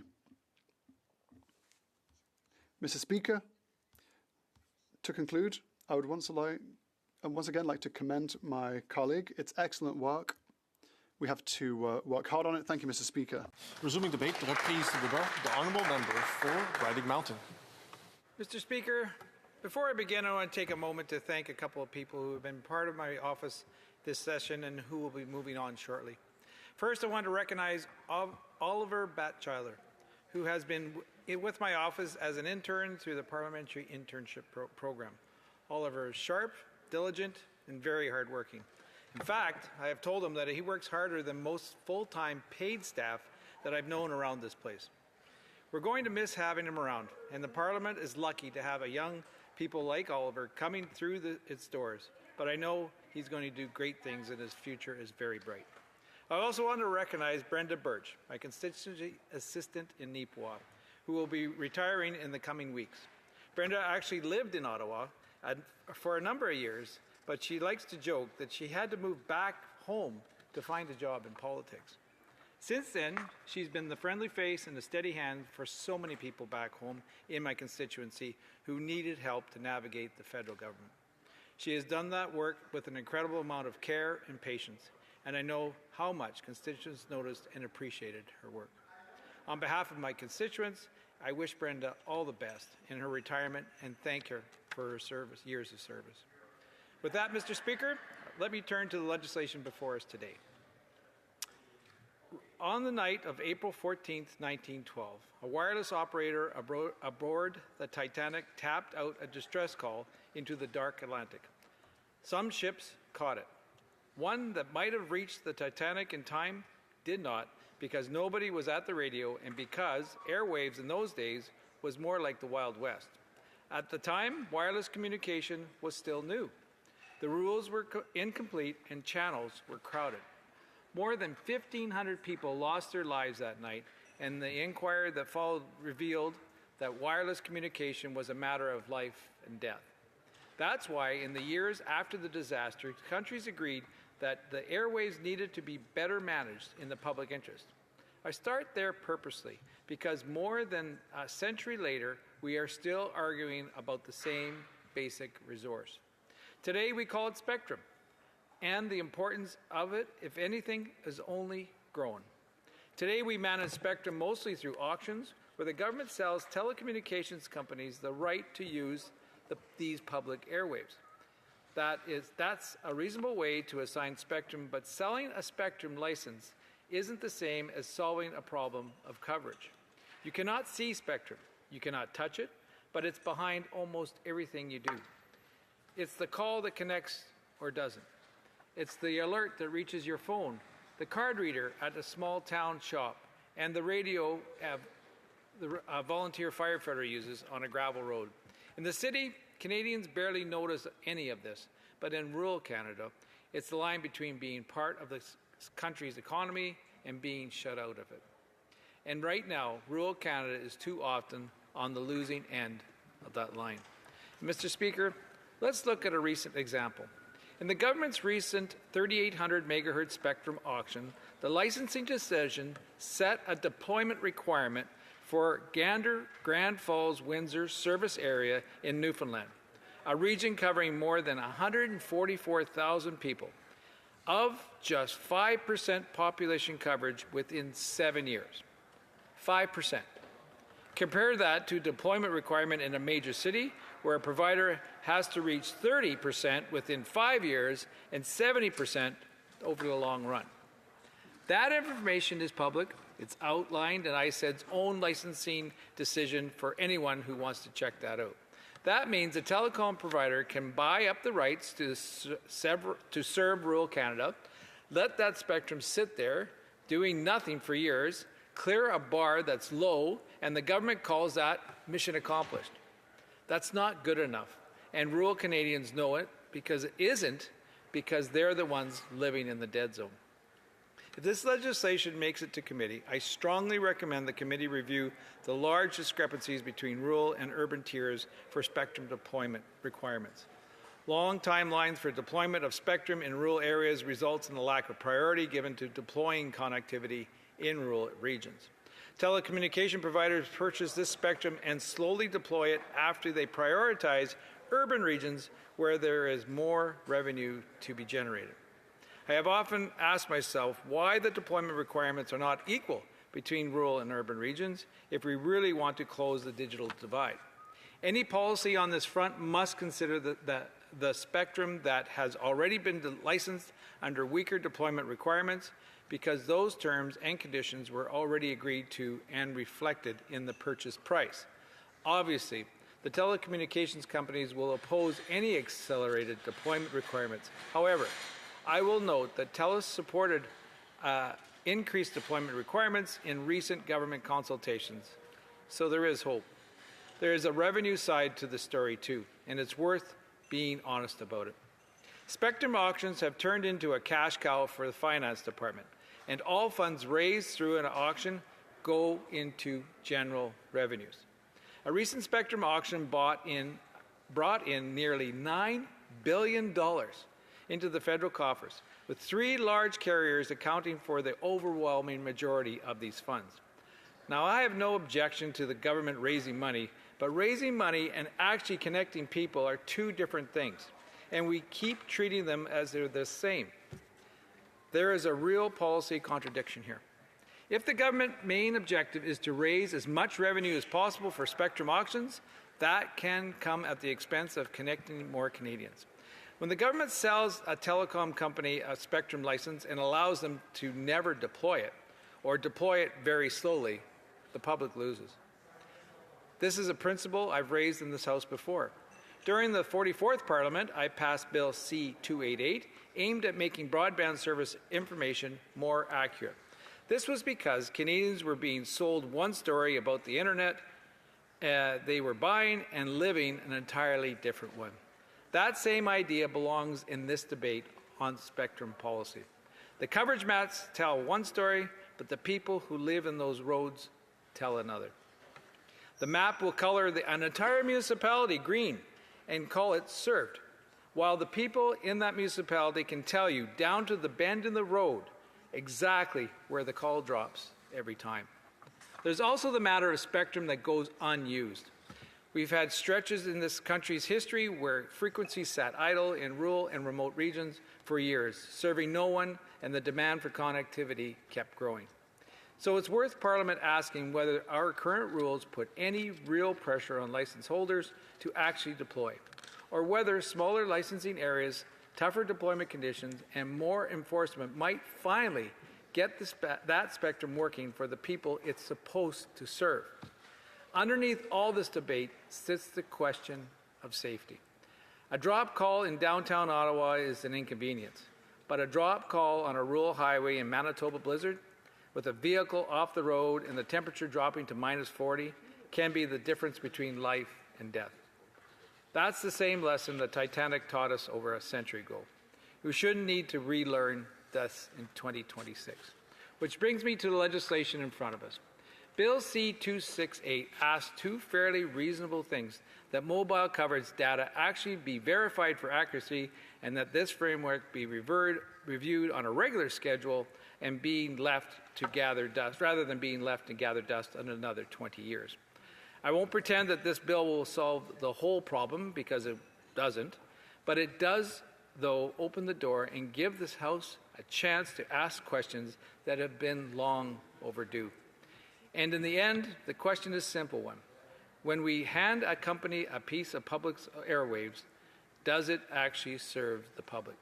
It belongs to Canadians, and Canadians are entitled to know whether it's going to work for them. These are the questions Parliament should take seriously because Canadians and rural Canadians in particular deserve action. Thank you, Mr. Speaker. Resuming debate, reprise débat. The honourable member for Avalon. Thank you, Mr. Speaker. Speaker, I'm honoured to rise today on behalf of the people of Avalon to speak to Bill C-268, the Spectrum Policy Framework for Canada Act. I would like to begin by thanking the member for Compton Stansted for bringing this legislation forward. Her work highlights an issue that affects Canadians in every region of the country, especially those living in rural and remote areas. Speaker, cellular connectivity in Canada is no longer a luxury. It's essential. It connects us to our families and friends. It connects businesses to their customers. It connects students to their education, and it connects Canadians to vital services, including emergency services. Quite simply, cellular connectivity connects Canadians to opportunity. And yet, many Canadians still do not have access to reliable cellular service. Not just access on paper, but a real, dependable, working service in their everyday lives. This is especially true for rural and remote communities, like many of the communities I represent in Avalon. Speaker, I want to take a moment to make this real. Imagine you are at home and suddenly a wildfire breaks out nearby. You gather your loved ones and prepare to leave. You reach for your phone to call your neighbors, family, friends, or emergency services, and there is no signal. You get in your car and drive away, still no signal. You drive 10, 15, 20 minutes until finally you get a signal, but it's only one bar. Speaker, this is not hypothetical. This is reality for many residents across the Avalon Peninsula during the summer wildfires last year. In moments of crisis, cellular connectivity is not about convenience. It is about safety. It can be the difference between getting help and being cut off. In remote and rural regions, with long distances between towns or during harsh weather, reliable cellular service is not optional. It is essential to protecting lives. And this brings us to a critical point. We often hear that 97, 98, 99% of Canadians have access to cellular service. But we must ask, what does access really mean? Does it mean just one bar? Does it mean a strong, reliable service? Does it mean being able to make a call without it dropping? Does it mean running a business, attending school, or calling 911 without interruptions? In my hometown of Conception Bay South and throughout many communities in my riding, connectivity exists on paper. We are told we are fully covered and connected, but in reality, residents experience dropped calls, dead zones, and unreliable service daily. In some homes, people have to walk from room to room trying to find a signal. This is not connectivity. Speaker, we need to rethink how we define and measure cellular connectivity in Canada. It is not enough to say that a community is covered. We must ensure that the service is reliable, dependable, and high quality. This is exactly what Bill C-268 plays a key role in doing. This bill will help establish a framework to measure cellular connectivity across Canada.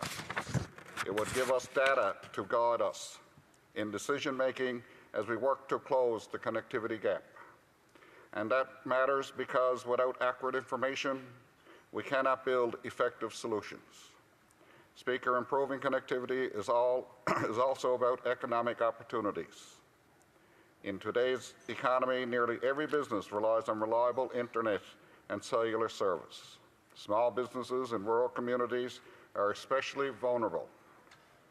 When connectivity fails, payment systems stop, debit and ATM machines don't work, online orders don't get processed.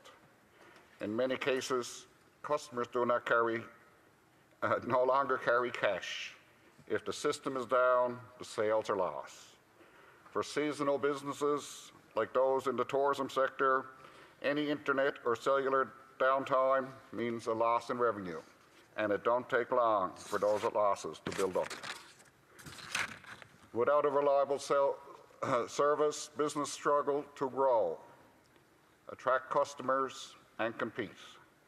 This is one of the reasons why people are often pushed towards the urban centers, not because they want to leave their communities, but because the infrastructure they need is simply not there. Speaker, connectivity also plays a critical role in education. In recent years, we have seen a major expansion of online and hybrid learning.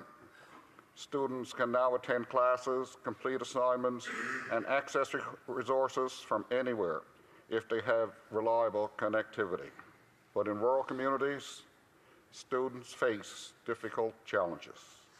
Students may be forced to leave their hometown to pursue their education. Others may fall behind simply because they cannot access their coursework all the time. Schools themselves may lack the infrastructure needed to fully integrate technology into the classroom. And beyond learning, there are also safety concerns. In rural areas, students often travel long distances by bus, sometimes for more than an hour. If an emergency occurs, whether it is weather-related, medical, or otherwise, reliable communication is essential. We cannot accept a situation where schools or families cannot connect when it matters most. Speaker, part of the broader challenge we face relates to how we manage and allocate the communication spectrum in this country. Spectrum is the invisible infrastructure that powers wireless communication. It is the foundation of cellular networks. Decisions about the spectrum, how it's allocated, who can access it, and under what conditions have a direct impact on connectivity outcomes. Too often, the development of spectrum is prioritized in densely populated urban areas where return on investment are highest. And that's understandable from a market perspective, but it leaves rural communities behind. We need to ensure that the communication spectrum policy in Canada supports equitable access, not just profitable access. That means encouraging deployment in underserved areas, improving rural coverage obligations, and making sure that carriers are accountable for delivering real service. Satellite-based connectivity has made some considerable progress in recent years and has helped bring services to some remote areas. But these solutions are still evolving, and the cost can be high for individuals and families. Technology will be part of the solution, but it cannot replace the need for strong, reliable wireless infrastructure. Speaker, for too long, rural Canadians have felt like they are at the back of the line, that they do not expect to be first, but they do expect to be included. And right now, too many feel that they are still waiting to be part of it. Urban Canada has seen major improvements in connectivity. Now it's time to ensure that rural Canada is not left behind. And that requires commitment, and it requires a clear understanding of what the gaps truly are. That is why Bill C-268 is so important. It is not the final solution, but is a necessary step forward. It will help us better understand the reality on the ground, and it will help us measure what truly matters. And it will guide us toward more effective policies and investments. Most importantly, it allows us to reaffirm a simple but powerful message. When we say we are connecting Canadians, we mean all Canadians, no matter where they live, no matter how remote their community is, no matter the challenges they face. Speaker, Canadians deserve reliable connectivity, not just in cities, but in every town, every community, and every region in the country. because in today's world, connectivity is not optional. It is essential to safety, is essential to opportunity, and is essential to ensure that no community is left behind. Thank you, and I am proud to support this bill. Resuming debate, reprise de débat, the Honourable Member for Elgin, St. Thomas, London South. Thank you very much, Mr. Speaker. It's a great privilege, as always, to rise and speak on behalf of the people of Elgin, St. Thomas, and South London, in particular on a bill such as this one, which speaks directly to one of the most persistent concerns I hear from people in the rural communities in my riding, across Elgin County, from Rodney and West Lorne to Straffordville and Vienna and Port Burwell, and communities scattered across the county who oftentimes receive not even dropped calls, but dead zones where they couldn't even make a call, where you can't so much as send a text message or load a web page on your phone. And you think, okay, well, obviously you can't have coverage everywhere you go in the country, so you look on the coverage maps that are published by many of the large telecom companies, and you realize that much of what's in those maps is pure fiction. They will claim, as we see across southwestern Ontario in particular, full coverage, when everyone who lives there know that that is just a joke. So I thank my colleague from across the aisle in Compton Stansted for introducing this very important discussion. I have actually spent some time in her riding in the past, and I know it is very rural, and parts of it are very similar to my own, and I know that her constituents would see many of the same challenges that mine do, and that members across the aisle have seen in their own communities. And it's something we encounter. One of the things I love the most about my role is getting to crisscross all these different parts of these ridings, these communities where you have to be on the go. And I will say sometimes it is a great privilege to be in areas where no one can call me.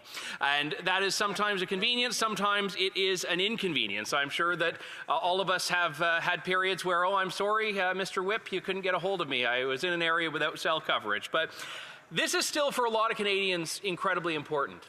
And I want to explain just fundamentally what cellular service is. We can often trivialize the idea of being connected, and for good reason. I think we are in this world over-connected sometimes. But we're not talking about your ability to download a game. We're not talking about your ability to idly scroll the internet. For people in rural communities, your ability to connect to a cellular network is absolutely critical. We see, as technology evolves, farmers incorporating more and more technology into the work, technology that requires cellular connectivity, especially if they're out in the field, far from the Wi-Fi routers they may have in their home or increasingly in their barns. In my work on the Justice Committee, we actually heard from Liz Brown of Valora Place, which is an abused women's center in St. Thomas, about how domestic violence, intimate partner violence in rural communities can be aggravated by not having cell signals to make emergency calls. Sometimes a lack of cellular connectivity is, and I don't wish to be overly dramatic or alarmist, but it could literally be a life or death issue if you can't get a signal to make a call, not just in an intimate partner violence situation, but in any emergency. If you can't call 911, you can't get help you may need in a matter of crisis. And then we also have, in general, the economic needs of traveling around rural communities, of stores that are increasingly wanting to use QR codes to load up a menu at a restaurant, for example, or to redeem a coupon you may have found. And these rely on cellular connectivity that increasingly in rural communities is not available. And I think that one important point I'll raise here is that rural communities have, for much of the last 10 years, felt very ignored by the Liberal government. We see announcement after announcement devoted to big cities. You have people in rural communities truly feeling left behind. Well, there has been leadership from provincial governments and in some cases from the federal government over past years on rural broadband. This idea of rural cellular connectivity seems to have been almost entirely ignored. And I go back to two things that I believe fundamentally need to change. One is something that I hope and am optimistic this bill could address, which is the accuracy of coverage maps. What this bill requires is that the CRTC establish a process for ensuring the accuracy of mobile network coverage data provided by Canadian carriers. This means that when people in Sparta, Ontario, or Iona Station, or Dutton, when they go on and look at where the coverage areas are for a company that might want their business as a cellular customer, there has to be accuracy in those maps. And it's important to note, Mr. Speaker, I'm not talking about situations where every once in a while a call drops in an area. I'm talking about perennial dead zones, where the telecom companies are claiming they offer coverage, but people attempting to use their phones there are not receiving it. And I think that's a very important distinction here. We know that there are always going to be glitches and down points. We know there are going to be slight variances and variations in coverage from day to day. We know the weather can affect this. We know there can be technical issues on the coverage maps. But we're talking about establishing as a baseline an expectation that a lot of Canadians have that they're not going to pay for a service they're not receiving, that they're not going to pay for a service that isn't available to them at all points, but especially when they may need it most. And it was interesting that this bill happens to come up today. Last week, I rose in the House and I asked a question in question period about this very issue, about what the industry minister would do to ensure accuracy in telecom maps. And I was very pleased the parliamentary secretary for the industry minister rose to answer my question, didn't actually address the substance of the issue. He talked about affordability, which, again, is a very important issue. But I would love to see concrete action from the government on the actual question of accuracy in the coverage maps. And here's where I hope we can go from here if Bill C-268 is referred to committee. Because the bill requires a process for ensuring accuracy, but that is only the first step.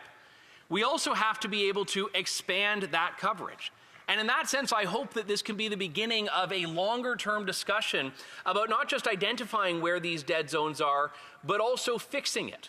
And I don't wish to be biased towards I do wish to be biased towards my part of the country because it's a beautiful place. But I will say that the regions I'm talking about are not even insanely rural and remote areas. We're sometimes talking about communities that are 15, 20 minutes outside of very large cities like London or St. Thomas that are still seeing these coverage dead zones. And if you can't have full coverage in an area as densely populated as southwestern Ontario, you're certainly not going to have it in areas of the country that are far more sparsely populated and far more rural. Now, we know the telecom companies have tried to respond to some of these concerns by saying that we can move ahead with with satellite technology. We've seen Rogers in particular, Bell as well, advance satellite phones as an answer to some of these problems. But again, if you're near the Canada-US border, as the vast majority of Canadians are, this satellite technology is not available to you. So we have still the same problem, which is that we have on one hand people looking to a new technology, but that not solving the problem that is applicable to not just the farmers in my riding, but all of the people that live in these rural communities and want to work in these communities, study in these communities, and to what my colleague from Avalon said a few moments ago, hopefully want to stay in these communities. We don't want people having to leave the place they call home because they feel that they don't have the technical capabilities they need to live their lives there, and to feel secure there, and to feel like they can be on the go and run their businesses there. So I want to see from this Liberal government a real commitment to rural communities like the ones that I have the great privilege and honor of representing. I want to see us identify ways to ensure accuracy in telecom coverage maps in rural Canada, but I also want to see us fix and expand those areas where we know the coverage is not there. Because this is a crucial issue, and it's one that has wide-ranging implications from the economy and business to connectivity and well-being, and yes, even to public safety and justice as well. Conservatives will always stand in support of transparency and accountability. I believe that companies have a moral obligation to provide accurate information, and I believe that government, given the manner in which it regulates telecom companies, needs to do its job and ensure this. So my question to the government and to members of Parliament that I would like to leave everyone with is this. We have a framework proposed here. What do we do to turn this into real action? That's what I welcome to see, but I do appreciate my colleague raising this. It's about time we get some attention to rural Canada from the Liberal government. Thank you, Mr. Speaker. Resuming debate, reprise de débat. Le droit de réplique. With the right of reply, we have the member for Compton-Stansted. Thank you very much, Mr. Speaker. It is an honor to rise today, after all my colleagues today and last month in the House, to conclude the second reading debate on Bill C-268. So first, I'd like to thank all of my colleagues who have spoken so far, and I'm particularly pleased to see that this issue transcends party lines. So I'd like to thank the members for Tobique Metaquat, Joliette Manawan, Egmont, Portage Lisker, London Fanshawe, Brome Missisquoi, Drummond, and Avalon, Riding Mountain, and Elgin St. Thomas London South, who supported this bill.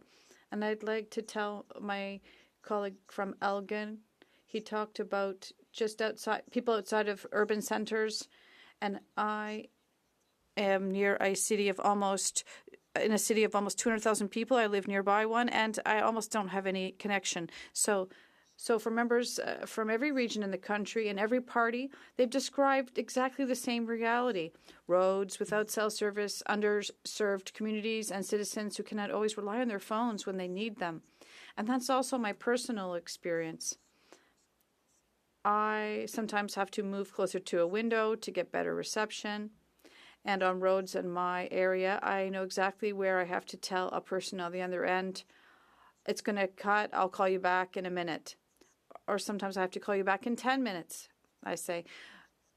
The member for Portage Lisker reminded everyone that we ended up accepting this level of service, even though it is unacceptable. He gave the example of no one would buy a car that would stop working at a certain point or in some areas. So in rural regions, pay the full price for cell phone coverage, but this coverage disappears in some areas and after a certain point. So sometimes you note a sign, we all look for cell coverage in my region, and this hold up our hands, and this seems very familiar to us. But behind anecdotes like this one, there is a much more serious reality. My colleagues talked about emergency interventions and first responders, serious health issues, women who are victims of violence, who cannot always count on their cell network when they need one. The mayor of Martinville, Michel Henry, reminded me that this goes beyond cell phone call quality. We shouldn't just be accepting this mediocrity. And this is why, like my colleague said, I have embraced this file and have noted that it's a question of economic development and equity for people in rural regions. And members also reminded us that bad connections affect telehealth, distance learning. It becomes a social fracture and a territorial one. In dead zones, people know this, mayors do, ambulance drivers do, and we know it exists, but we need the necessary tools to measure these areas and to guide future decisions. Two practical measures. First, it requires a process to verify the accuracy of wireless coverage data. If we want to fix connectivity gaps, we need an accurate picture of where those gaps actually exist. And second, It modernizes Canada's spectrum policy framework. That framework has not been updated since 2007. Technology has changed immensely since then, and our policy framework must evolve as well. We don't agree on everything, but there's something we seem to agree on. It is that doing nothing is not an option. The bill is not the finish line, it's a starting point. The bill gets the ball rolling. It creates a better understanding of the problem and ensures that rural connectivity is considered as a priority in future spectrum policy decision. Alors, Monsieur le Président. So, Mr. Speaker, this is why I'm asking all members to support Bill 268 at second reading and to send it to committee so we can continue the work on it. Thank you. The question is as follows. Ms. Dondurand, seconded by Mr. Morrissey, moves that Bill C-268, an act respecting the spectrum policy framework for Canada, be now read a second time and referred to the Standing Committee on Industry and Technology. The person wishes that the motion be carried. Je vois l'honorable député. See the honourable member for Compton-Stanstead rising. Mr. Speaker, I think you will note that we have unanimous consent for this bill be deemed read a second time and sent to committee. Are members agreed? Est-ce que les députés sont d'accord? Do the members agree? Adopté. Carried on unanimously. En conséquence, ce projet de loi. Therefore, the bill is sent to the Standing Committee on Industry and Technology. I see the Honourable Parliamentary Secretary to the Government House Leader rising on a point of order. Yes, thank you, Mr. Speaker. I suspect if you'd canvass the House, you'd find unanimous consent at this time to call it 637. Does the Parliamentary Secretary have the consent of the House? Is it agreed? Agreed, and so ordered. Orders of the day. Ordre du jour. Government business, resuming consideration of government motion number 13, proceedings on Bill C-22, an act respecting lawful access, and on the amendment of Mrs. Wagenthal. Is he here? Is the next? Resuming debate, reprise de débat. I see the Honourable Parliamentary Secretary to the Government House Leader. Thank you, Mr. Speaker. It's a pleasure to be able to rise and speak to Bill C-22 and just how important lawful access is to our country, Mr. Speaker. And I think that when I'm addressing C-22, it is important legislation. And I want members across the way in particular, or those that have been following the whole debate and discussions that have been taking place in the House of Commons virtually not only since the last election, but also during the last election, Mr. Speaker, where people at the doors raised the issue of having safe communities. It is something in which I believe all members of the House would have received that at the doors, Mr. Speaker. I genuinely believe that. We have the Prime Minister take a position during the election where we wanted to be able to make a statement saying to Canadians in the form of an election platform that we would be bringing in laws in order to make our communities safer, Mr. Speaker. That was an important aspect of the last election campaign. So when you hear, whether it's the Prime Minister or any Liberal member of Parliament that talks about building Canada strong, it's not only the economics that we're talking about. We're talking about the health and well-being of the communities in which we represent. And when you think of it from that, with that lens on it, members should understand and appreciate why it's so very important that we actually deal with the issue of crime. I have a fairly long history dealing with the issue of justice and crime. In fact, back in the day when I was in the Manitoba legislature, I was the justice critic for the province of Manitoba. And during that time, Mr. Speaker, I can tell you, getting the understanding of the issue of community safety was of the utmost importance. I believe, for example, in community policing. It was something in which the city of Winnipeg at one time moved towards, but then backed away from it. You're waiting for him, right? I honestly believe that community policing makes a difference. It is the city of Winnipeg that plays that role, Mr. Speaker, in terms of policing of our communities. Then you take a look at it from a provincial perspective. There is a very strong role that provinces play. Appointments of crowns, appointments of our judges, Mr. Speaker. There's provincial laws. There's municipal bylaws. Then you take a look at Ottawa and our criminal justice system. Obviously, Ottawa also plays an important role. From the Criminal Act to the Charter of Rights and Freedoms. I say all of that, Mr. Speaker, because I believe that we need to push the issue of collaboration, of working with the different levels of government in order to deliver safer communities. And we understand the role that Ottawa has to play in that. I would ultimately argue no Prime Minister in generations has recognized it to the degree in which this government has. Since the last election, just over a year ago, when Canadians made the decision to elect a new Prime Minister, we had a commitment to bring forward a series of legislative initiatives. And that's exactly what Bill C-22 is, Mr. Speaker.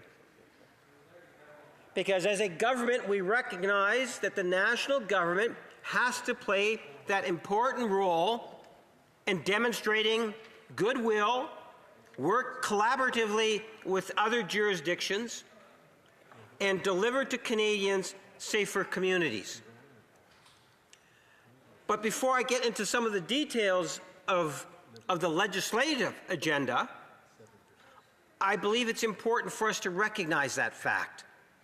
You know, there was an article, and I won't quote the entire article, but it was something that was printed back in 2025 as a Free Press editorial back on September 9 to be precise. Two parts that I want to quote from it, Mr. Speaker. And I quote, "But those measures mean little if there's not enough prosecutors to move cases through the courts in a timely manner." Further down in the story, "The cost of inaction is far greater than the cost of investment. Failing to fund Crown's offices means risking collapsed trials, emboldened criminals, and disillusioned victims. It means communities losing confidence in the court's ability to protect them. Ultimately, it means eroding the very rule of law." Now, I only quote from that, Mr. Speaker, to highlight the fact that if we are going to build and have stronger and healthier communities that incorporates the issue of safety, and our constituents want that, Mr. Speaker, they want consequences to crimes, they want to see safer communities, it cannot be delivered just by the federal government. That's right. But the Prime Minister and every Liberal member of Parliament has recognized that, and that Ottawa has to play a strong leadership role. And that's why when you take a look at Bill C-22, I would suggest to you that you have to look at the legislative package that the Prime Minister and his government has put before the House of Commons, and in hopes that the legislative initiatives would actually be passed. Unfortunately, what we have seen is a great deal of resistance and outright opposition to it. You know, the government House leader made reference to it today in question period, when he talked about the old Conservative Party, the progressive Conservative Party, Mr. Speaker, that when law enforcement agencies across Canada came to the House of Commons here in Ottawa, they would respond positively to it. But that is not the case today. The Conservative Party today is far different than what it used to be.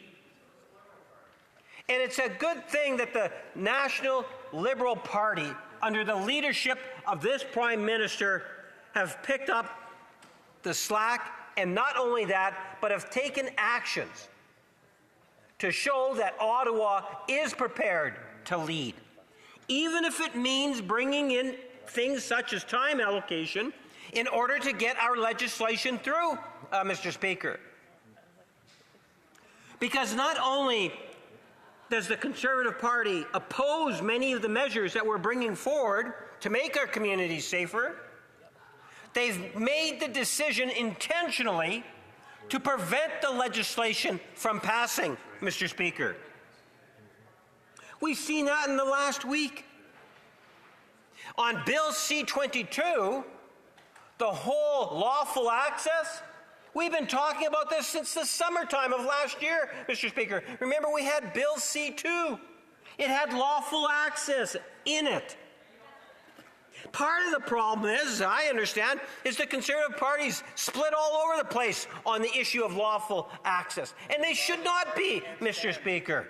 Divided party can't stand. Because I can tell you, there is a united Liberal Party that recognizes what law enforcement agencies across Canada, every region of our nation, is talking about how important it is that Canada have lawful access.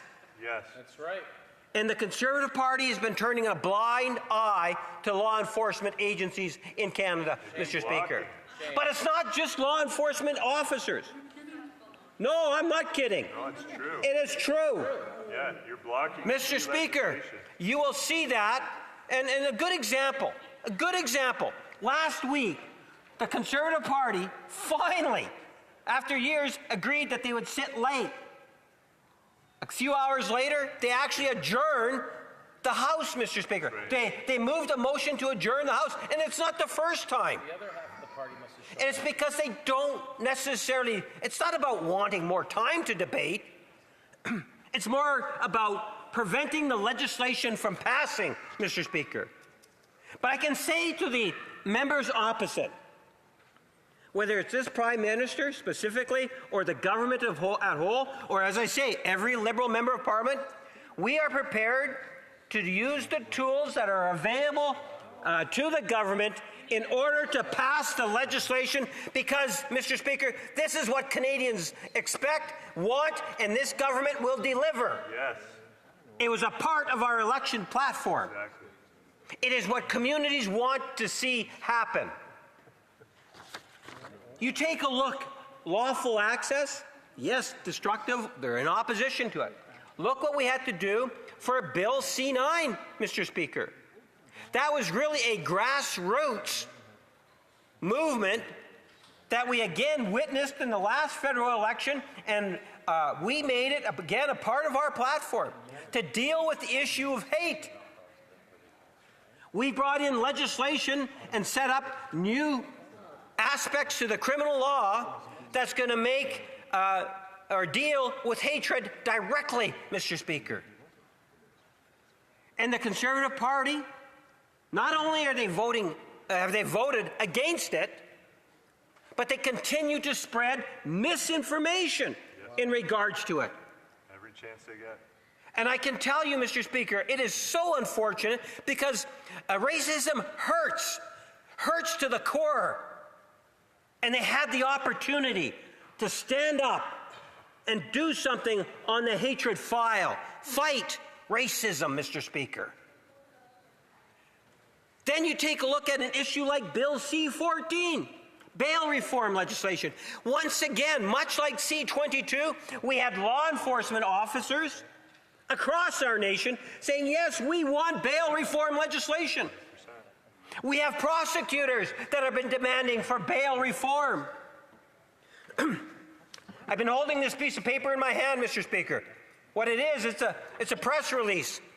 It's a press release from 10 municipal cities in the province of Manitoba saying they want bail reform legislation.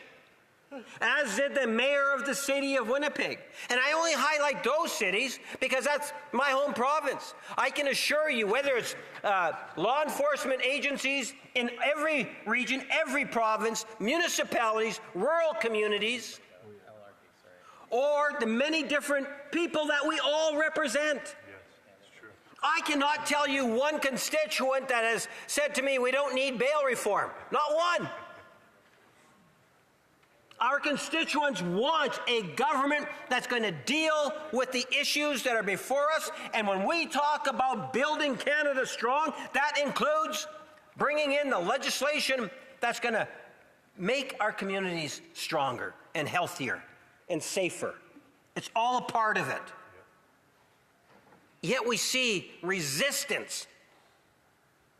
C-22, yes, we're trying to push this legislation through. Don't try to tell me that you haven't had enough time to debate the issue. It's been there since September of 2025 in one form or another, Mr. Speaker. That's the reality. But the Conservatives have made the decision that they do not want this legislation passed because they have a divided caucus, and the far right within it, or the extreme right within the Conservative Party, the ones that wear the tin hats, Mr. Speaker, they say, no, we don't want it. And we say to them that it's time that you look at what the past Conservatives would actually say about it. There is no reason whatsoever that today's Conservative Party should be in opposition. We are the only country in the Five Eyes, Mr. Speaker, that does not have it, lawful access. One of my colleagues said, well, what would Joe Clark do? Remember what Joe Clark, the former progressive Conservative Prime Minister of Canada, said. He said that he never left the party left him, Mr. Speaker. And since he's given that quote, the party has even gone even further. And that's fine. They're the ones that will determine their future. But for me, when the actions of the Conservative Party, Canada's official opposition, actually play a detrimental role to good, sound public policy, I think that we should all be standing up and holding them to account for the types of things that they are doing, Mr. Speaker. See, for me, what I see when I look at the Conservative Party in the crime file, they like to talk a lot about crime, but when it really comes down to it, Mr. Speaker, they use the issue more so as a fundraising mechanism. They see, by talking about it, that they can actually mine data, they can raise money, but when it comes time to actually pass legislation, support some of the budgetary measures, they are found wanting, Mr. Speaker. There is a list of emails that I've accrued over the last year from the Conservative Party. And there's many of them. Yesterday, or the day before, I kind of lose a little bit of context of time. Some of these emails, more criminals loose on the streets to terrorize our people. Donate now. The cause of violent uptick in crime, the Liberals' radical catch and release policies. Crime in Canada is out of control. Sign here, it says. Criminals are wreaking havoc across the country. And we're letting them. This is Defend Your Home. And they're asking for money? Oh, yeah, I have some that ask for money. No. Crime is out of control, and it's only going to get worse. They're calling us radical, I guess, here. And here's something, sign here. That's a petition. Mr. Speaker, I have some other things here that truly amazing in terms of the press releases that come out from the Conservative Party. I like this one here. The Liberals in the Bloc want to prosecute people for quoting Scripture. Imagine that. Truly amazing. They are trying to push laws that could criminalize passages from the Bible, the Quran, Torah, and other sacred texts. Here they're mining data, Mr. Speaker. There's another one here that goes directly for raising funds somewhere. Oh, how do you like... Here's one, Mr. Speaker. The Liberals are waging a war on religious freedom. they don't like it when... And Shaw? Just like clarification, Mr. Speaker, is the member from Winnipeg North utilizing a prop? Thank you, Mr. Speaker. No, I've been paying attention to the parliamentary secretary. He's been picking up documents and putting them down as we go. If he were to use a prop, I'm sure he knows I would be the first to notice and call him back to order. I will let the parliamentary secretary finish.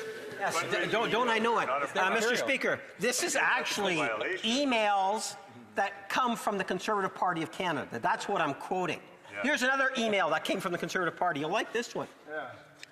The Liberals are waging a war on religious freedom. Wow. Amazing, truly. Their goal is to expose people of faith to criminal prosecution for a simple act of quoting their own sacred texts. It goes on. Like, it's... Oh, this one here has donate now, Mr. Speaker, on the email. So anyway, here's the point. I raise these emails because that is the motivating factor when it comes to the issue of crime in making our communities safer for the Conservative Party of Canada today, Mr. Speaker. That is the motivating factor. The emails kind of demonstrate it, and then if you take a look at it, when you have a Prime Minister and a government and 170 plus Liberal MPs bringing forward, trying to push legislation through the House that actually makes our communities safer, we get the Conservative Party filibustering, trying to prevent the legislation from passing. Even legislation that has wide spectrum of support from provinces, municipalities, law enforcement agencies, the constituents in which we represent, they say no. They're trying to prevent legislation from passing that's going to make our communities safer. And I say shame on the Conservative Party for not realizing the damage that they're causing. And I don't blame each and every member of the party, obviously. No, it's your leader. I believe it's the leadership from within the Conservative Party that is actually driving the Conservative Party agenda today, Mr. Speaker. We get to decide. And I say to them, to my friends across the way, look at the legislation. You don't have to believe everything your back room tells you or the leader's office tells you.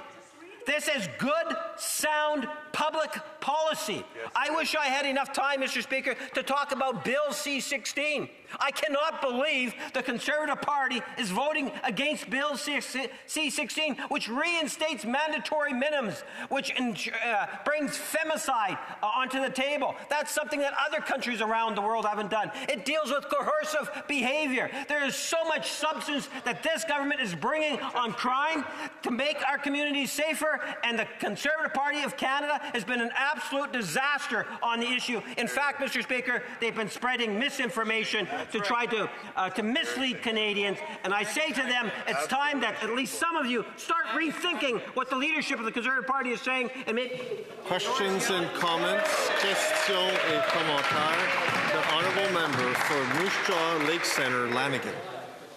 Thank you, Mr. Speaker, and thanks to my colleague from across the aisle there.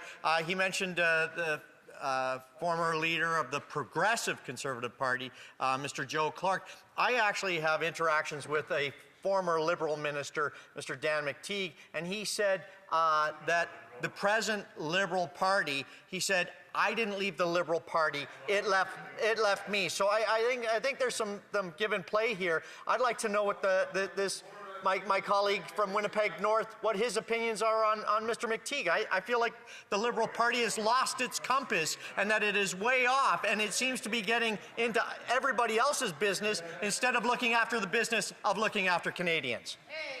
The Honourable Parliamentary Secretary, Government House Leader. Mr. Speaker, I'll let the name of Joe Clark, one of Canada's Prime Ministers, a progressive Conservative name, stand up pretty high. I can tell the member opposite. Never before at the doors have I had as many people tell me, well, I have voted Conservative in the past, but I'm voting Liberal this time round. And I truly believe it's because what happened was there was a great deal of contrast between the leader of the Conservative Party versus today's Prime Minister or the leader of the Liberal Party. And I can tell you one thing, Mr. Speaker, never before has the Liberal Party of Canada, under this leadership, received as many votes as we did in the last election. And I believe it has a lot to do with today's Prime Minister. Here, here. Questions et commentaires. Questions and comments. The Honourable Parliamentary Secretary to the Minister of Finance. Thank you, Mr. Speaker, and I really appreciated my colleague's speech today in the House. You know, I've spoken to our Chief of Police in Durham Region Police, the association as well, which represent the frontline officers. All of them have supported our government's legislative agenda on public safety, including lawful access, including bail reform, including combating hate and more, and Protecting Victims Act. So the member has pointed to all of these. What I find really challenging is that members of the Conservative Party on the Finance Committee wasted 25 hours of committee resources to block key economic measures that Canadians are relying on us to deliver, and they did it by admission to block lawful access. They admitted that on camera, on the record. Can the member speak to the obstruction that we've seen in this House by the Conservative Party? The Honourable Parliamentary Secretary, the Government House Leader. Yes, thank you, Mr. Speaker. I appreciate the question because what it does is it allows me to highlight what's taken place over the last week or so, because we've actually seen it on the floor of the House of Commons. Not only is it taking place in standing committees, an excessive amount of filibustering or wasting of time, often that we've witnessed in the committees, but here on the House, Mr. Speaker, I made reference to the fact that last week, we actually had a motion which was agreed upon by the Conservative parties that would have saw us sat Monday, Tuesday, Wednesday, Thursdays till midnight, Fridays till 8 p.m. They all voted in favor of it. But literally, hour and a half later, they actually moved a motion to adjourn the House. And you would think, well, okay, maybe it was just a stupid thing that they did, but they did it again and again and again, Mr. Speaker. And then what they do is they actually rang the bells on report stage on C-25, which is a bill that they actually support. All they're doing is they're taking away debate time, yet they cry that they don't have enough debate time, Mr. Speaker. There's no logic. There really is no logic to what it is that they're doing inside the floor of the House of Commons, and I suspect, again, it's probably rooted into the House leadership team. Questions and comments? Questions et commentaires. L'honorable. The Honourable Member for Beauharnois, Salisbury, Soulanges, Huntington. Thank you, Mr. Speaker. I always listen to my colleague with attention. I don't know why he feels the need to shout so loudly, because I have my earpiece in, but even at the highest volume, I find it hard to listen to interpretation. I know that he has a lot of passion, but it's sometimes difficult for me to listen in. I do have some things upon which we disagree. He attacks the Conservatives, but he forgot to mention that the Quebec Bar Association, the Canada Bar Association, civil society raise a lot of concerns about Part 2 and worries about Part 2. It's not just the Conservatives, but many civil society groups had real questions about C-22, and filibustering is a parliamentary tool that can be used when the party in power does not want to negotiate, does not want to collaborate. So what does my honourable colleague have to say to the Quebec Bar Association, the Canada Bar Association, that asked that C-22 be split into two? Secretary, the Government House Leader. Yes, thank you, Mr. Speaker. And, you know, I appreciate the member's comments. You know, back home, I'm often told when I'm addressing groups there is that that I speak loud, and I tend to speak loud. That's my normal. I don't mean to, you know, cause issues on it. But having said that, Mr. Speaker, you know what? I believe that there has been a great deal of collaboration between the minister's office, different ministers. We've seen collaboration working with the many different stakeholders, the many different communities. Just like the parliamentary secretary had posed the question about in his own riding, support from the local police organizations. And you'll find, Mr. Speaker, that police, that sort of consultation and reporting back takes place a great deal. Our Secretary of State for Crime actually came to Winnipeg, met with the Police Association. A lot of consultation and collaboration went into the making of this legislation. Thank you, Mr. Speaker. Questions and comments? Questions et commentaires. The Honourable Member for Oshawa. Thank you, Mr. Speaker. I listened very intently to the member from Winnipeg North's speech, and he talked about collaboration and that they want to collaborate. That's unfortunately, that's just simply not the case. Anytime we tried to collaborate, the answer was always no. So, unfortunately, that left us little availability to do other things. They also said, we want to use the tools, and I would suggest they abuse the tools. And he also called this sound public policy. So I will say this. If Bill C-22 is good, sound public policy, then it should be able to withstand scrutiny. It should be able to withstand amendments, and it should be able to withstand debate. Frankly, this motion, in my view, is an admission by the Liberal government that they have failed. This bill is so flawed, it cannot possibly withstand debate, and I think that he should agree to that because it's definitely not able to withstand scrutiny. The Honourable Parliamentary Secretary to the Government House Leader. Thank you, Mr. Speaker. Imagine, if you will, the Government of Canada, through its ministries, working collaboratively with provincial jurisdictions, municipal jurisdictions, law enforcement agencies, and building the consensus, which is very easy to do, on lawful access. And then when it comes to bringing it to the floor of the House of Commons back in September of last year, then you bring it to the Conservatives and they say, no way, we're not going to support this. We don't like lawful access. We're going to debate this thing endlessly. We are not going to allow it to pass. Well, it's kind of hard to collaborate with that kind of an attitude on the issue of lawful access. It's been made very clear. The Conservative Party of Canada does not support collaborative access. We disagree with law. We want lawful access. The Conservatives don't. It's as simple as that. Questions and comments. Questions et commentaires. The Honourable Member for Scarborough-Woburn. Thank you very much, Mr. Speaker, and thank you to the member for his speech today.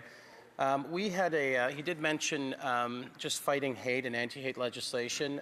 We had a change that came through the Senate to include the noose as a hate symbol, which the Conservatives have voted against.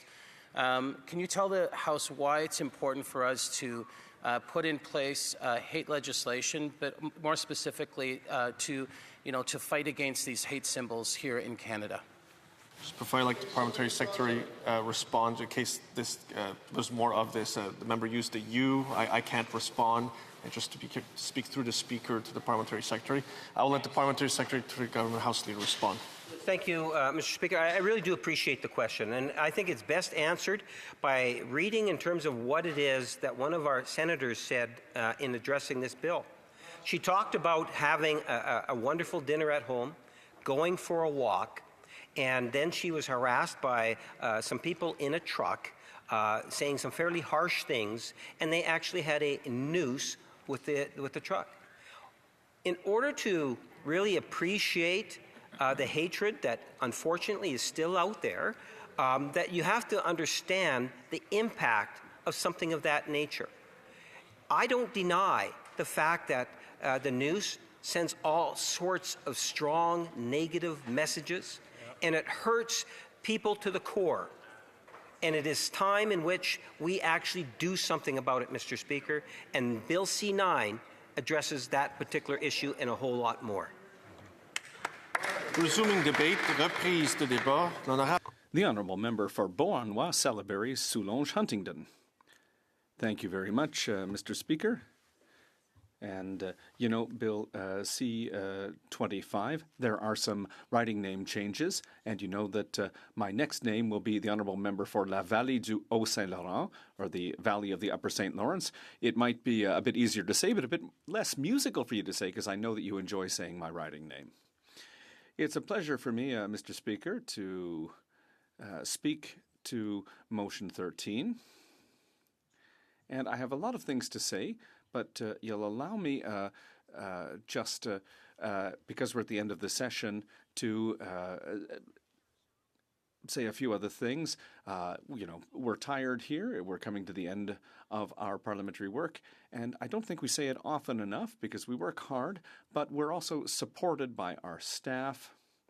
And I would really this evening like to thank my parliamentary assistant, Lassim, who was new to the Hill, who came to start working with me this fall, and who learned their work really on the fly.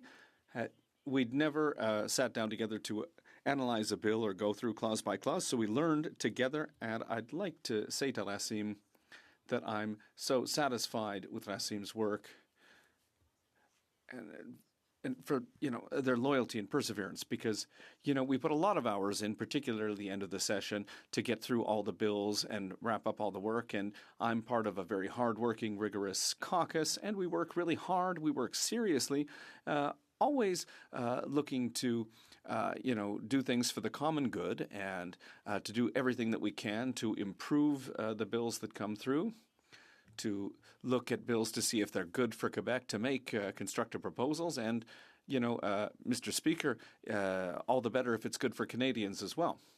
And with Rassim, we have a great team, and we've also worked well with other political parties. So we've worked with the Conservatives, we've worked with the Liberals, we've worked as well with a colleague from the NDP, the leader of the Green Party. We've worked together to improve Bill C-22. C-22, I have to say, from the beginning, it's probably in my parliamentary life one of the biggest bills that I'll have the privilege to work on, because it fundamentally changes. Sorry, I'm a little tired. Yesterday we sat until midnight, and I'm not as young as I used to be at 62, so I am a little bit tired this evening. So, point of order. A point of order from the Honourable Member for Drummond. Well, first of all, it's disconcerting to hear a conversation between members across the way. Would it be possible to ask those members to take the conversation outside of the House? The second point, Mr. Speaker, my colleague said that she's 62 years old. I don't know if it's allowed in Parliament to lie about one's age. I would call upon you to use your best judgment. Well, for the first point, yes.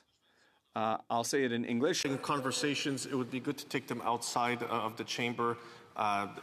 Some voices do carry more than others, and they can't be heard. And also some persons' hearings are much better than others, and they can hear much more clearly conversations being had. And now, in terms of the second part of that point of order, well, I don't believe that the honourable member misled the House. I am certain that she is very familiar with her age, and if she wants to declare it in the House, I invite her to do so or not do so. But obviously, we can't do indirectly what we can't do directly. And I would note that the member for Drummond used a word, a certain word that you can't really use in the House. So even if you want to use that word in a humorous way, I would still ask him to not use that word, just in case it leads to disorder in the House. That having been said, I would invite the honourable member for Beauharnois, Salisbury, Sunosh, Huntington to go back to her speech. Thank you, Mr. Speaker. I congratulate you for your serious work, and thank you for intervening to call for some silence in this place. So I was saying that it's a privilege for me to work on this bill, and I doubt that, again, in my career, I'll work on a bill that's going to so fundamentally change the way that we look at public safety and also the protection of individual privacy.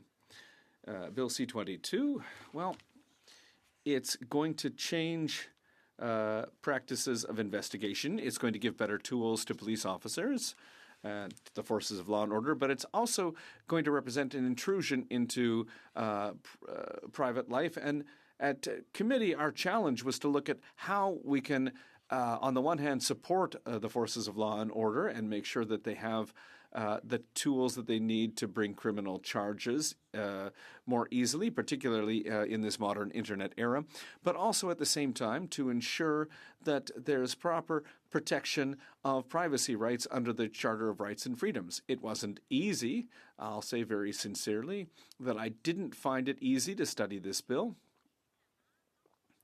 And we saw pretty quickly that the government had already sort of decided what it wanted to do, and because it has a majority for the opposition, it was difficult to feel that our contribution was valued. There were some meetings, I have to say, there were some meetings where, except for one or two colleagues on the government side, the colleagues across the way, they took off their earpieces and they had conversations amongst themselves because they didn't have much interest in what we had to say.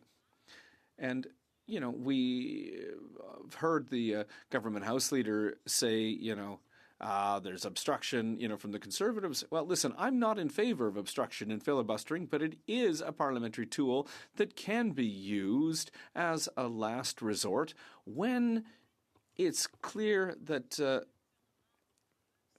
what the government wants to do is just go through the motions, do a couple of, you know, studies to say, listen, we've been studying this for 20 years, we're wasting our time, so we're going to move closure. But listen, we could have dealt with C-22 in one meeting if we'd known from the beginning that there wasn't much interest from the government side to listen to civil society on the one hand and to the opposition members on the other hand who had good ideas. You know, in the Bloc Québécois, and I have to say that the 7 amendments that were moved and debated were Bloc Québécois amendments. And of the 7, we did have one amendment that was passed after being amended by the government members, but which was then passed. So I have to say, you know, all my amendments, Mr. Speaker, came either from the Privacy Commissioner or from the Quebec Bar Association or from the President of the National Oversight Office. You know, the amendments that I moved were based on expert testimony, and their goal was to help us find a balance. The Quebec Bar Association had proposed that maybe, you know, Part 1 was good, but Part 2 with C-22 maybe needed more study. So I hear my colleagues say, oh, listen, more hours of study, the Conservatives have, you know, filibustered. But listen, when you know that you aren't going to be listened to from the beginning, that the government is just trying to let time go by to justify closure, well, that really troubled me because, you know, I started work on Bill C-22 with a sincere desire to contribute to it. And the minister had assured us in this House that he was open to amendments. And, you know, I'll say that, you know, there weren't many amendments that were adopted to C-22 that came from the opposition benches in the end. That's the record. And I have to say that, you know, for me, that's a great disappointment. Maybe I'm too positive. Maybe I see things through rose-colored glasses and, you know, maybe, I don't know. Perhaps now that we have a majority government, they're a bit more arrogant. Maybe they suffered through a minority and now they're trying to make up for lost time. But, you know, there are members of the party across the way that I've really enjoyed working with because I also found them very sincere in their work. But you know how it is. Sometimes, as members, we have an idea, we defend that idea, and you know, we talk about it with our leaders. In their case, the Prime Minister. But then the Prime Minister gives out directives, and sometimes the government members, well, they just have to stand idly by and hold the line, the government line, because the government wanted C-22, as is. So what we have in front of us today is a motion that's sort of a super closure motion. It's a procedure that can be used, and when the Conservative government was in power, well, I was there in 2006, the Harper government had also used closure a number of times to get bills passed, and it's a strategy.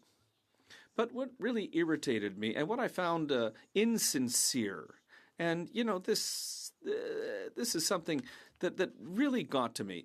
The government, in its motion, had noted that amendments had to be tabled Monday before 4:30.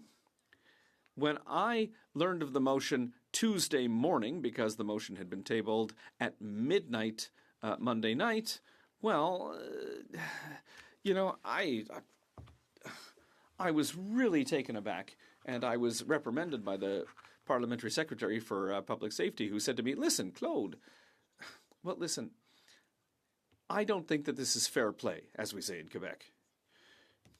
That part of the motion, which for me is a precedent and looks a little bit, Mr. Speaker, like,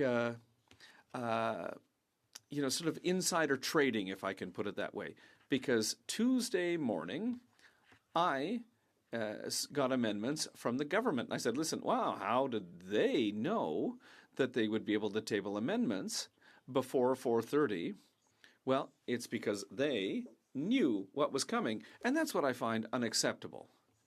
In the Speaker's decision on the point of privilege that I raised with my Conservative colleague, well, it's really that element that I find troubling. I was expecting closure. I said, at some point the government is going to want to get this bill through. They're going to run out of patience, but I really didn't think that they would do that right away. I thought maybe they would do it in the fall. But I think, we deserve a bit of respect, and this bill deserves some respect. It's not a minor bill that we're about to pass here, Mr. Speaker. So I'll go back again to this motion where it noted retroactively you have to table your amendments, the day before. And listen, it's unacceptable. I know Liberal members who are members of my committee, and if I were to ask them, to take like a truth test, I'm sure that they would agree with me. So I rose the point of order, the point of privilege, because it's against my values. Fine, closure, but this retroactive clause, listen, I didn't think that was fair play. So now the idea is that, we would have liked to have improved the bill, Mr. Speaker, but it's been difficult. I asked a number of questions. I'm not a lawyer. I'm not an IT expert. And this is a bill that required a certain amount of expertise to ask the right questions. So I really wanted to get deeper into this, and it hasn't been easy. I would have liked to have heard from software architects. I would have liked to have heard from IT experts who can explain to me encryption, the consequences of weakening encryption, who would be able to explain to me, listen, if you save data for a year, what kind of precedent does that create? And are we making police officers' jobs more easy, but also are we leaving doors open for cybercrime? And, the experts of the committee did try to answer us, but they're not IT experts. They created a bill that, simply met the expectations of the government. And I asked them why it was so urgent, and this is a question that I've asked colleagues many times, and they've heard it. Police officers have been asking for a bill like this for 30 years. Would it be serious if you got part of it and then we finalize the rest of it a bit later? Because this is a big, this is kind of a big thing. And listen, I don't have privileged information, but this is hypothesis. I think that there's been a lot of pressure from the United States on this, which would like to share intelligence with the United States, but they can't because we're the only G5 country that can't do certain things. And now with this legal access bill, we're going to be able to share information with the Five Eyes countries. But the problem is, when I hear the government House leader speak, well, listen, it's true. He says that, Canada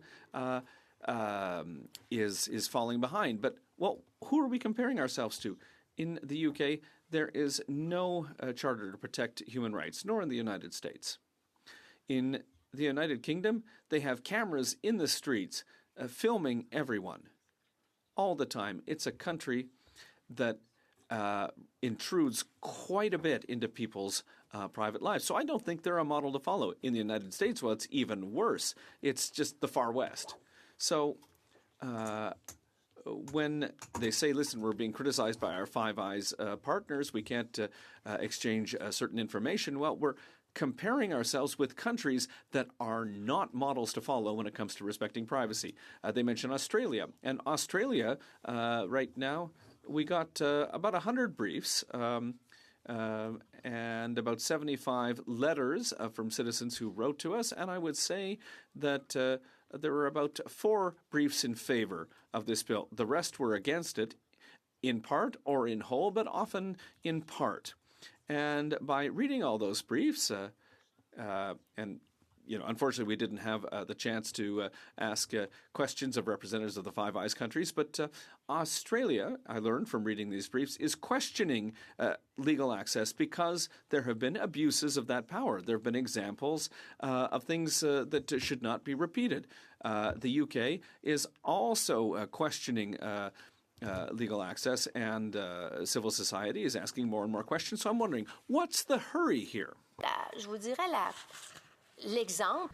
The perfect example is that they give us is that if lawful access was in place, we would have arrested this criminal who abused children, or we would have been able to deal with this organized pedophile network. We would have been able to access their web data. And so I think to myself, are they saying that we can't arrest anyone because we don't have lawful access? It's not true that we can't arrest anyone, but it is more difficult.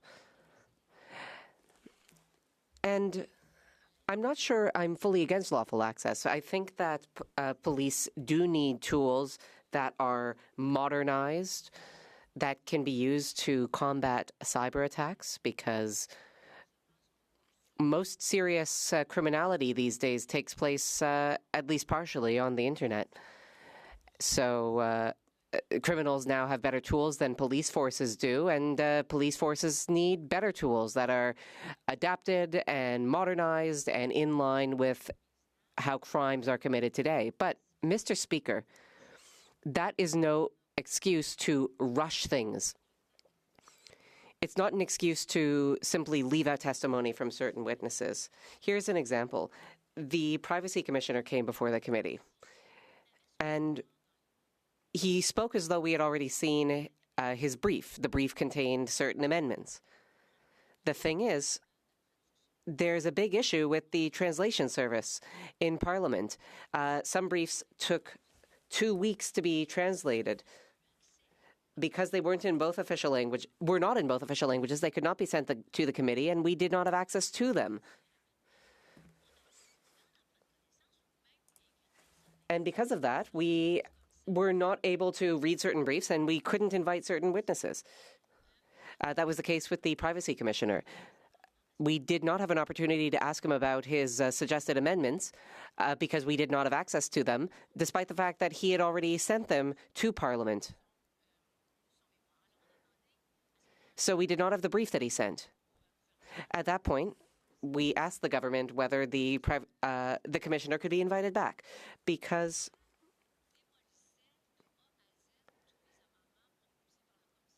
there were amendments to completely undo all of the suggestions of the Privacy Commissioner. I got to thinking, did the commissioner go wrong somewhere? So we asked for unanimous consent to bring back the commissioner just so he could talk about his amendments, the amendments that we did not get to see during his first appearance. And the Liberals shot it down. It's little things like that, Mr. Speaker, that shows that the Liberal government is not open to suggestions. They gnash and moan and say that the Conservatives were putting up roadblocks, but from what I've seen and what I've heard, I saw ideas being suggested from the NDP, from the Bloc Québécois, and yes, from the Conservatives. And those ideas were swatted down. To conclude, I will say that I enjoyed working with my colleagues on this bill. I learned a lot, and with the time I have left, I would like to thank our interpreters. When I begin a meeting, I only speak French, so when I begin a committee meeting at 3 in the afternoon and it goes all the way until midnight, that's rough on me, and it's better if I have access to interpretation. So I would like to thank the interpreters, all the interpreters who worked on the Public Safety Committee on C-22. They worked very hard. And just to conclude my remarks, I would like to thank the interpreters. Without them, I would not have been able to participate fully. Questions et commentaires. The honourable member for Oshawa. Thank you, Mr. Speaker, and I want to thank my friend and colleague who sits with me on the Public Safety Committee for her speech. I truly appreciate the work ethic that she has and the amount that she studied this bill. I know she knows we studied it in depth, and I appreciated her being thankful for all the staff who've done this work with us as well. And you know, as we went through this very rushed process of pre-clause by clause to have, you know, I think it was somewhere upwards of 48 witnesses over just 9 hours that we sped through to try to study this bill. We had a hard time getting the briefs because it was rushed so much as well. We had a hard time getting the briefs as well because it was rushed.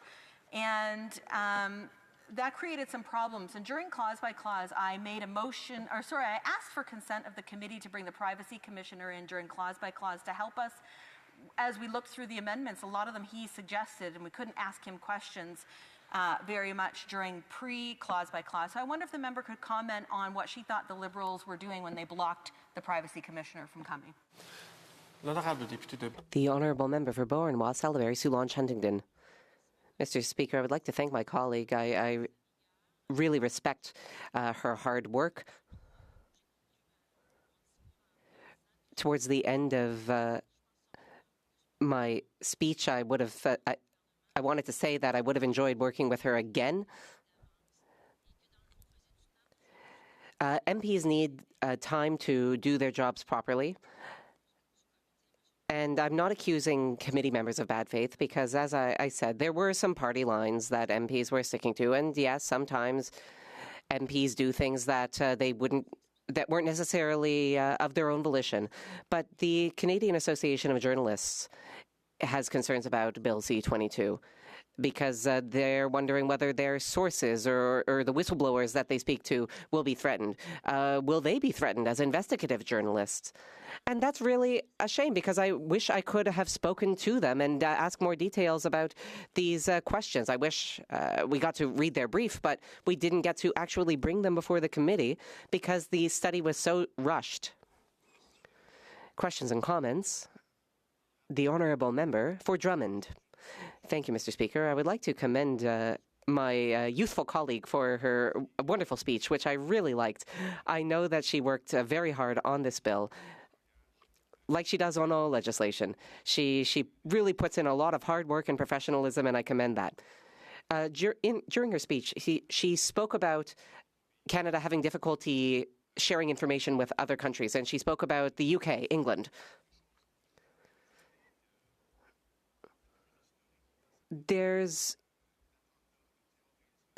a history in some countries of threats of terrorist attacks that leads to rules being put in place in different ways that vary from country to country.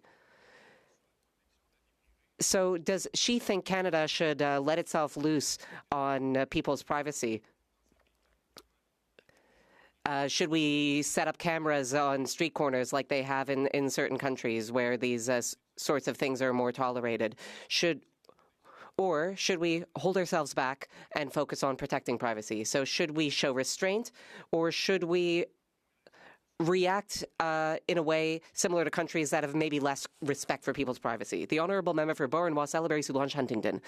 I would like to thank my colleague for his wise question.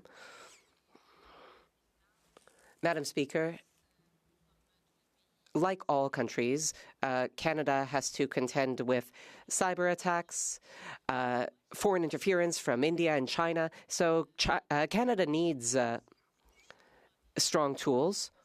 So do our internet service providers. This bill brings into place a certain level of protection. It asks service providers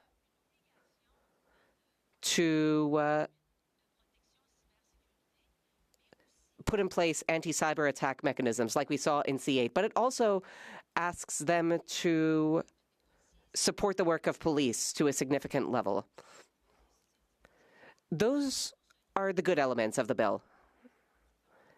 Because here I agree with the government, and I think most people agree with the government, that we all want to support the police as they do their jobs. We all want to give police modern tools, but we need to strike the right balance, Madam Speaker, between protecting public safety and protecting privacy under the Charter of Rights and Freedoms. The honourable member for Saanich, go for it. Thank you, Madam Speaker. I would like to thank my esteemed colleague from the Bloc Québécois. She worked just really, really hard on the Public Safety Committee. I had the opportunity as a member of Parliament to take part in committee, but not much. I couldn't speak a lot, but I was there, and I got to watch the work of this member. I agree with much of what she said tonight. It seems strange that we are rushing and rushing on a bill of this importance. So my question for my colleague is, why does she think the government rushed Parliament to such an extent that it was not even possible to hear from all the witnesses? The honourable member for Beauharnois, Salaberry. You don't have to get through all of it. Salaberry, Huntington. That'll work. Of course, we will be changing the riding name soon. We will be calling it Vallée du Haut-Saint-Laurent, and that will be much easier on chair occupants. I would like to thank my colleague for her compliments, and I salute her bravery. She was there during clause by clause. She did not have the right to take part, but she was still able to move amendments. I have a lot of respect for independent MPs.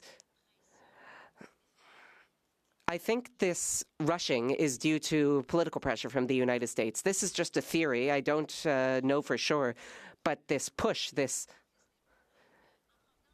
rush comes from the United States so that we can share information with them. They give information to us. They want information back in return. But the United States is not a country that fully respects privacy. I would have liked a little bit more time with witnesses whom I was not able to speak to. I would also like to have heard from people consulted by the government, like the director of, or not consulted, like the director of NSIRA. The head of NSIRA had to show up of their own volition and submit amendments to the chair of the committee because NSIRA completely fell through the cracks. Ms. Deschamps recommended certain amendments. I'm sure she would have had a valuable contribution to make to our committee. Thank you very much, Madam Speaker, and I also want to acknowledge and thank my colleague. I'm sorry, you go ahead. Sorry, okay. I just want to acknowledge and say thank you to my colleague as well. I'm not a regular attendee of the CQ committee. However, I did on Bill C-22 and listened to all the exchange and debate. And I have to say my colleague from the bloc was superb in many of her interventions. With respect to the amendments that were made, the NDP also moved an amendment related to the issue of the reasonable grounds to suspect versus reasonable grounds to believe. However, the NDP amendment got defeated. The bloc similarly moved an amendment to that regard in accordance to the Quebec Bar Association. This also was an important issue that did not get support, and I wonder if she can elaborate on the rationale behind the Liberals' objection to that important amendment. The honourable member for Beauharnois, Salaberry, Soulange, Huntington. Thank you, Madam Speaker. I would like to return the compliments of my colleague from Vancouver. It was a pleasure to work with her. Often we were proposing the same amendments about the threshold for obtaining information. We believe that reasonable grounds to suspect is not a high enough threshold. We agree on this. The Bloc, the NDP, and the Conservatives, in fact, all agree on this. All these parties asked for a higher threshold, reasonable grounds to believe. Thank you, Madam Speaker. I was at the committee on the day that the Privacy Commissioner testified alongside representatives of social media. All the witnesses told us that prior to the meeting, they had sent in briefs. But parliamentarians did not receive the briefs and therefore could not read them. Is my colleague disturbed by this, the fact that we did not receive briefs from the Privacy Commissioner or other witnesses? With a very short response, the Honourable Member for Beauharnois, Salaberry, Soulanges, Huntingdon. Thank you, Madam Speaker. Certainly. I think even the Privacy Commissioner was disappointed that we did not have his brief with the amendments it included. If we had the brief, we would have been able to ask a lot more detailed questions, and he would have been able to defend his amendments. I think it was a mistake when government members turned down the opportunity to bring back the Privacy Commissioner so that he could speak to his amendments. I think those amendments are very important. So does the NDP, so do the Conservatives. South Centre is rising. Just on a point of order, Madam Speaker, there have been discussions amongst the parties, and if you seek it, I think you will find unanimous consent to adopt the following motion: that notwithstanding any standing order or special order or usual practice of the House with respect to the consideration of government business number 13, A, when no member rises to speak, all questions necessary to dispose of government business number 13 be put forthwith and successfully without further debate or amendment, and B, if a recorded division is requested, it shall not be deferred and the bells to call in the members shall be sounded for not more than 30 minutes. Thank you, Madam Speaker. I have to wait for the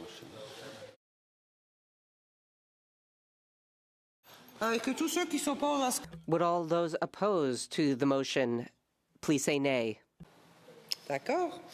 Okay. In terms of the motion, all those opposed to the motion will please say nay.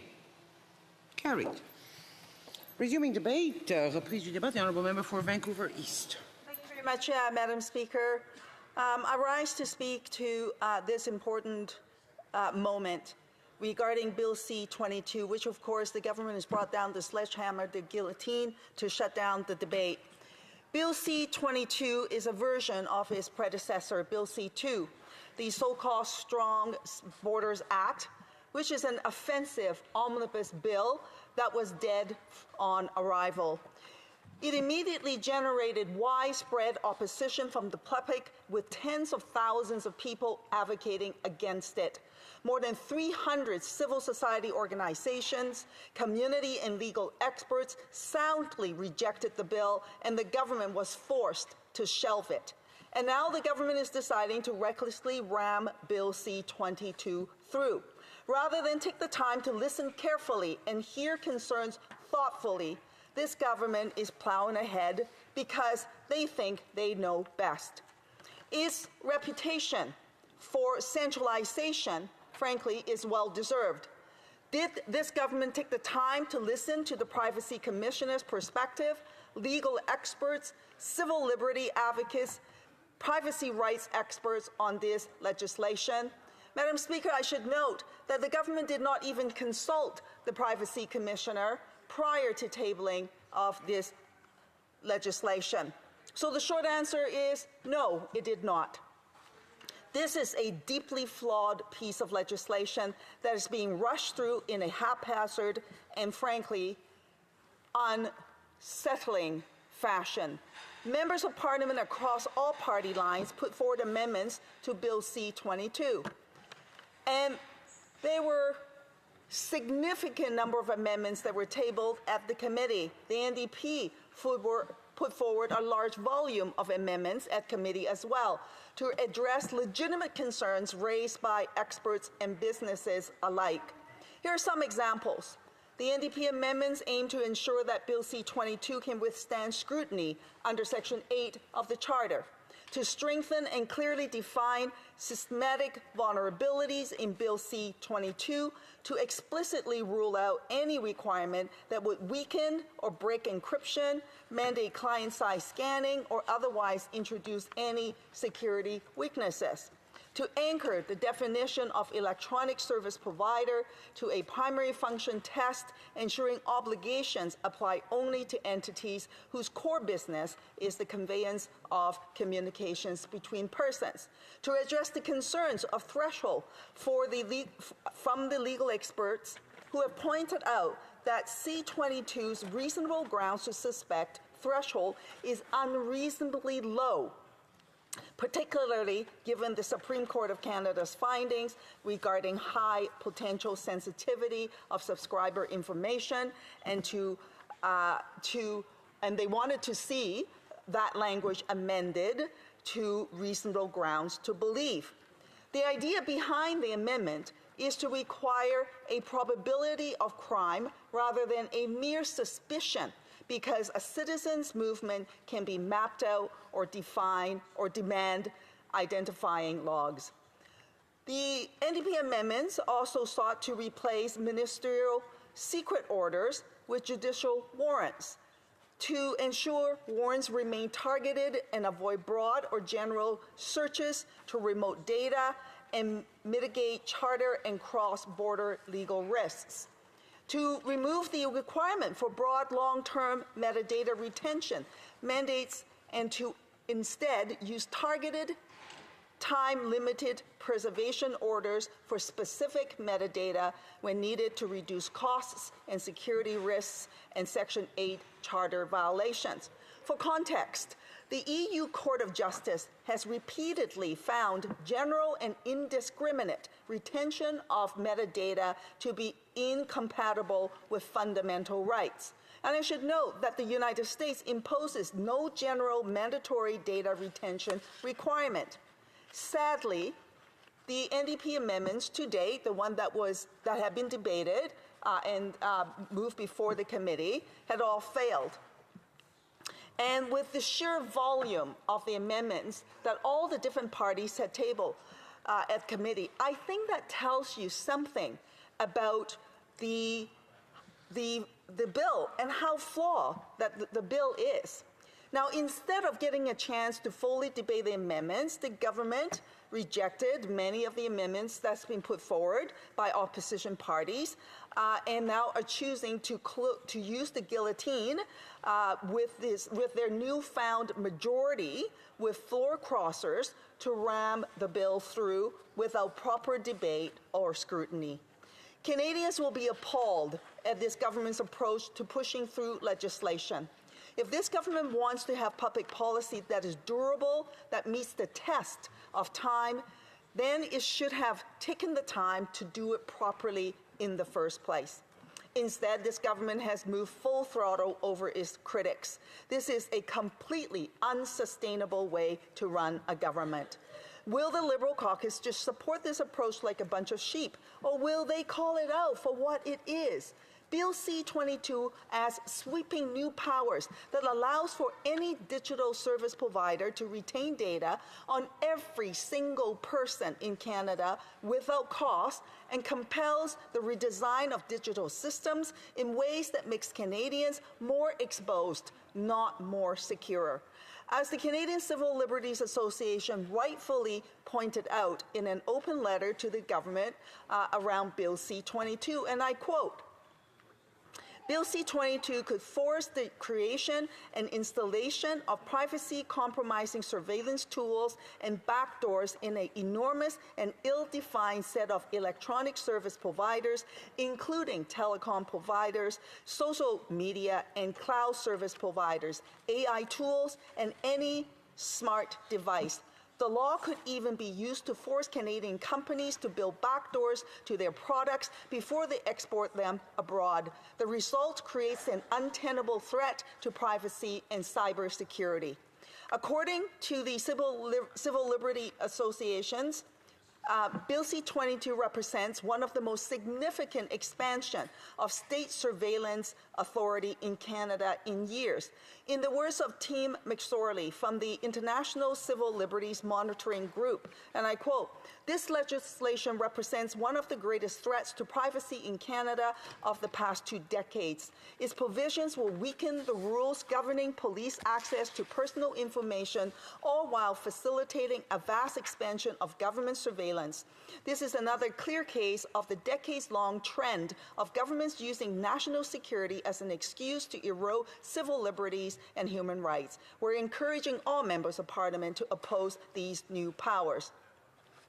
Matt Hatfield from Open Media states, quote, "Even more dangerous than the bill it replaces." The Center for Free Expression says, quote, "An unprecedented and extraordinarily dangerous surveillance architecture." From Citizens Lab, the legislation, quote, "will weaken the rules governing police access to personal information, facilitating a vast expansion of government surveillance." They go on to say that the legislation is, quote, "enormous and poorly defined." The Canadian Chamber of Commerce, representing nearly 200,000 businesses across the country, a network of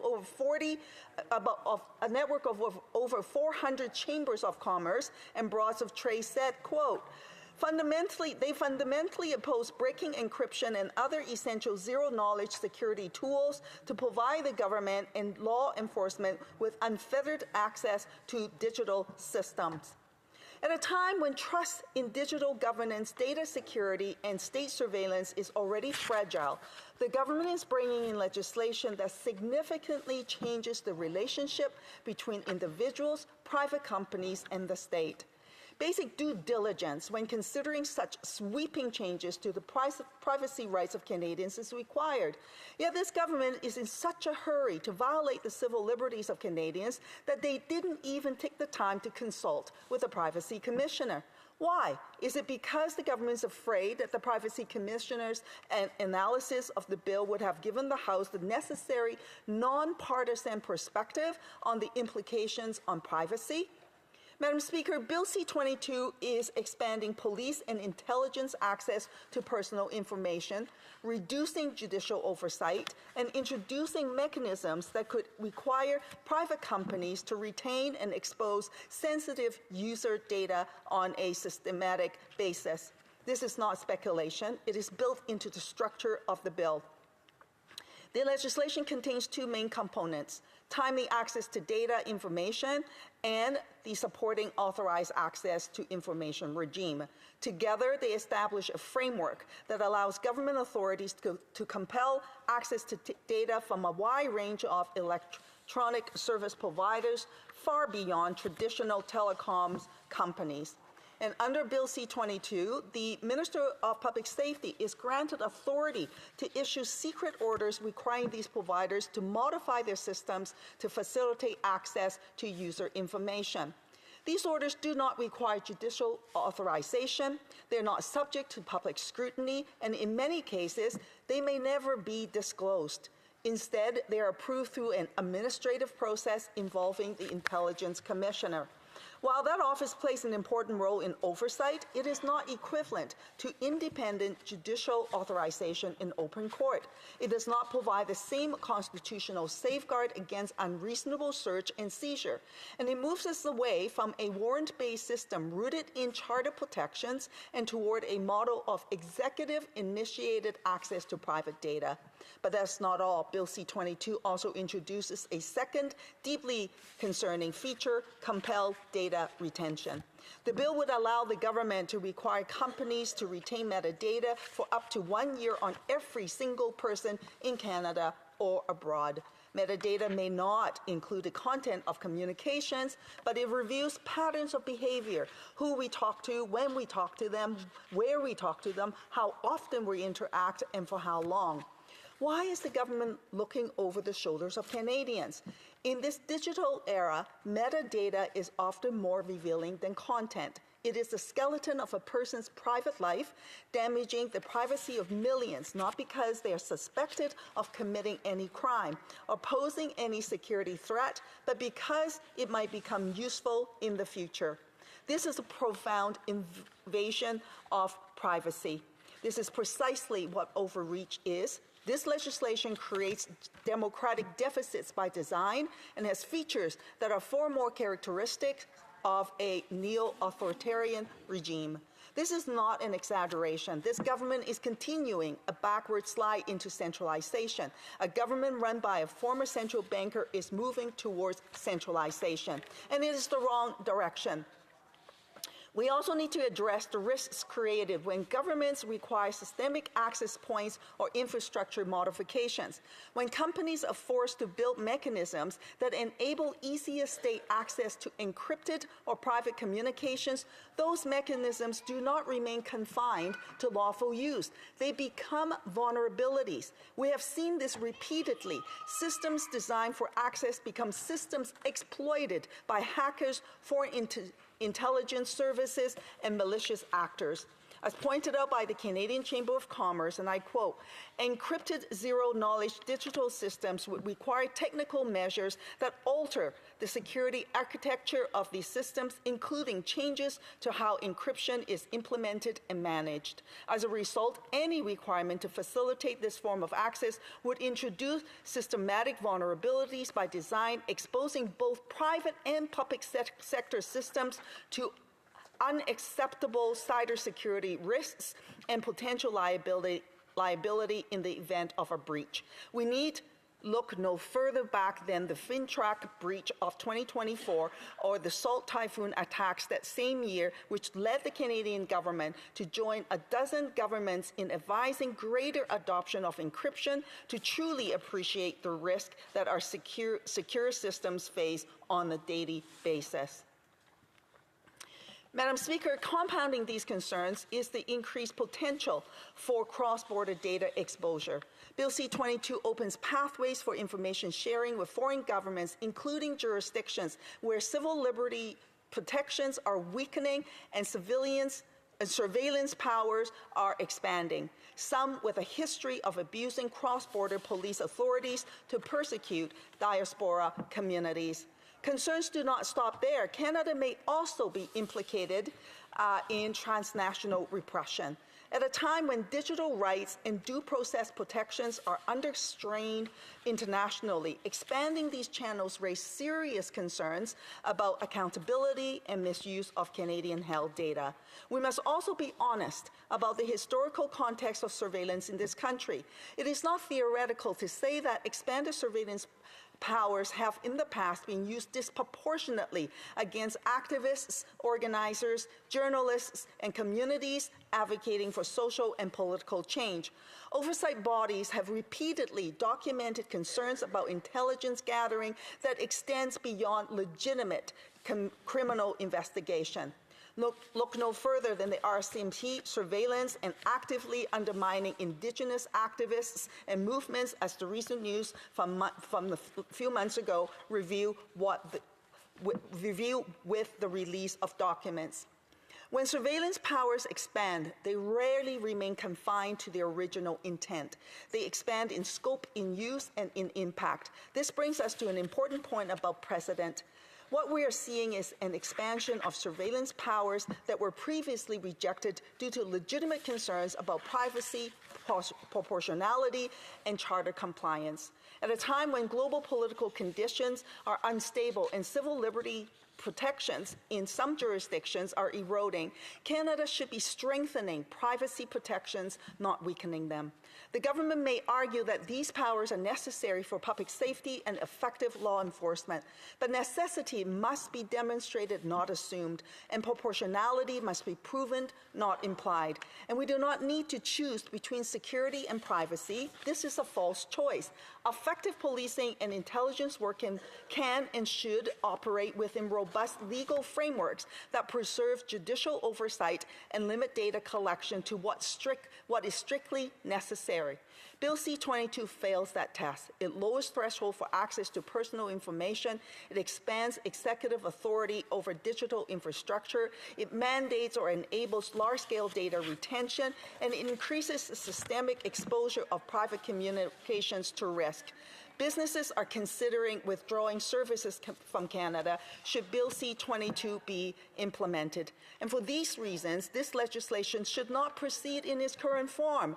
And if not redrawn and sent back to the drawing board, at minimum, it requires substantial amendment, restoration of judicial authorization for access orders, strict limitation of data retention powers, removal of secret system modification orders, and clear prohibition on infrastructure changes that compromise encryption or system integrity. Clear understanding of the implication of system vulnerabilities, Madam Speaker, needs to be incorporated with amendments to the bill to ensure those vulnerabilities do not put Canadians at further risk. Absent those kinds of changes and more, Bill C-22 represents a significant step backward for privacy rights and constitutional protections in Canada. This is not what Canadians want, I don't believe, from a Liberal government. The question before us is whether we are willing to accept a shift towards generalized surveillance infrastructure as the default condition of digital life in Canada. I am not, and nor are my constituents in Vancouver East. And so I urge the House to reject this path. We still have a chance. Maybe surprise me, maybe shock me, that the government and government members won't just roll over and do what they're told. We heard from other members in this House earlier to say that there wasn't even robust and meaningful and fulsome discussion at committee with witnesses. Committee witnesses weren't able to attend committee. Briefs weren't transcribed and weren't provided. This cannot be a path forward because the structural changes are so significant and impactful for Canadians that we can't afford to get it wrong. So let's take the time to do it right. And I urge all members of the House to do what is important and what is right for Canadians. Do not just follow the orders of what the government whip tells them to do. Do what civil society organizations, advocates, and experts tell them must be done. Examine these issues with your own mind and make that determination. And I urge members to do that, Madam Speaker. Member for Skeena-Buckley Valley. Speaker, and thank you to the member for that very passionate speech. As opposition members, we propose to improve these types of bills with amendments. The Liberals characterize these amendments in committee stays as obstructions. And yet all we're trying to do is make the bills better. To the member, my question, through the chair of course, are there amendments that can be implemented to achieve the objectives while still protecting privacy and civil rights? Member for Vancouver East.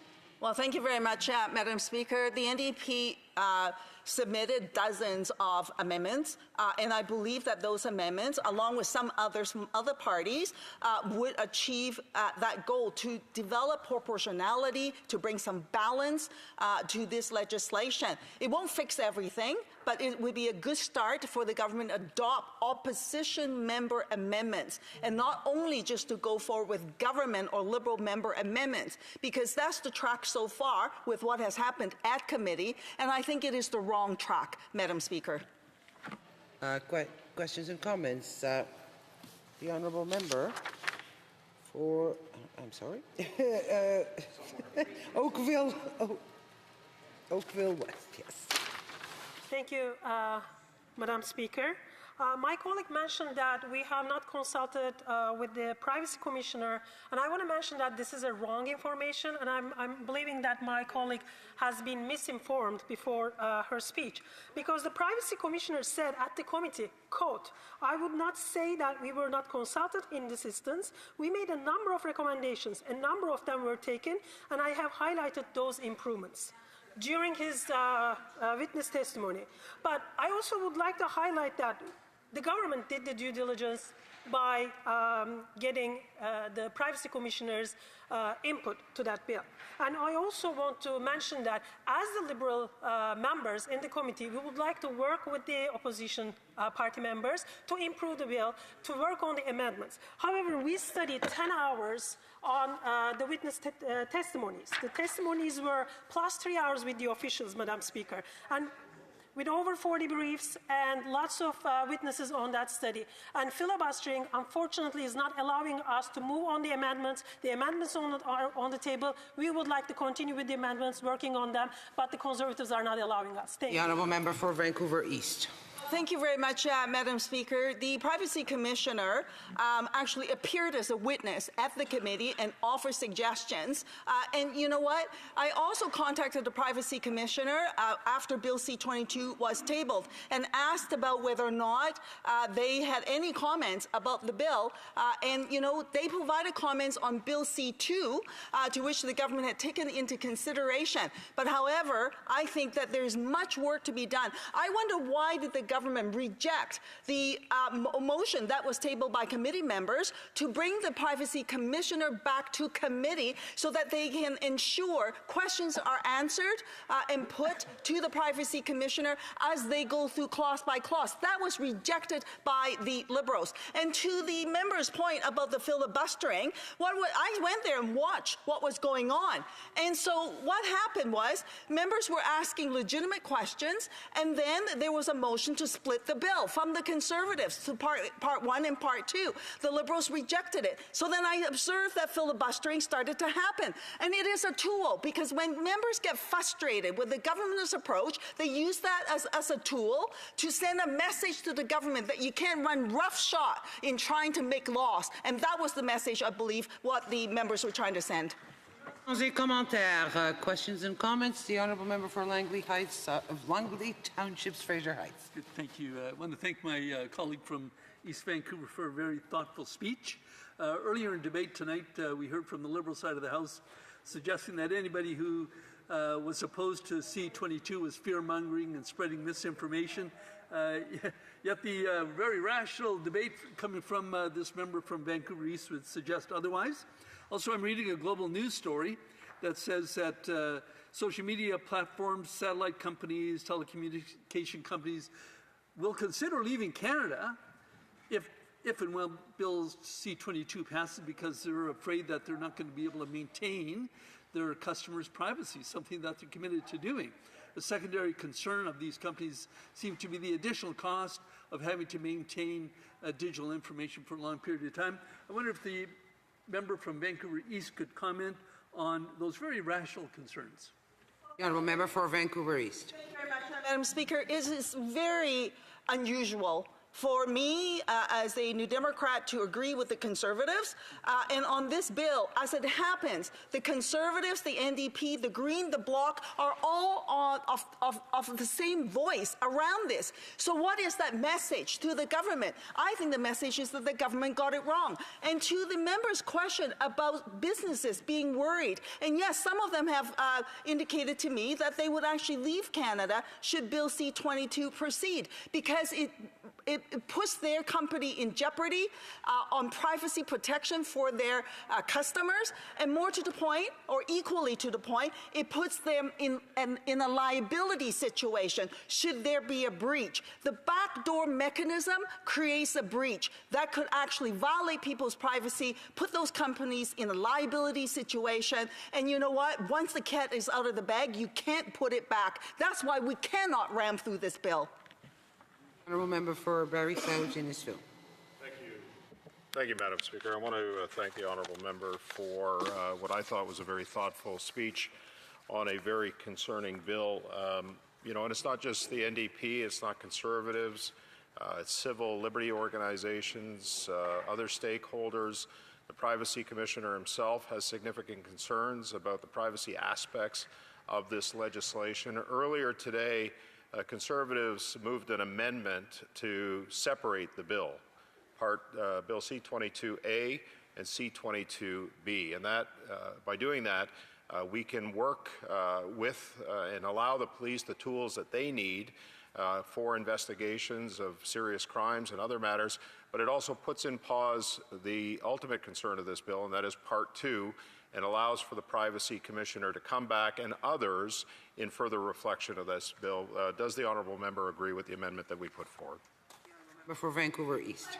What the Conservatives is trying to do to bring more debate into Part 2 of the bill. However, the premise of that bill is still framed in actually bringing in closure to debate. And that's where I'm challenged with. I don't think we should be bringing in closure to any parts of this bill. These two parts they do go hand in hand, and they're important.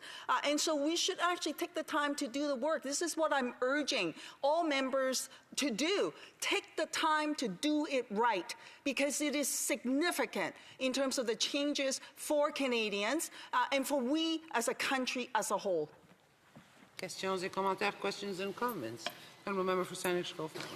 Mr. Speaker, and I'm in the same position as the member for Vancouver East in having a deep concern about this bill.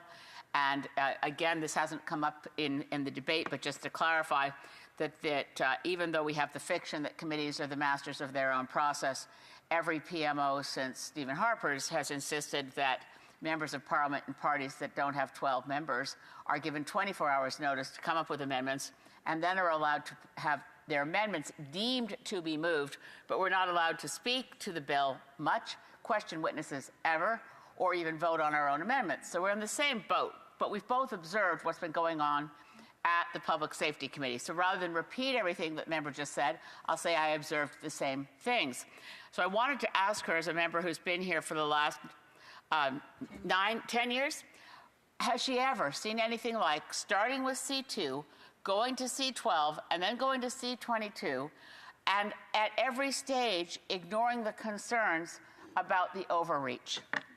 Member for Vancouver East. I've been a parliamentarian in this House for 10 years, prior to that provincially for 19 years.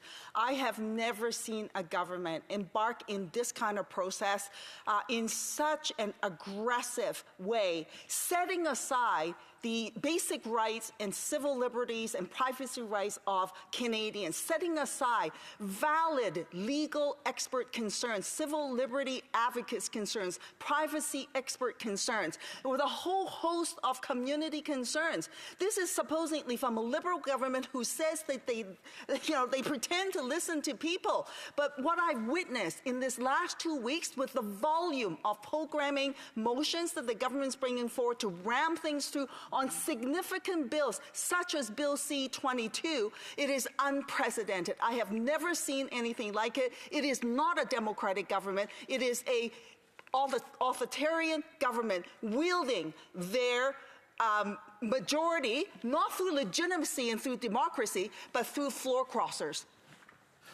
Resuming debate, the Honourable Member for Oshawa. Thank you, Madam Speaker. I'll be sharing my time with the member from Richmond Centre Marpole. You know, I rise today, I've been a member for, I didn't even realize it, just over a year, 12, 14 months. And I think I'm more disappointed this week than I have been in my entire time here in this House. And I'm disappointed not only on behalf of my neighbours in Oshawa, but disappointed on behalf of all Canadians who believe that they've sent us here for democracy and for freedom to be able to represent them in this House. Now, the Liberals, what we are witnessing today from the Liberal government is quite alarming, as members from the Bloc, members from the NDP, and the Green Party member has also said. It's shocking, quite frankly, that all four opposition parties are in line on this. And the other shocking piece is that we even have some identical amendments that came forward, which was quite amazing.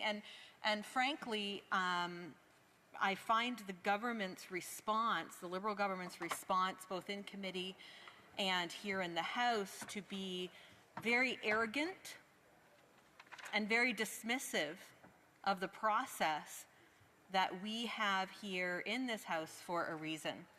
The Liberal programming motion is not only about C2, which is, of course, the Liberal government's lawful access bill, but it's also about whether Parliament is still allowed to do its job. Over the last several weeks, I've spent countless hours studying this bill, both on my own and in the Public Safety Committee.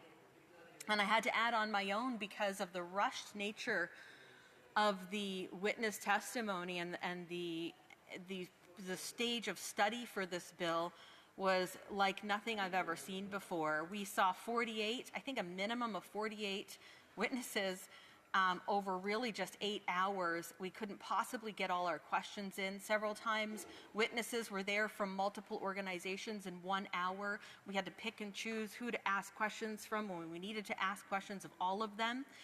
Often, we would only get 2 rounds of questions in that hour because of all sorts of different reasons. And, you know, I didn't get to ask any questions of the Privacy Commissioner because of that in that short time he was there. In fact, it was the hour the Privacy Commissioner was there that we only had 2 rounds of questions. Every question that we've asked at clause by clause has been relevant, has been to the importance of this bill and the understanding of it.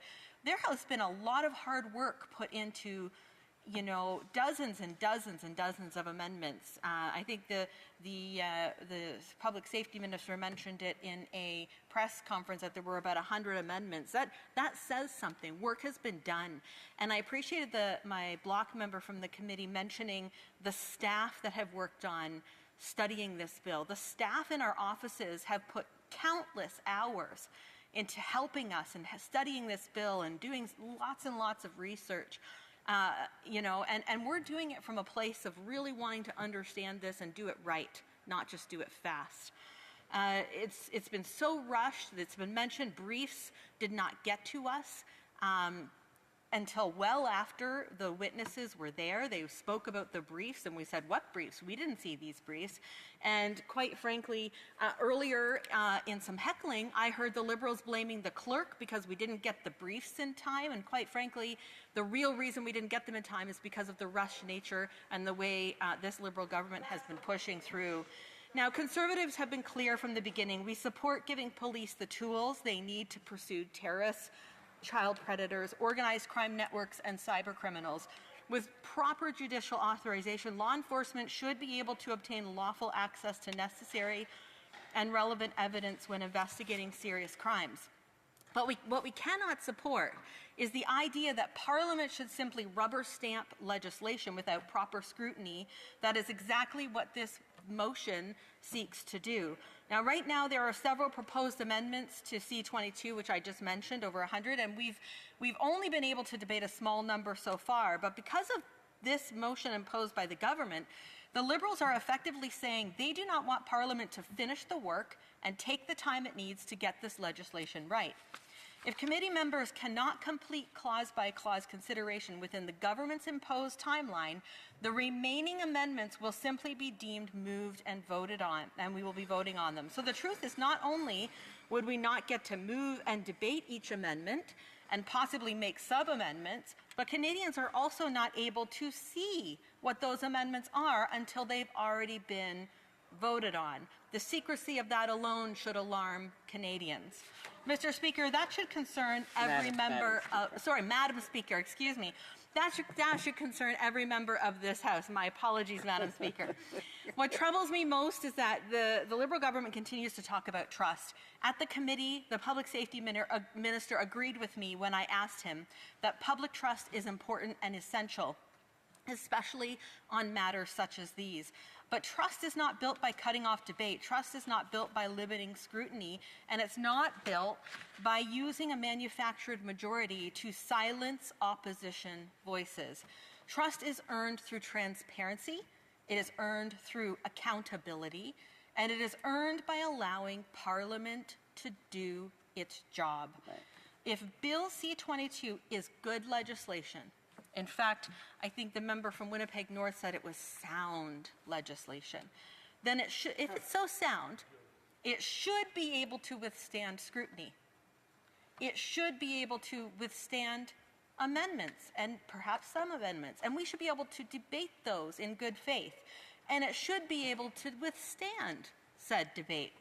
Frankly, this motion, in my view, that the Liberals have made today, motion 13, to cut off debate and ram this bill through committee and through Parliament by this Liberal Public Safety Minister and the Liberal government, it is an admission that this bill is so flawed it cannot possibly withstand debate and scrutiny. I think they're afraid to answer the questions. That's right. As members of His Majesty's loyal opposition, our job is not to rubber stamp government legislation. Our job is to ask the tough questions, even if we might agree with aspects of the legislation before us.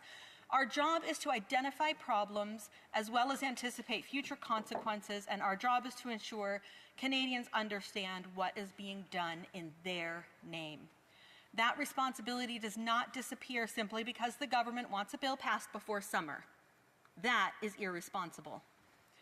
That is why we're trying, Madam Speaker. Our amendment to this motion even is reasonable, to split the bill, pass what we can agree on, and do this right. Canadians expect us to do our homework, to read the fine print, to identify problems before legislation becomes law, not after. And most of all, Canadians expect Parliament to function as more than a government approval machine. Governments come and go, majorities come and go, but the precedents and intentions we set in this House matter. When governments normalize cutting off scrutiny whenever it becomes inconvenient, Parliament becomes weak. When committees are prevented from completing their work, accountability becomes weaker. And when opposition voices are treated as obstacles and obstruction, rather than participants in democracy, Canadians lose confidence in their institutions. That should concern us all. This motion asks Parliament to move faster, but when legislation affects Canadians' privacy, freedoms, and rights, speed should never come at the expense of scrutiny, because getting legislation passed quickly is easy. Getting legislation passed right is the hard part. Madam Speaker, that is the job Canadians sent us here to do, and Conservatives will stand in this House every day and fight for the job that we are here to do and protect Canadians' rights. Thank you, Madam Speaker. Bravo, bravo. Questions and comments. The Honourable Member for Saskatoon West. Oh. Thank you very much, Madam Speaker. I want to thank, 1 year in, the member from Oshawa. An excellent speech. He's done a lot of work on the Public Safety Committee. And I just want to state again, our amendment. We agree with the government on number 1, on 22A. We also, we have heard from police all over this country. They need the tools. But the privacy issue is what we are debating here tonight, the 22B. The privacy issue. I will say this, I sit on Heritage, Madam Speaker. We got the same thing with this government this week when they threw up C-34. That also is a privacy issue we're going to have to deal with when this comes back in the fall. So to the honourable member from Oshawa, let's talk about number 2, because this is where we're going to die on. We need this amendment tonight, 22B. Member for Oshawa. Thank you, Madam Speaker, and I appreciate that very much, because that is exactly the kind of collaboration that is the correct collaboration in this House. The Liberals' version of collaboration, Madam Speaker, with all due respect, is that we should say yes, yes, yes, yes, yes to everything that they say without any debate, without any scrutiny. Please, just do whatever you want. And that is unacceptable. Parliament Secretary to the Minister of Finance. I know this member, we share a border being from Oshawa and Durham Region together. I know that our Chief of Police and our Durham Region Police Association has been asking for lawful access. These are tools that our government has been elected to give police officers, police forces, law enforcement agencies across Canada to be able to do the investigative work they need to do. If the member opposite is truly tough on crime and listens to our police force and law enforcement, then why, I want to say, obstruction is not the same as scrutiny. What we've seen from the Conservative Party is obstruction. I witnessed it on the Finance Committee just last week, 25 hours of time wasted, only to be told that that was really about another bill in another committee. So they held us ransom and hostage. If the member opposite was so concerned about time for debate, then what does she have to say about the waste of time that her members have perpetrated in other committees? Honourable Member for Oshawa. Order! Speaker, true, I do share a border with this member, and I would argue that common sense ends at that border. Quite frankly, in terms of Durham Regional Police Services, and they know that I stand with them, Durham Regional Police Services, Durham Regional Police Associations, and I've spoken to them about this bill, and I have been very clear about my stand on this bill. I want them to have the tools they need, but I do not want them to have it at the expense of the privacy rights of Canadians or at the charter rights of Canadians. And guess what? Every officer I spoke to agreed with me. They want it, but not at the expense of privacy. Member for Barrie South Innisfil. Thank you, Madam Speaker. And if you listen to the member from Whitby, not Oshawa, Whitby, he just said that democracy is a waste of time. This is the prevailing attitude of this Liberal government. It's just interesting to hear this. Democracy is a waste. I have a point of order from the Honourable Parliamentary Secretary.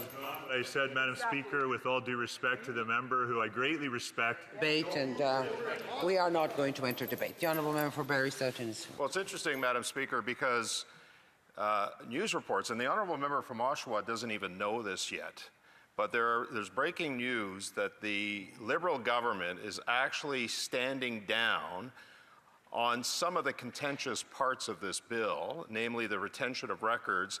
They're talking about reducing it from 1 year to 6 months now. There are other things that they're talking about in terms of adjusting this piece of legislation. Again, like everything else they do, isn't this an admission of failure that this bill is completely flawed? Brief answer from the Honourable Member for Oshawa. Order! Order! Member for Oshawa. Speaker, yes, it is an admission of failure. Listen, if a government can't allow their legislation to go through the process of study and clause by clause without canceling it, that is the most admission of failure that I can see. In fact, it's such an admission of failure that they cannot allow more scrutiny.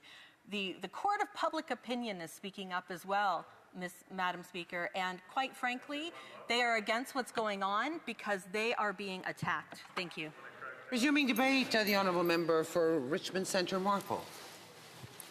Madam Speaker, I rise today to express serious concerns with Part 2 of Bill C-22 and oppose motion number 13. Let me be clear from the outset. Conservatives believe law enforcement must have modern tools to combat organized crime, fentanyl trafficking, child exploitation, terrorism, and foreign interference in a digital age. These types of rampant criminality cannot go unattended. That's why Conservatives has taken a constructive approach to Bill C-22 and indicated we are prepared to support Part 1 of Bill C-22, subject to several changes, clarifications, and amendments, even though we recognize that Part 1 is not perfect. In fact, Conservatives have repeatedly proposed at committee that the bill should be split, allowing Part 1 to proceed while Part 2 for more thorough study and scrutiny. Part 2 creates an entirely new framework governing electronic service providers and compel assistance. It is this portion of the legislation that has attracted substantial criticism from privacy experts, constitutional experts, technology companies, and civil liberties organizations. If the government believes those concerns are unfounded, then it should welcome scrutiny, not shut it down.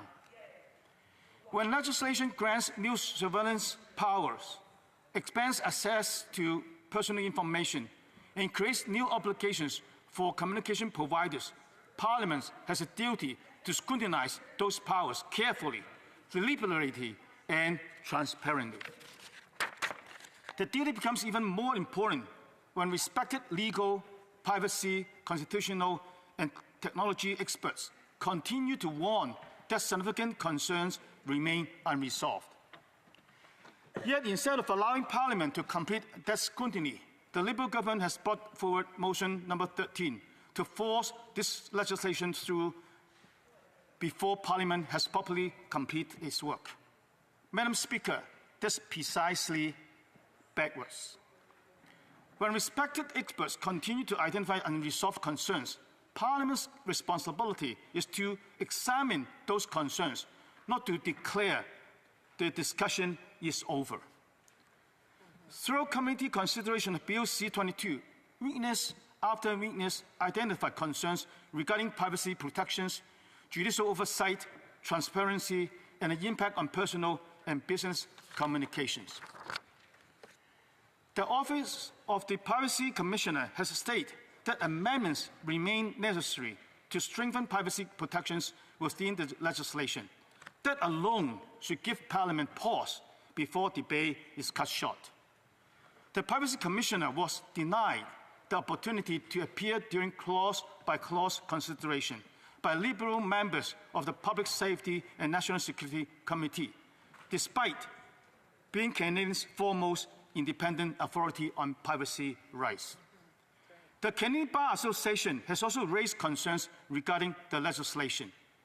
In its submission on Bill C-22, the association warned that certain provisions expand state powers while reducing traditional safeguards, and questions whether the government had adequately demonstrated the necessity and proportionality of some of the measures being proposed.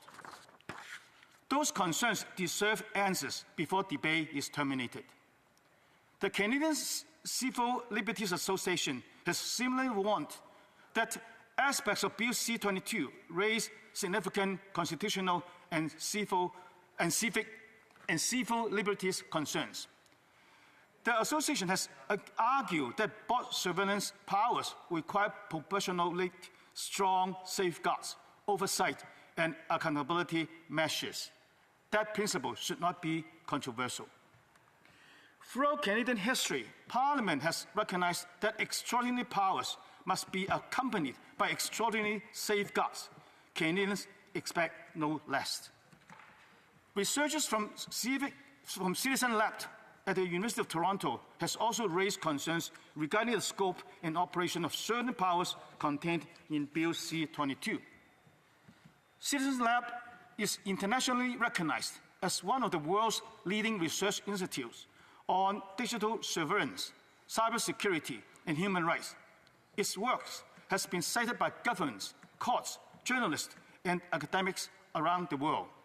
When researchers with that caliber identify concerns with surveillance legislation, Parliament should carefully examine those concerns rather than rush the bill through the legislative process. Even major technology companies and communication providers have expressed important concerns about this legislation. Their concerns are not about avoiding the law. Their concerns relate to whether legislation intended to improve public safety could inevitably weaken cybersecurity, undermine encryption, or create new vulnerabilities for law-abiding Canadians. Canadians deserve confidence that legislation intended to improve public safety will not inevitably compromise digital security. Madam Speaker, this is where Motion 13 becomes especially troubling. The government is effectively asking Parliament to conclude that the debate is finished. But the debate is not finished. In fact, it has already begun. The Minister of Public Safety himself has changed the position on Part 2. He began by resisting amendments, but after hearing the extensive evidence provided by the opposition and expert witnesses on why Part 2 requires amendments, he agreed that changes were necessary. However, by shutting down further clause-by-clause debate before we have even begun considering Part 2, the government is using motion number 13 to effectively prevent the very amendments that the minister himself has acknowledged are necessary. By shutting down further debate, clause by clause, experts continue to raise questions. The industry continues to raise concerns. Parliamentarians continue to raise concerns. The Liberal government is free to disagree with those concerns. But disagreement is not justification for shutting down parliamentary scrutiny. The purpose of Parliament is not to rubber stamp legislation. The purpose of Parliament is to democratically challenge assumptions, test arguments, identify flaws, and improve laws before they affect millions of Canadians. Number 13 disregards democratic process and parliamentary responsibility. The Liberal government argues that this legislation is urgently needed because Canada has fallen behind the modernizing law access authorities.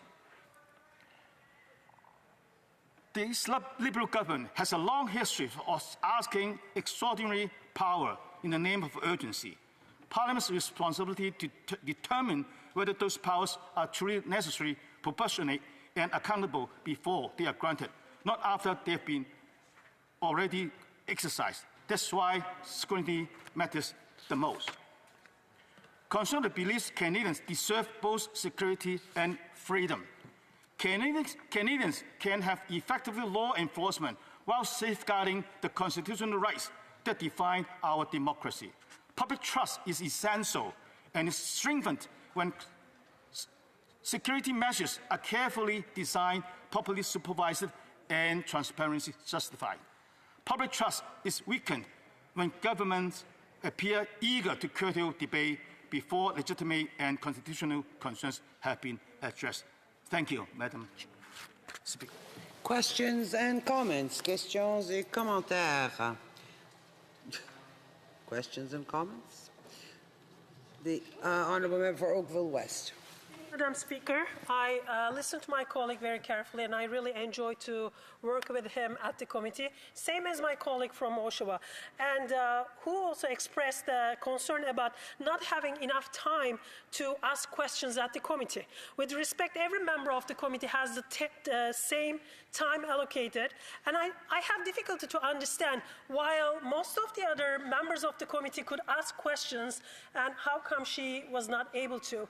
It's all about using your time wisely, I think, Madam Speaker, and it's like complaining about the distance that you cannot, get away, take when you're waiting at the station for too long. So this was my concern. I'm trying to understand how they cannot use the time wisely and filibuster their own witnesses. Thank you. Honourable Member for Richmond Centre Marple. Madam Chair, when a legislation or a bill which is so complex and complicated, we need time to understand it thoroughly and to assess each portion of the bills so that we can address the concerns being raised and the questions being asked by the public and also by the professionals.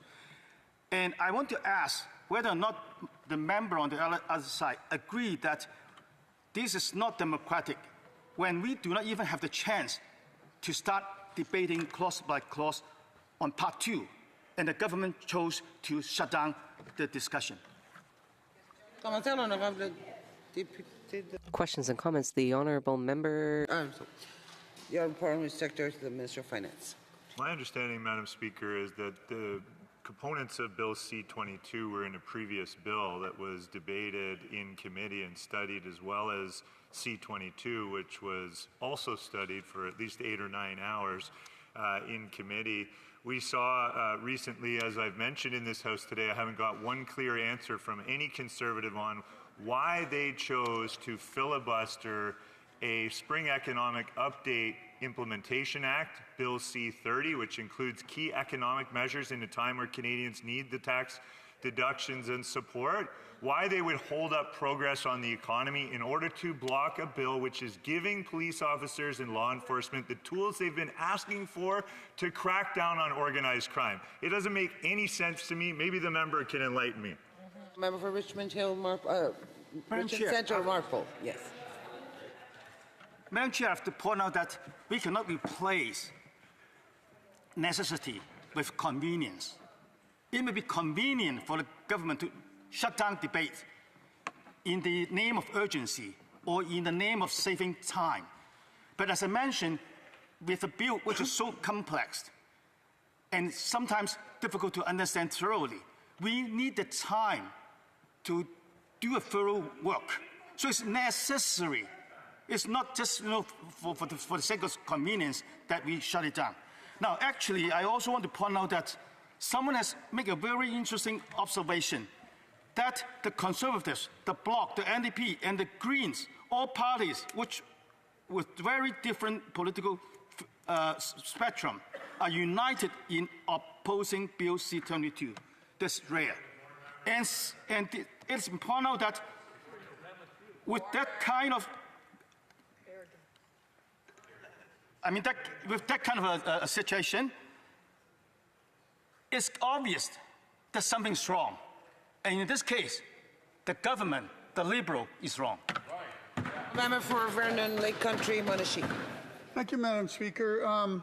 This is one of the more, one of the deepest debates in Canadian politics between the rights and freedoms on one hand of citizens and the powers of government on the other hand. And I'm wondering if my colleague could speculate on why the Liberals want to shut down debate like this so preemptively. The Honourable Member for Richmond Centre, Marple. Speech. This government is known for its intention and its seek for power and expansion of its power. So I would suppose that by shutting down this debate, the government wants to have just more power, and they want to do what they want to do without really caring for the different views expressed by the public and by the professionals. Resuming debate, the Honourable Member for Saanich, Gulf Islands. Thank you, Madam Speaker. And I'm rising at this hour to speak to the programming motion on Bill C-22.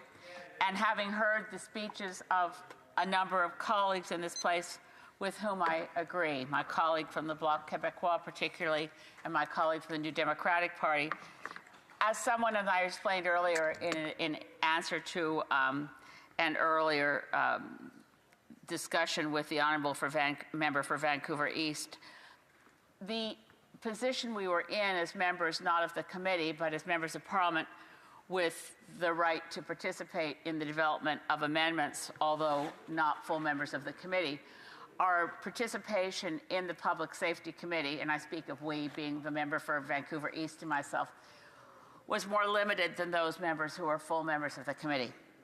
But I have been very concerned, and I'd like to say it from the very beginning, with last June 2025's tabling of Bill C-2, the so-called Strong Borders Act, the astonishing, broad, deep coalition of groups, over 300, who came together to oppose that on many grounds relating to human rights, as well as privacy, as well as overreach.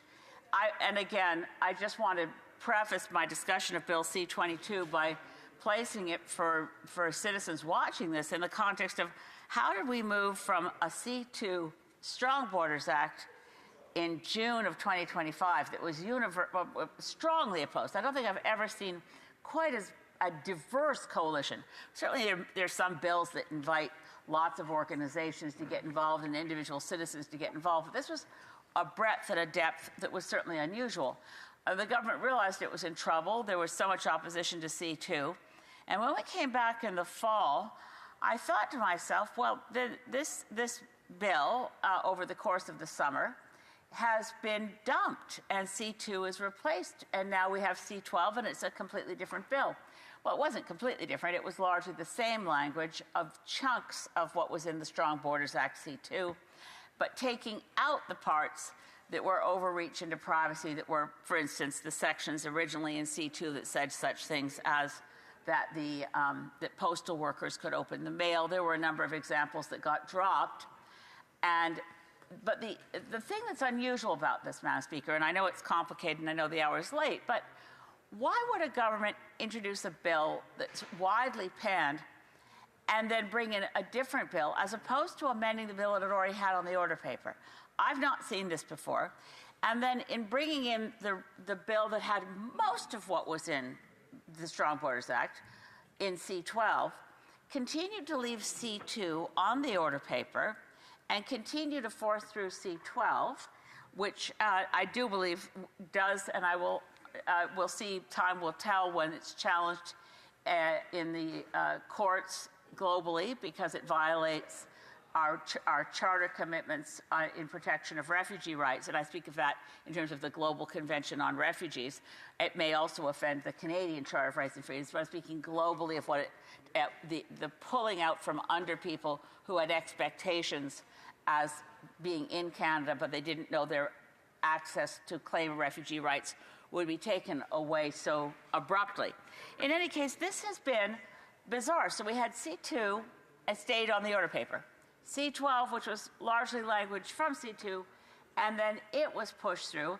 And the whole time I thought, well, at least we've avoided the surveillance concerns, the privacy concerns, the overreach concerns that were evident from the original C2 Strong Borders Act.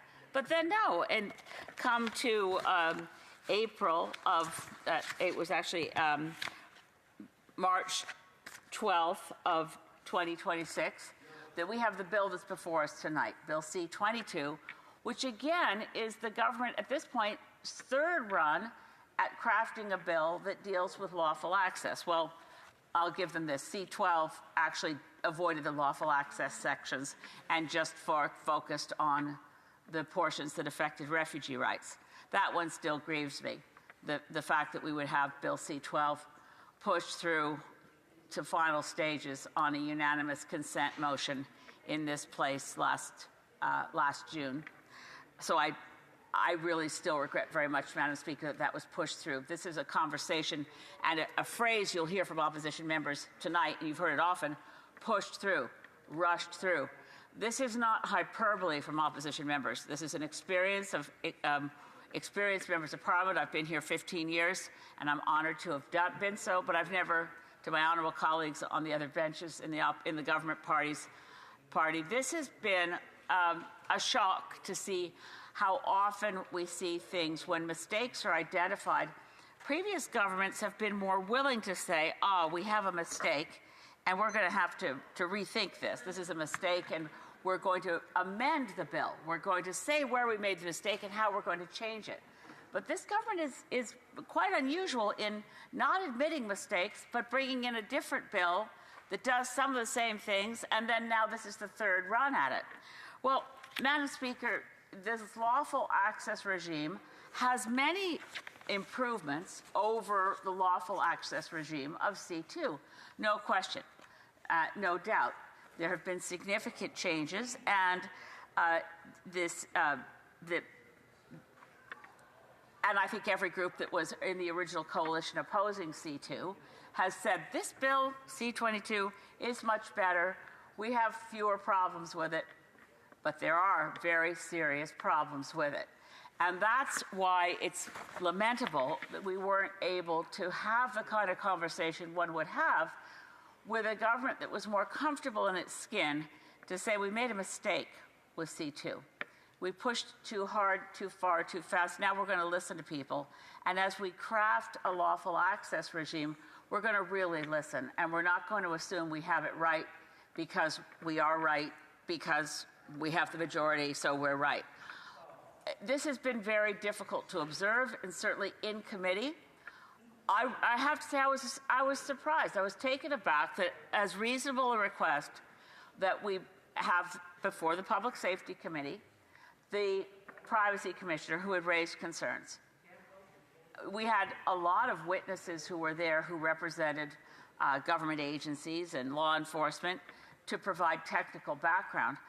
I couldn't see, and I try to be as nonpartisan as possible, I couldn't see any problem with getting the expertise of the privacy commissioner in the room as members are discussing and debating the impact of C-22, whether some amendments should work, how they should work. It was rejected, the idea that the privacy commissioner should be in the room. I couldn't see in any world in which that wouldn't have been seen as helpful, but it was rejected. I have some amendments before the committee. We'll get to them later this evening once this, and I don't think it's anything but a foregone conclusion that the motion before us is going to pass. But I lament that we have seen this, and it is a pattern of moving very, very fast and passing legislation despite significant concerns from significant quarters. So again, I have, I'm not using it as a prop, Madam Speaker, it's just for reference, that a very significant number of respected law professors and experts in privacy law and constitutional law wrote as recently as last month to basically most of the cabinet to express their deep concerns about Bill C-22, that they feel as though, again, they acknowledge, and I think it's important to say, people are not just partisan here, certainly law professors aren't, they see the improvement over C-2 in numbers of areas, but they say clearly, and I'm going to quote from this letter that was signed by multiple, well, I don't know, 20 or 30 law professors from across Canada, dated May 4th, so that anyone who's looking for it can find it. But they say, we write as lawyers and law professors who teach and practice in the areas of privacy law and constitutional rights. I'm going to skip ahead to their conclusion. Provisions of the bill as currently drafted raise serious constitutional concerns and fail to strike a reasonable balance between the reasonable and legitimate needs of law enforcement and the privacy rights of Canadians. Again, these are not the voices of those who've been misinformed through social media. These are people of depth and knowledge and experience, and they're very concerned. Just yesterday, one of Canada's sort of premier policy wonk magazines, Policy Options, I don't speak of them pejoratively here, but Policy Options is not something you pick up in the supermarket, inquiring minds want to know. Policy Options is serious, and there was an article just yesterday by Professor Cynthia Koo, who's a professor at University of Toronto and a senior fellow at the Citizen Lab at University of Toronto, and also, so she's an expert in both technology and privacy areas. Her conclusion was Ottawa should reject any data sharing arrangement that allows U.S. law enforcement to access Canadians' personal information. Now, this is based on recent research within the Citizen Lab that the regime for surveillance as being established by C-22 could provide easy access for instance, U.S. Homeland Security to the private information of Canadians. I know the government benches have heard and don't want to hear anything more from Professor Michael Geist, but again, a prominent critic of Bill C-22, starting with his opposition to Bill C-2. What he pointed out is that what he sees being spread by the government benches, he describes as misinformation, mischaracterization, overly broad definitions, and failure to be precise in areas where you really have to be precise. And what he said is political pressure, I'm just going to quote from his, from a blog he posted recently. Political pressure against Bill C-22 has been steadily mounting with opposition parties, as you can see all the opposition parties in this place, tech companies and privacy experts, all increasingly concerned about the need to amend this bill, increasingly concerned about that all the government seems to have in response to the criticisms is, in his words, misleading or inaccurate claims with little in the way of an actual defense based on the facts. His conclusion, the government's disregard for facts and privacy is fast becoming C-22's legacy.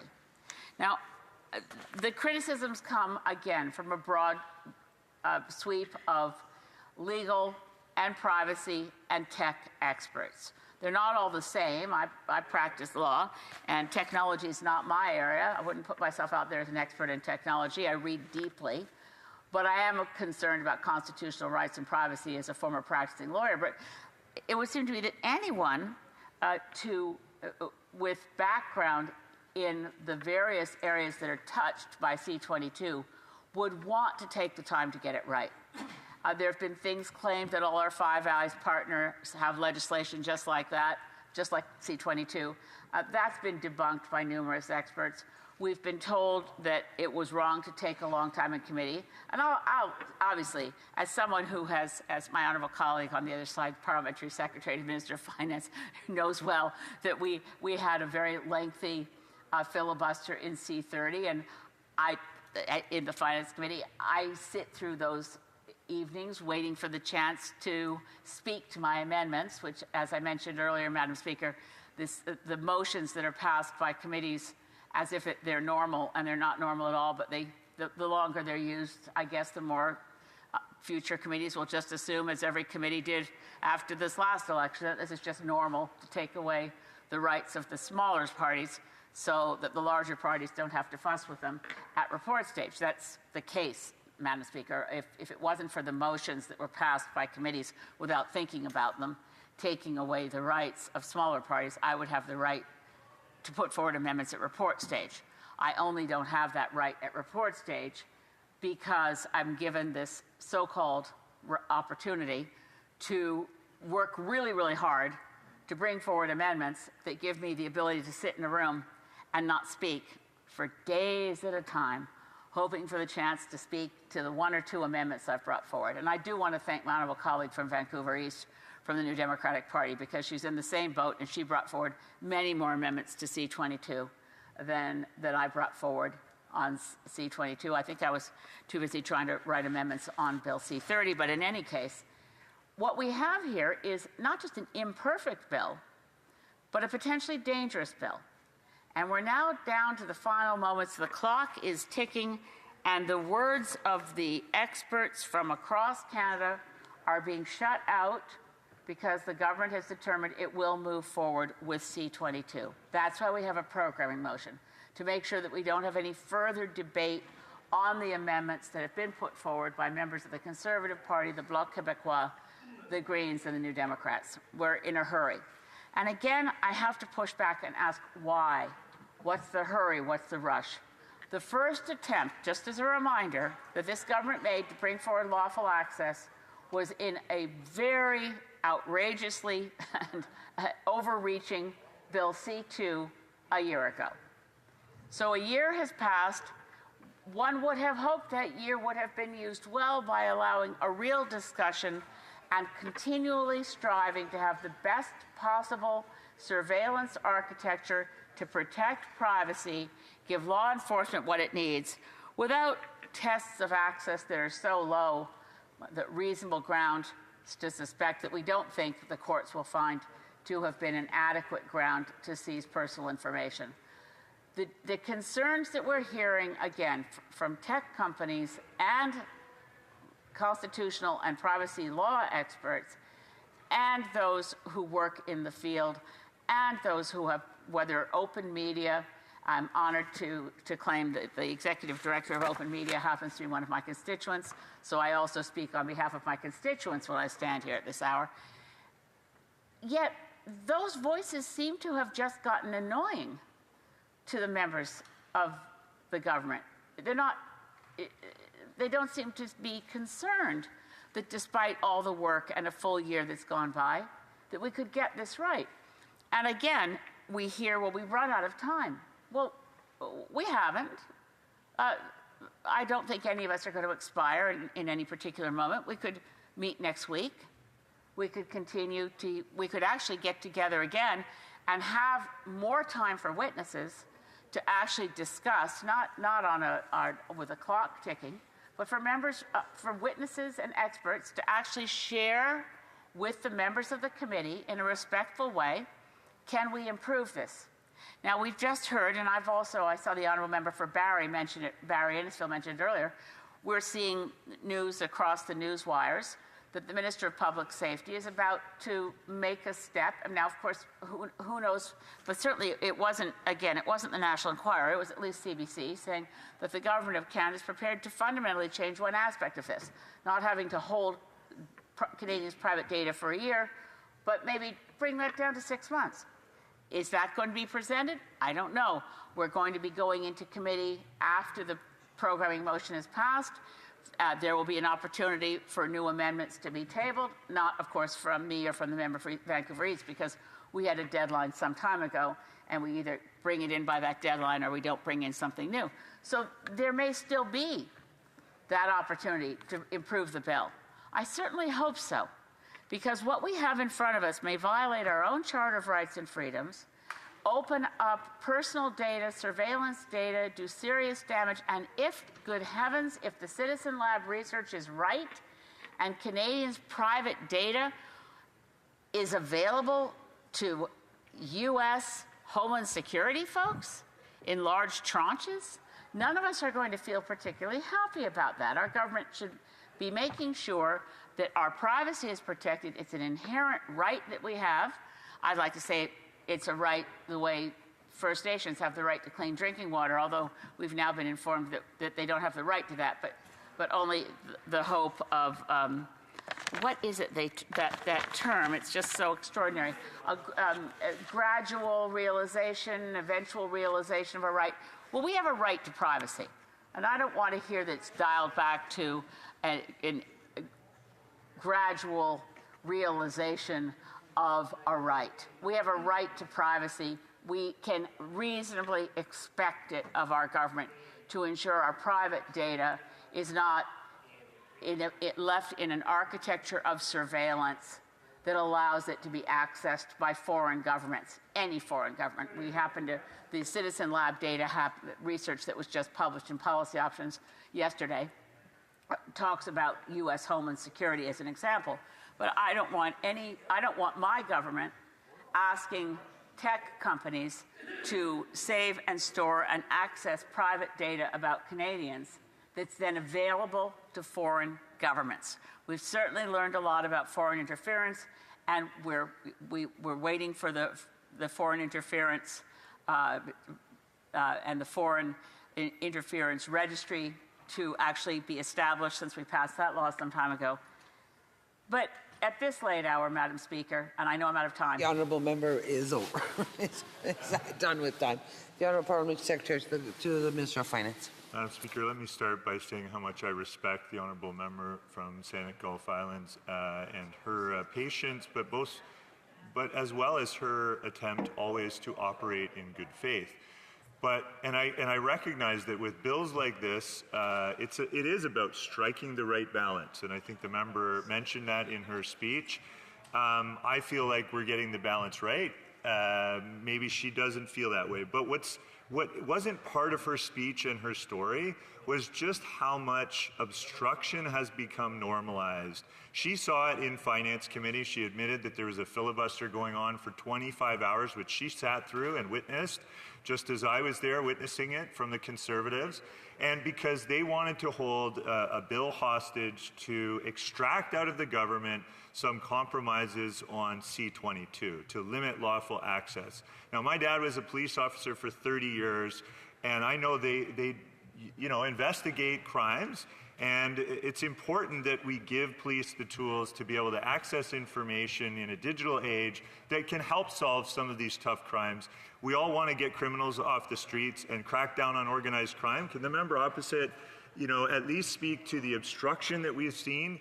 Because that's why the government has to use programming motions and vote closure and these types of tools in order to get things done for Canadians. The honourable member for Saanich Gulf Islands. Well, I understand the member's frustration, but I do not accept that that's an excuse for the programming motions. Again, in 15 years in this place, I've never seen anything like putting a bulldozer on steroids in the way that programming motions are being used. And it's offensive to me. And again, I know there's frustration. This is inevitably in between a majority government and an opposition.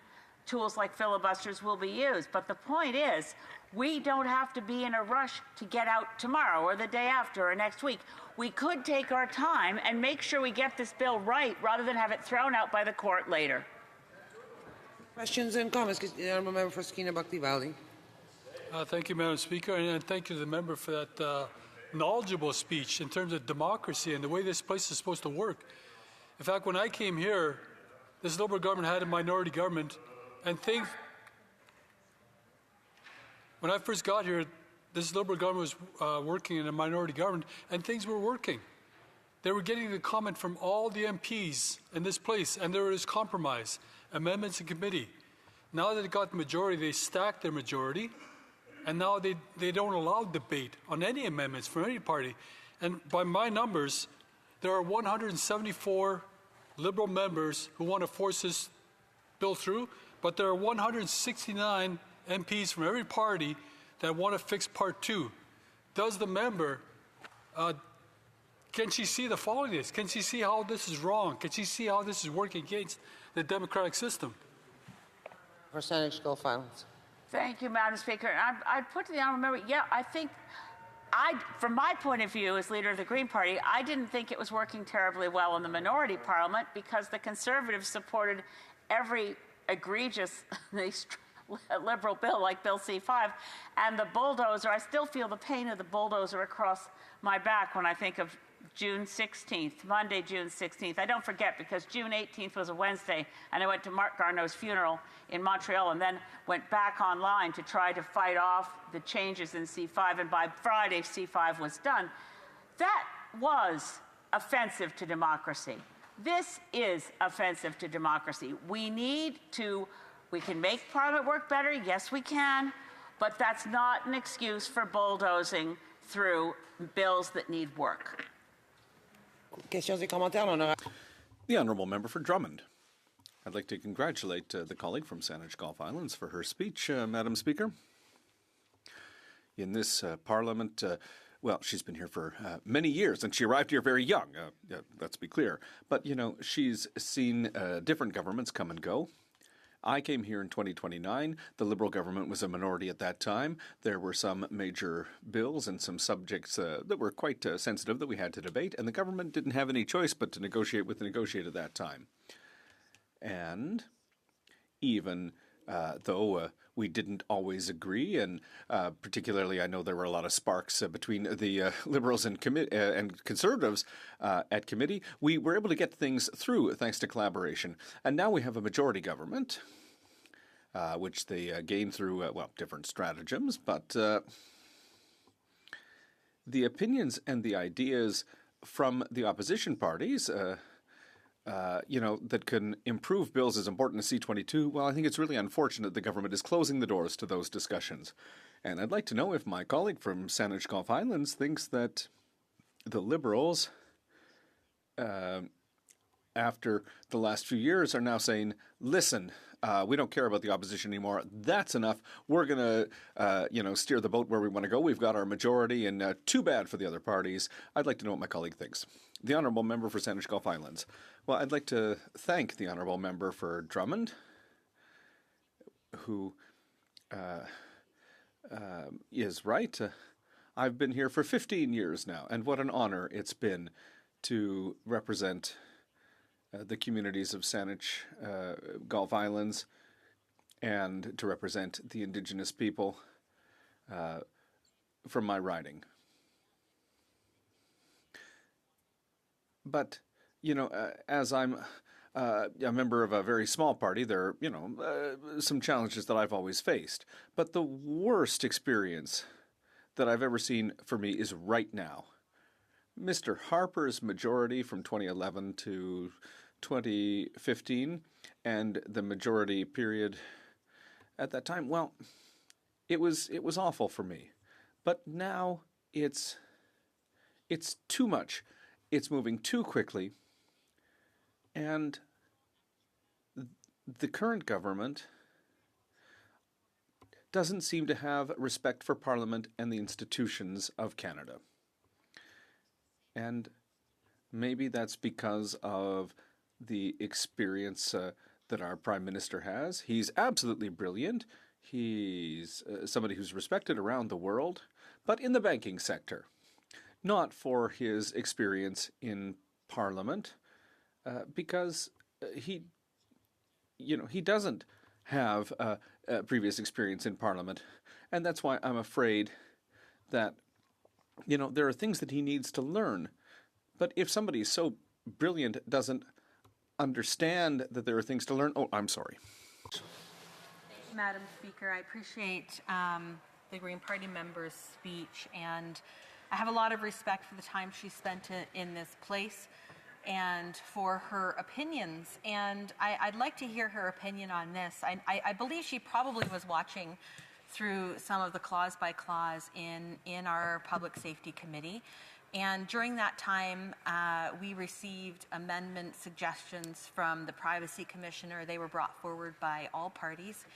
And when we had some confusion on why he brought certain amendments forward and had questions, I asked consent of the members of the committee, could we please have the Privacy Commissioner just come back to clause by clause as we're going through these suggested amendments so that we could do this right and understand some things. And I don't know if she noticed, but every Liberal member voted against that and blocked the Privacy Commissioner coming to sit in at clause by clause. Would she like to comment on why she thinks they would do something like that? The Honourable Member for Sandwich Highlands. Oh, I can offer my opinion, but I think it's just a fact. They were told to. The Honourable Parliament Secretary to the Government House Leader. Thank you, Madam Speaker. Where I completely disagree with the leader of the Green Party is that I don't think she's reflecting on the reality of change that we've seen over the last 15 years. If you followed the logic of the leader of the Green Party, it would be the Conservative Party of Canada that would determine what legislation passed, because she does not believe that time allocation should be used. So the moment that the Conservative Party says we don't like that legislation, the government would not be able to pass the legislation.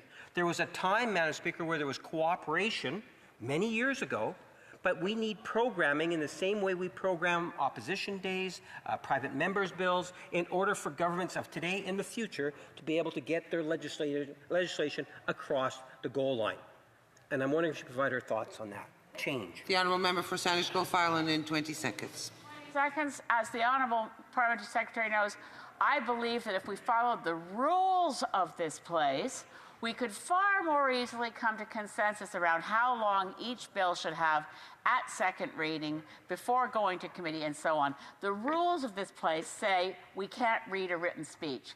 And it's only by knowing that you can't deliver a speech unless you have the knowledge in your head to stand up and speak. That winnows down the number of members that a House leader can negotiate with the other parties and say, yeah, we have 100 people ready to speak. Really? Without written notes? I don't think so.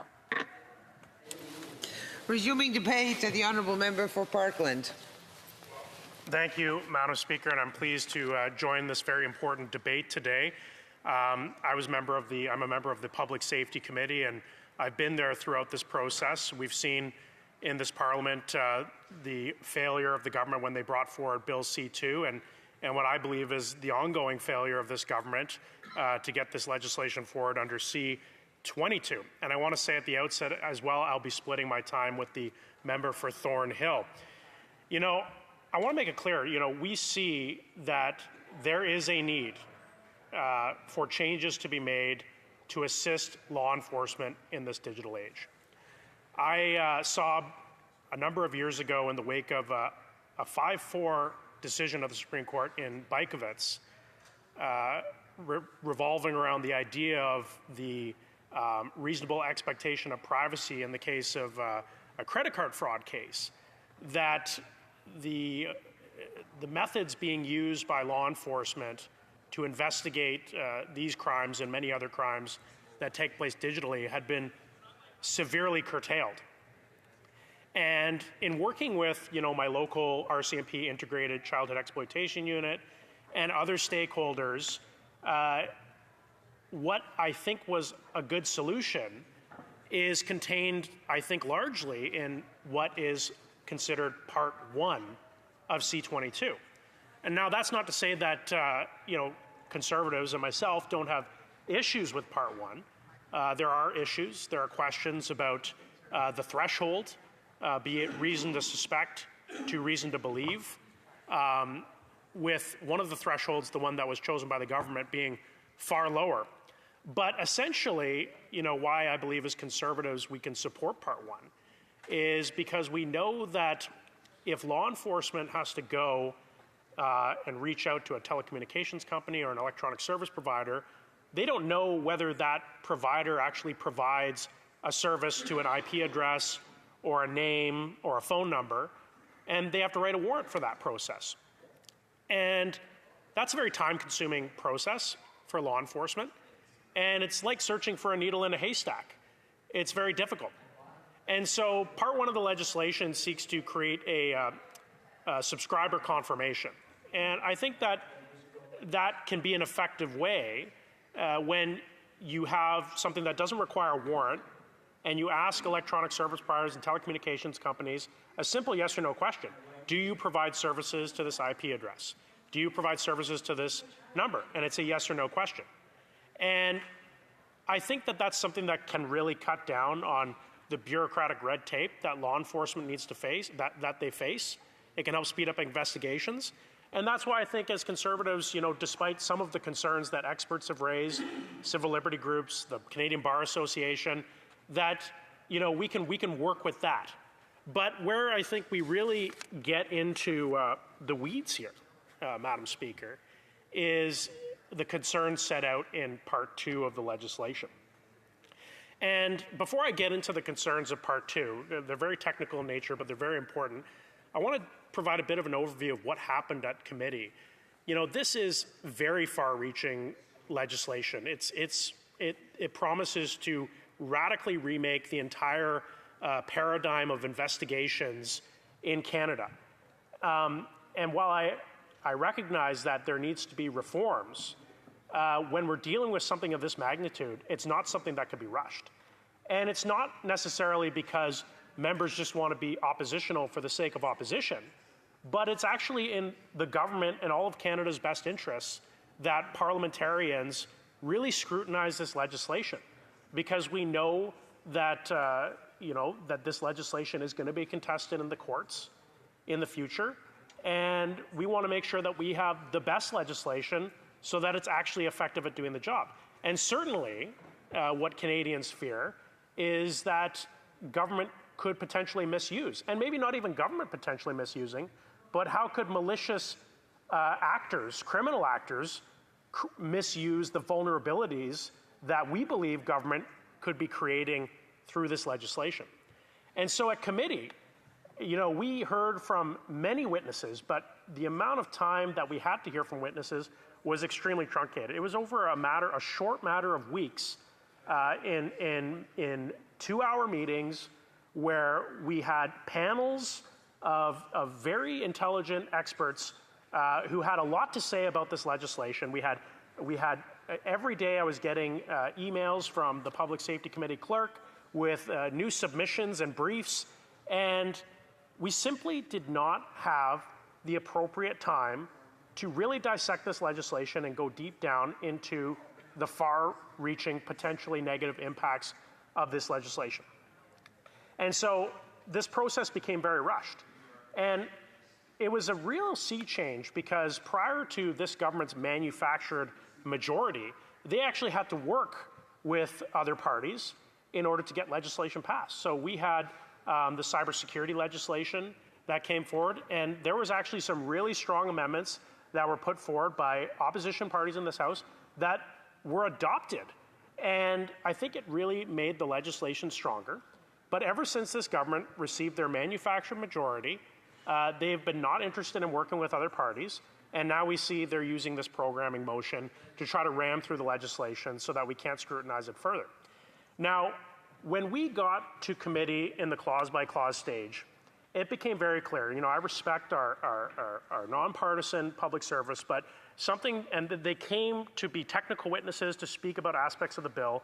But during the testimony, or during the back and forth, it became very clear, and they said as much, that this was important legislation to them as members of the public service, and that they were invested in getting this legislation passed. And many of the amendments that we had put forward as Conservatives and other parties put forward were based on the recommendations of the Privacy Commissioner. And the Privacy Commissioner is a lawyer. He's a constitutional lawyer. He's a very intelligent man who I think put forward some very reasonable amendments. And we as Conservatives and the Bloc Québécois wanted to have the Privacy Commissioner to sit on the meeting so that he could provide his insight on some of the more technical nature of some of the amendments and issues that we were talking about. And this government would not allow that to happen. And I think that's where this process really broke down, and where it was shown that this government was not acting in good faith and was not willing to work with opposition parties, because the Privacy Commissioner is not a partisan person. He's an expert in his field. He's appointed by Parliament, and bringing him forward to committee to help us explore the very real privacy implications of this legislation, I think would have done a great deal on easing the passage. I mean, it was a gargantuan bill with a number of amendments. It would have taken the committee a great deal of time to get through it, but I think the fact that the government wasn't willing to hear from the Privacy Commissioner showed that they were not really interested in having a serious discussion on this. Now, I want to get into some other aspects of Part 2 now. I'm very concerned about these metadata provisions. So metadata, for those listening, it's the stuff in your phone that it's not necessarily the content of the text messages or the browsing history, but it's very important information about like where your location is, what phone numbers you're contacting, and other such things. And the government is putting forward a proposal that will require telecommunications companies and other companies to maintain this metadata for up to a year. Now, this has actually been ruled as unconstitutional in the European Union, to mass keep the data of people in the European Union. And yet this is what this government is putting forward.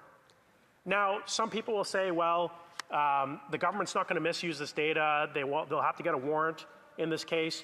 But my issue is not necessarily what the government's going to do with it. It's what malicious actors are going to do with it. Imagine this, an allegory. If the government of Canada told every home builder in Canada, you need to make a master key to open all the houses that you produce. Imagine that, if the government had the master key to open everyone's house in Canada. That's what they're asking the telecommunications companies, the Apples, the Googles, the Meta, they're asking them for this master key. Do I think that government's going to misuse it? Do I think that law enforcement's going to misuse it? I don't think that's a serious fear, but who's to say that that key is always going to be protected and that vulnerability is not going to be exploited or stolen by third-party actors, foreign governments, malicious criminal networks? This government is creating vulnerabilities in encryption that will not just impact Canadians, that will impact people across the world, because the encryption is not just in Canada, it's across the world. And this has now become a trade issue. And that's why, I'm very concerned about this legislation. Thank you, Madam Speaker. The Honourable Member for Madawaska-Restigouche. Thank you, Madam Speaker. The Conservative Party has already claimed to be the party of law and order, but unfortunately today they have no further credibility in that area. What are they doing? They're voting against protecting victims. When it's time to fight crime in our communities, they're voting against it. And then there's all the disinformation that they're spreading. Here we're debating C-22 to give authorities the tools that they need to fight crime. What are they doing? They're filibustering. I'd like to ask my colleague across the way, what does he think about the fact that his party no longer has any credibility when it comes to safety in our communities and fighting crime? Parkland. Well, Madam Speaker, that's a loaded question, but coming from that member and that party, it's quite ironic. We're not the party, Conservatives are not the party that gutted mandatory minimums, that brought forward legislation that made bail mandatory for violent repeat offenders. We're not the party that has overseen a rise in violent crime and extortions of over 55%. It's a direct result of this Liberal government's policy. They call themselves a new government. They've been in power for 11 years, and that is their record, and Conservatives won't take any lessons from them. Questions et commentaires. Questions and comments. The honourable member for Barrie South. Thank you, Madam Speaker. The way the Liberals are acting tonight, it's almost like the arsonist who sets a house on fire and then we expect him to put the fire out, right? It's almost the same thing. But I want to go back to the issue of the Privacy Commissioner, because one of the things that I saw, and the member was there when I was there, the briefs that were submitted to the committee didn't arrive until the day that the committee, it wasn't sent to committee members until the day that they were sitting around that table to question the Privacy Commissioner and other witnesses who had submitted briefs 8 days later. Now, I know the honourable member brought this up. He was quite concerned, as were other members, including the Bloc, who were sitting around that table. How much of an impact did not having those briefs affect his ability as a member of this committee to scrutinize this piece of legislation? Member for Parkland. Thank you, Madam Speaker. I thank the honourable member for the question. He was indeed there. It was very concerning because we had the Privacy Commissioner come to committee, and I had received nothing from the Privacy Commissioner prior to the start of that meeting. The Privacy Commissioner was referencing recommendations that he had provided to the committee weeks before, and I had no idea what these recommendations were. And to make it worse, and I don't want to, there's issues with interpretation, there's technical issues, but I couldn't even get transcripts from the meeting that had taken place 3 weeks before, where we had former Justice Deschamps from NCIRA come and provide recommendations to the committee. I couldn't even reference past committee meetings because this government is rushing through this legislation so quickly that we couldn't even do proper due diligence. And it really did impact my ability and all members' ability to be effective in scrutinizing this legislation. Thank you. Comments. The Honourable Parliament Secretary to the Government House. So thank you, Madam Speaker. You know, the member cannot change in terms of what is decided in the last federal election when Canada elected a new prime minister and a new government, and under the administration of the new prime minister, we brought forward a legislative suite of crime legislation in which the biggest barrier to passing that legislation that's going to make our communities safer is the Conservative Party of Canada. That is the reality. That is what's happening today. That's what Canadians are concerned about. The question to the member is, why is the Conservative Party today, the extreme right, making the decision to deny Canadians safer communities? Honourable Member for Parkland. Thank you, Madam Speaker. Look, this is a member, they talk about being a member of a new government.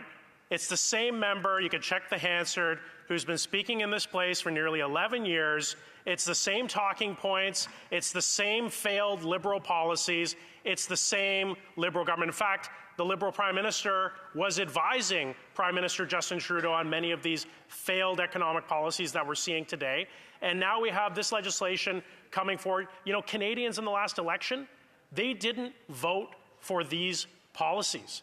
They voted to get tough on criminals, but they did not vote for law-abiding Canadians to be subjected to this level of government surveillance. Resuming debate, the Honourable Member for Thornhill. Before we can even talk about this bill in Parliament, we've got to talk about whether Parliament is even allowed to talk at all anymore. That's what this motion is. A government that claims to defend Canadian rights is using every tool at its disposal to make sure those things cannot even be debated here on the floor of the House of Commons. That's what people are watching tonight. They're pushing this House to ram through legislation in its current form that nobody asked for, nobody wants, and nobody thinks is a good idea, according to the testimony at the committee that they've just shut down. So let me be clear about what this debate is actually about. Because it's not about the bill. It's about whether lawful access matters. It does. Lawful access is a tool that every police officer in this country needs, and we're ready to give them that bill. But Bill C-22 doesn't stop there, and that's exactly where the government has lost the plot on all of this. Tonight, instead of a serious debate on a serious bill, we're watching the Liberals mount an obnoxiously loud defense of the indefensible. They want to debate whether we should ignore the rights of this House of the will of our constituents and the basic principles of good governance that everybody came here to carry out. The government abandoned those a long time ago, but I know, though, there's a lot of members of this House that come here every day to scrutinize the very legislation that they're trying to ram through tonight. So let me just say this to anybody who is watching at home in this late hour. The Liberal argument in this debate is completely disingenuous, and they know it. I appreciate the Chief of Police of York Region. We have an enormously good relationship. We have a great relationship. I've met with the Commissioner of the OPP, with the Toronto Police Chief. They've all asked us to help pass lawful access. And we told them that we would. And everything they asked for was in Part 1 of this bill. And we support that. And we're ready to pass that today. We were ready to pass that long ago. It's them that said no. But none of these police chiefs asked for, not one of them, the unprecedented expansion of government surveillance powers, secret ministerial orders, no oversight, and a massive erosion of Canadians' privacy protections. That's all in Part 2, and that's exactly what the problem is. And them ramming it through is a disgrace to this House. So they say that police are demanding it. And I think that's as much of an insult to the police as the last 10 years of their leadership on this file. That's a full stop. And I don't think they can find anybody who says that they need every provision in this bill, because it's just not true. We came to the government with a straightforward proposal. Pass Part 1 now. Give the police chiefs what they're asking for, and we'll support it through the House. Every part of it. And then take time to properly fix Part 2, instead of programming a motion that rams it through the House without any debate. We want to fix it by hearing from the civil liberties advocates that raised concerns in committee, from the private companies, from the ordinary Canadians that have every right to be heard by every member of Parliament in this House, because this legislation is going to affect them directly. They all sounded the alarm bells at committee, and making this go away doesn't protect Canadians. It protects the Liberals. The government just said no to us. And the reason is because the minister presenting this bill cannot even defend it. Put him in front of a microphone and you will see. Blundering all over the place, not answering questions, and answering questions entirely wrong because he doesn't know the contents of this bill. And if he did know the contents of this bill, that he would admit that it is Part 1 that those police officers were asking to protect people from. So when the Liberals stand up and say Conservatives are blocking lawful access, it is simply false, and everybody in this House should know that. The culprit is the government's own stubbornness, their refusal to listen to anyone outside of their caucus, and of course, their minister who is incapable of defending his own bill. So what's the response to that refusal? It's this: a motion to cut off debate, to limit how long this bill is actually discussed, to limit committee study, and in an unprecedented move to retroactively pass this bill through committee without ever actually hearing the remaining amendments that were in committee. That has never been done in this place except for C9, the last time, the last bill that this government passed through the House. And before that, like my colleague had mentioned, she'd never seen it in the 15 years in this place, which is longer than I've been here. This isn't procedural housekeeping, and that's what they're going to make it sound like. It's a very real, very clear threat to rights and freedoms of all Canadians from coast to coast to coast. And the government has heard this loud and clear. That's exactly why they're ramming this bill through, because they can't go off on a summer break and have Canadians raise the alarm bells on it. They want to get it right through the House. One of the members opposite supporting this motion, though, we need to talk about this, is the member from Sarnia-Lambton. In a previous life, she sat on this side of the House as the Conservative shadow minister, forget this, civil liberties. She participated in nearly every civil liberties debate in this chamber. And every single time, she told Canadians the truth, that this government could not be trusted with privacy. And I agreed with her then, and I agree with her now. Because this is what we're talking about. This is a bill that lowers the constitutional bar, and this is where it gets serious. It creates secret ministerial orders with no sunlight. It opens back doors for bad actors that mandates metadata retention as a direct precursor to AI-driven mass surveillance, and it weakens encryption that protects Canadians' private communications, even with their financial institutions. That's the problem, and I think this House deserves the debate, or this bill deserves the debate that the House should give it. Instead, the Liberals have rammed it through with what's called the programming motion to just sweep this away right before they take their summer break. She also told this House, though, back to the member from Sarnia-Lambton, and I remember it, that members of the Liberal caucus wanted to see her jailed over the views that she held exactly on these kinds of topics. And now she's voting with the same people. She's handing them unprecedented power to conscript private business as instruments of state surveillance and potentially break the encryption that millions of Canadians rely on every single day. And this isn't hyperbole. Signal, NordVPN, DuckDuckGo have all publicly said that this kind of bill would force them to leave the country entirely. So even with that kind of testimony at committee, doesn't anybody in this place think that this deserves more scrutiny and more study? That's not a talking point. They actually said that. That's a business decision that they're planning to make because of this legislation. And it tells you everything I think you need to know about how deeply flawed Part 2 is and strikes at Canadian privacy rights. Now, normally I might wonder out loud what the people of Sarnia-Lambton think of all of this. But in this case, I already know because I went there. And just like Canadians across the country did not vote for the construction of a surveillance state, the people of Sarnia-Lambton didn't vote to erode their vote in this place and the scrutiny that this legislation deserves. Just like police unions and police chiefs did not ask their members to be handed these broad powers, these sweeping powers. They asked for lawful access, and we are ready to give it to them in Part 1 of this bill. We asked for that, and they said no. That is the conversation today.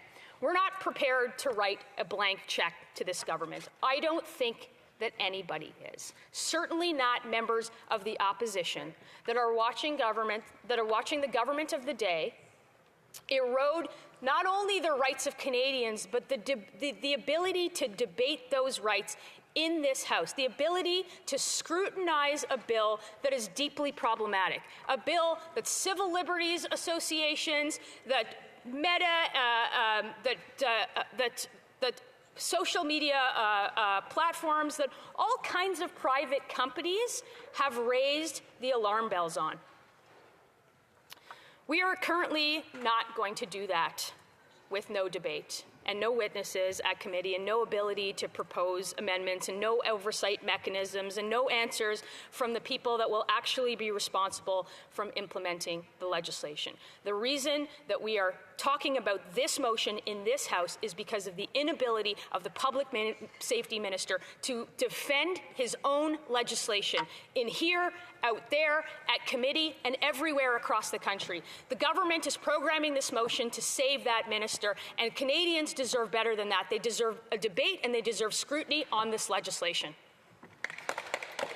Questions and comments? The Honourable Member for Barrie South Innisfil. Thank you, Mr. Speaker, and I appreciate the opportunity to ask my honourable colleague a question. And this really goes back to April of 2025, when Canadians elected a minority government to provide oversight, accountability, and transparency so that the opposition parties can hold them to account and provide that oversight. And what we've seen since then is this manufactured transactional majority, and since then, this heavy-handed hammer that has come down on this place that has limited our ability as an opposition of all parties to do that. I'm wondering if the honourable member can speak to the impact that this is having on not just our parliamentary democracy, but on the decline of democracy in general. Honourable Member for Thornhill. Mr. Speaker, I think it's yet another erosion of the rights of Canadians, the same that you see in bills like this, and Bill C-11, and Bill C-18, and Bill C-9, and Bill C-8, and Bill C-34 to some extent, although we're still studying it. This is an erosion of democracy, and it limits it limits the participation of many in democracy. We hear every single day from our constituents saying, why can't you do something about it? That's because they shut down debate, they shut off the cameras, and they shut down committees.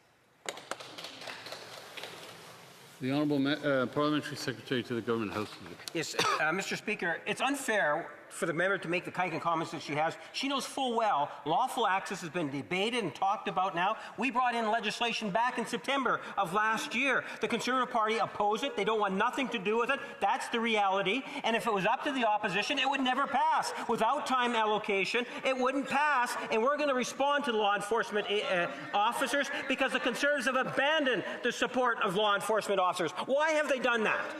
Member for Thornhill. Speaker, the parliamentary secretary knows full well that law enforcement didn't ask for anything in Part 2 of this legislation. We offered to pass Part 1. We offered to pass it weeks ago. We offered to pass it today. We will still make that offer if he wants to put that on the table, but that's not really what this is about.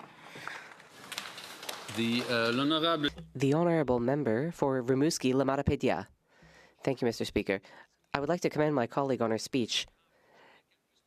I'm hoping that she could clarify a certain line of thinking.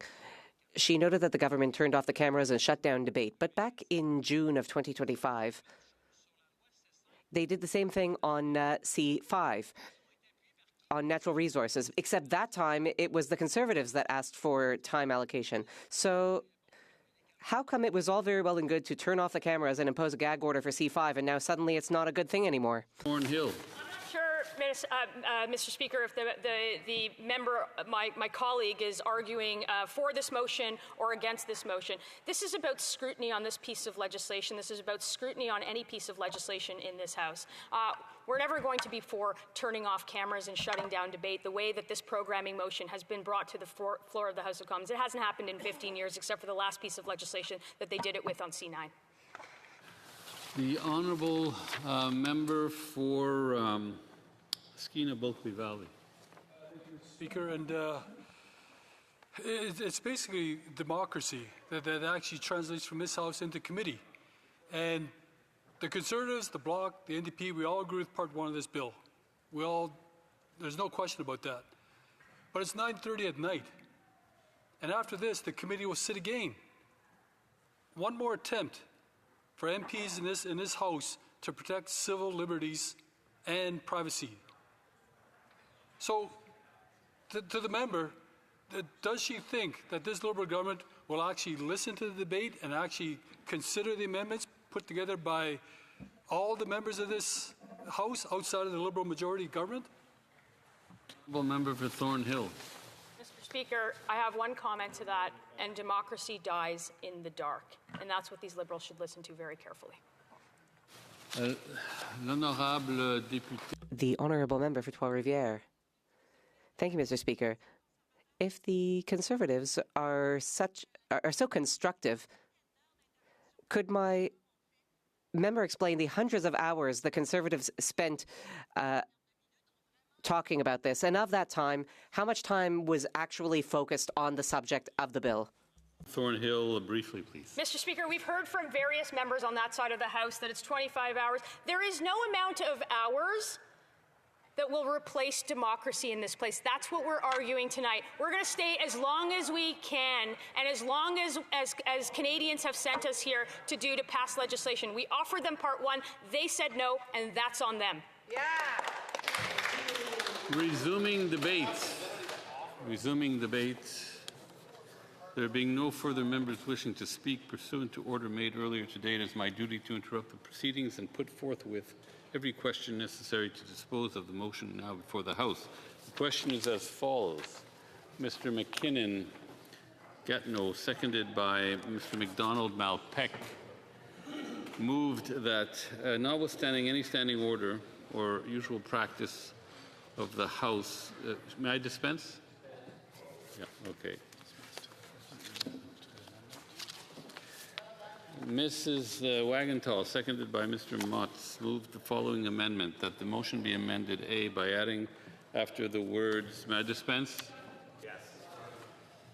If a member participating in person wishes that the amendment be carried or carried on division, or if a member If a recognized party participating in person wishes to request a recorded division, I would invite them to rise and indicate it to the chair. The honourable member for Saskatoon. Which one is it? Pardon? Saskatoon South. Saskatoon. Thank you, Mr. Speaker. I would ask for a recorded vote on this and ring those bells. Birds. That was much more enthusiasm than I would do.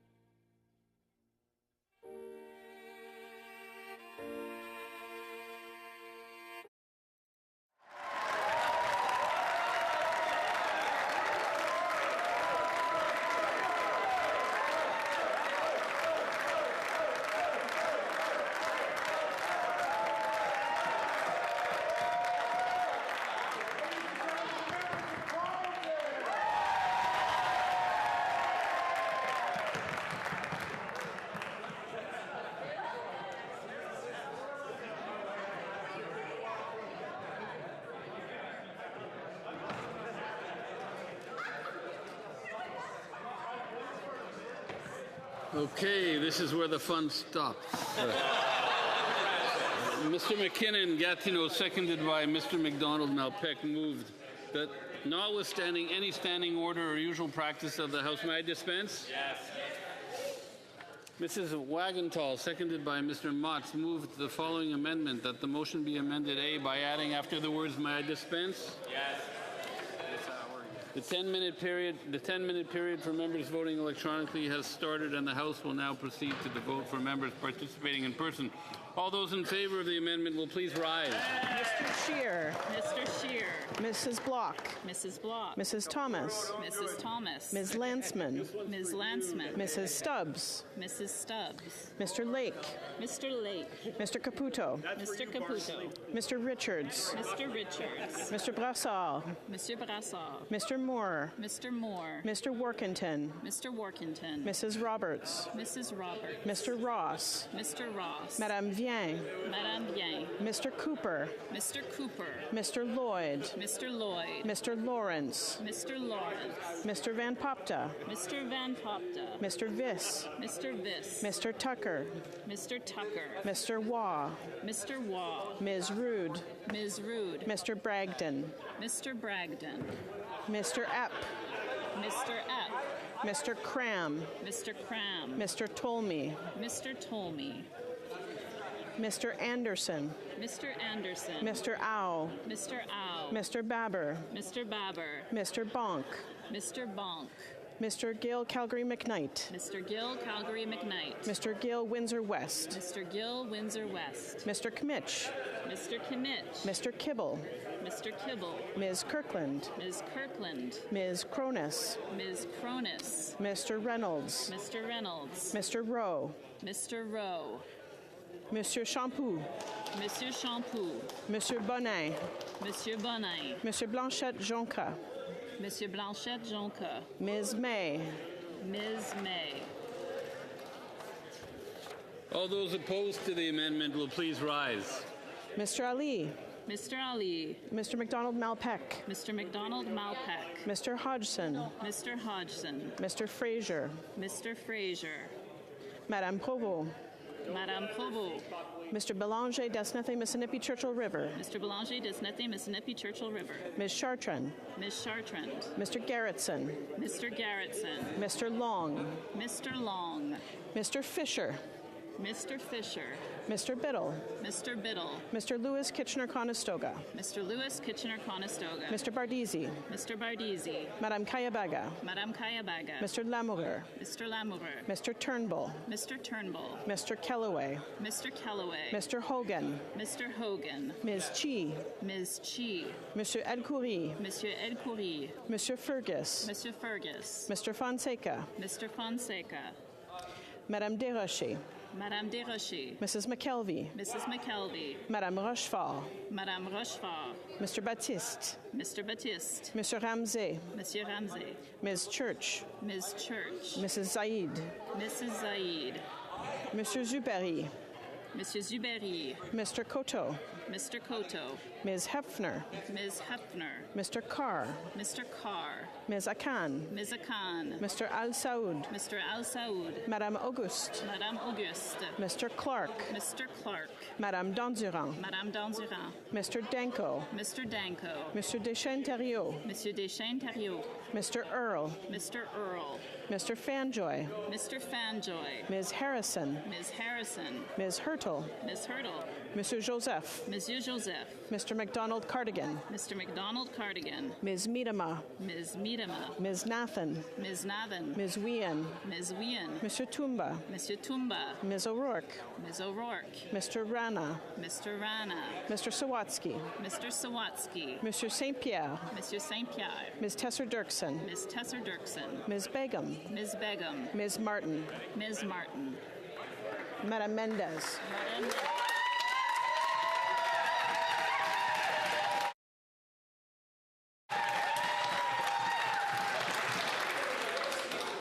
The House will now wait for the electronic voting period to end before resuming its proceedings. I would also take the opportunity to mention that when there's a lot of noise, it's hard for the clerks to call the vote.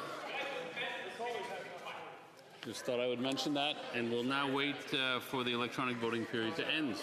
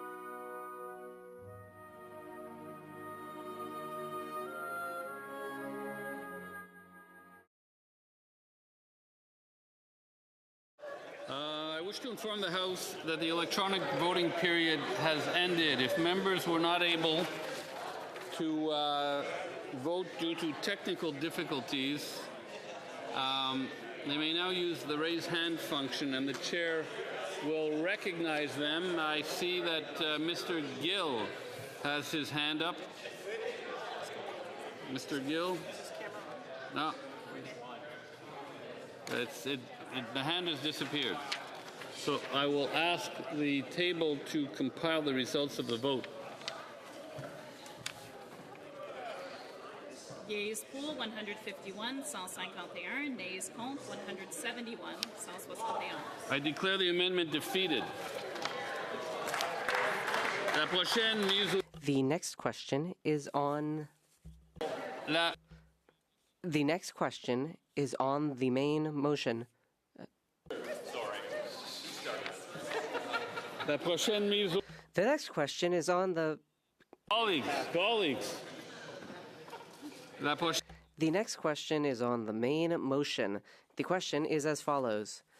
Mr. McKinnon, Gatineau, seconded by Mr. MacDonald, Malpeque, moved that, notwithstanding the Honourable Chief Government Whip.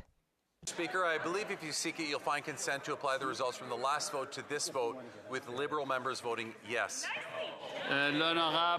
The Honourable Chief Opposition Whip. Agree to apply the vote with Conservatives voting against. The Honourable Member for Drummond. The Bloc Québécois agrees to apply the vote and will vote against. The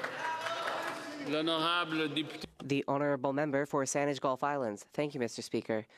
The Green Party agrees to apply the vote and votes against. Anyone else? What about the NDP? No? So nobody's asked.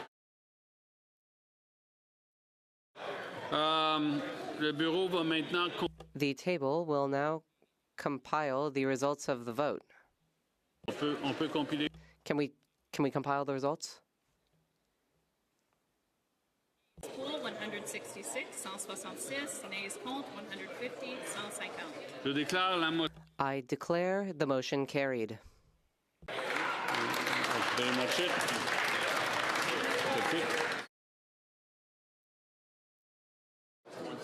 Does somebody have to get up? The Honourable Parliamentary Secretary to the Government House Leader. Yes, 1249. Yes, Mr. Speaker, I suspect through the canvas the House should find unanimous consent to call it 1249 at this time, so we can get on to the late show. You can see the future?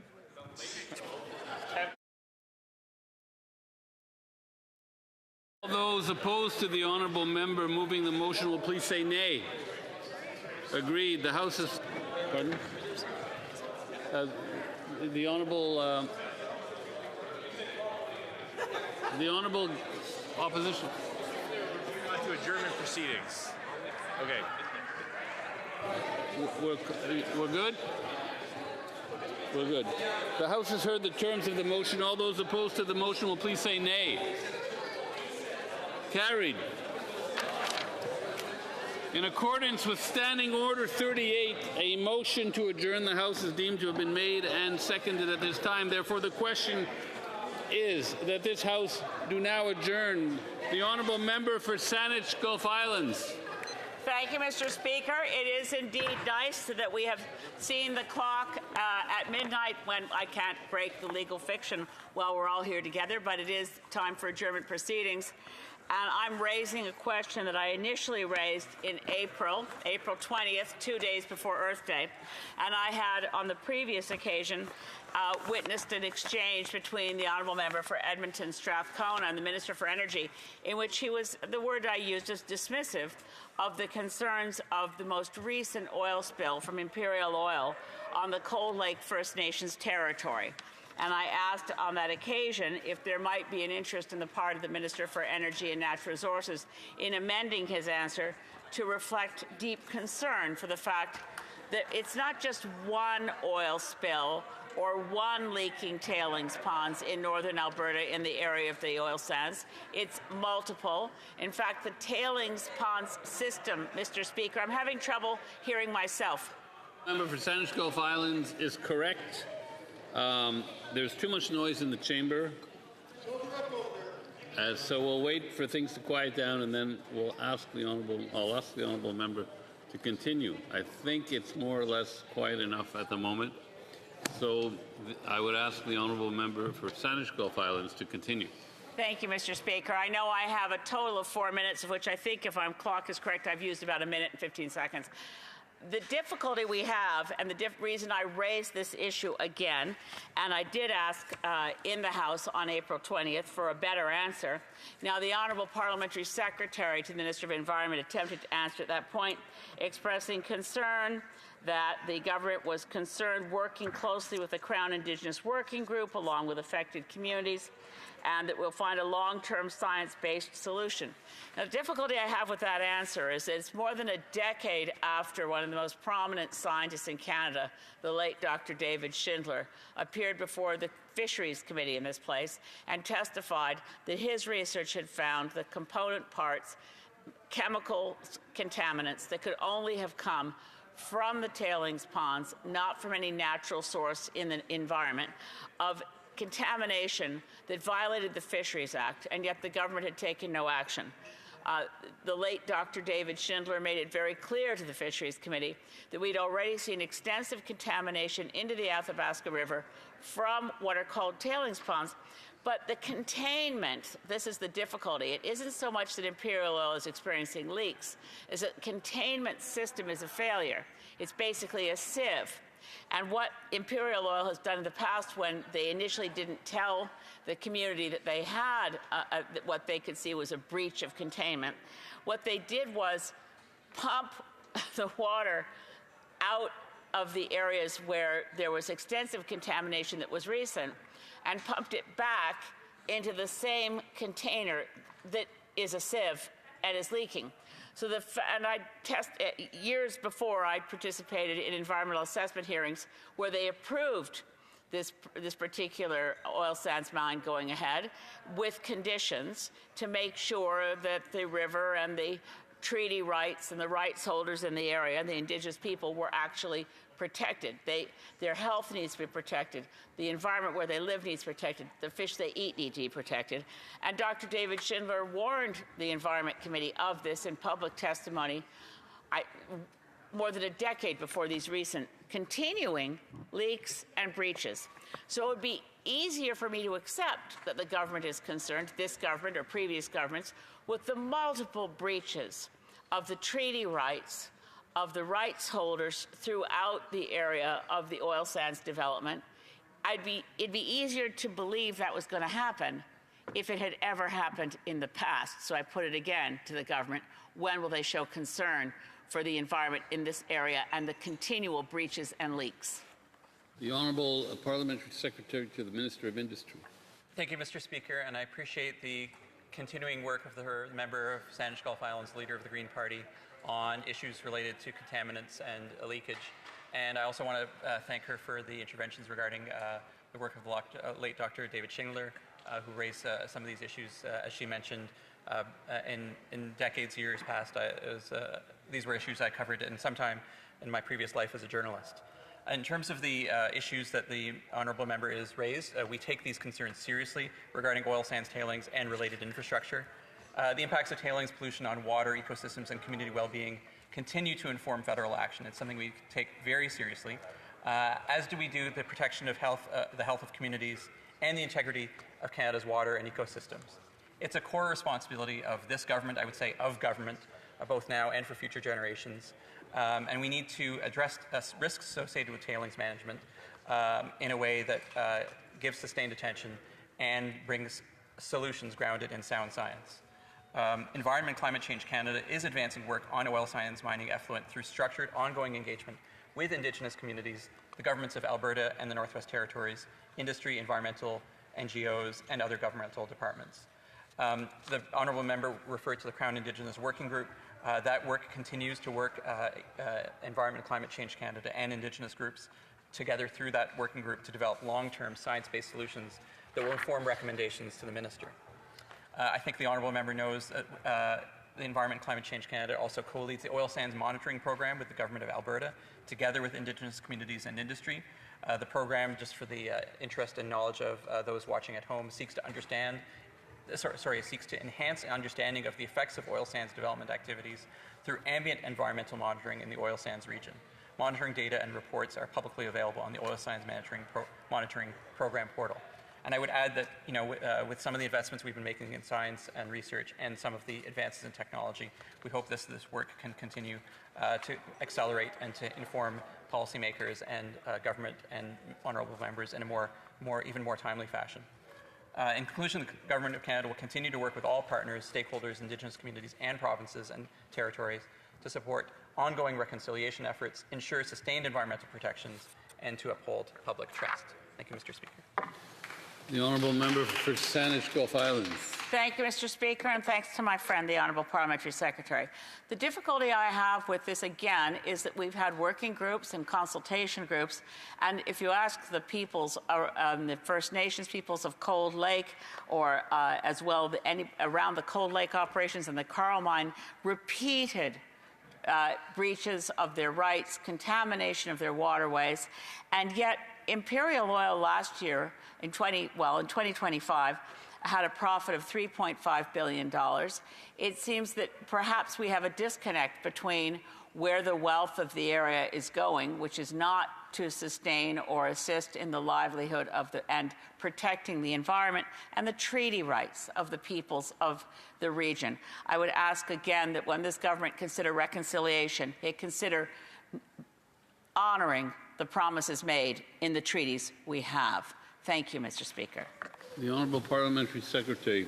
Thank you, Mr. Speaker. And treaty rights are sacrosanct to this government, as are the regimes that we have in place, including the regimes for non-compliance and the environmental damages penalties that we have under the legislation.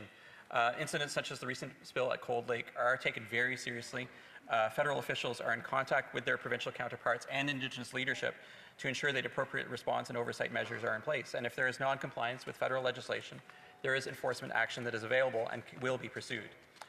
This shows why the work to strengthen oversight of tailings and mine water is so critical. And how do we do that work? We do that work through Indigenous partnership, through transparency, through rigorous scientific work. Canadians expect strong environmental protection, informed through, in part, the advocacy of the member for Saanich Gulf Islands, and that is precisely what we'll do to guide our actions. Thank you, Mr. Speaker. The motion to adjourn the House is now deemed to have been adopted. Accordingly, the House stands adjourned until tomorrow at 10 a.m. pursuant to Standing Order 24-1.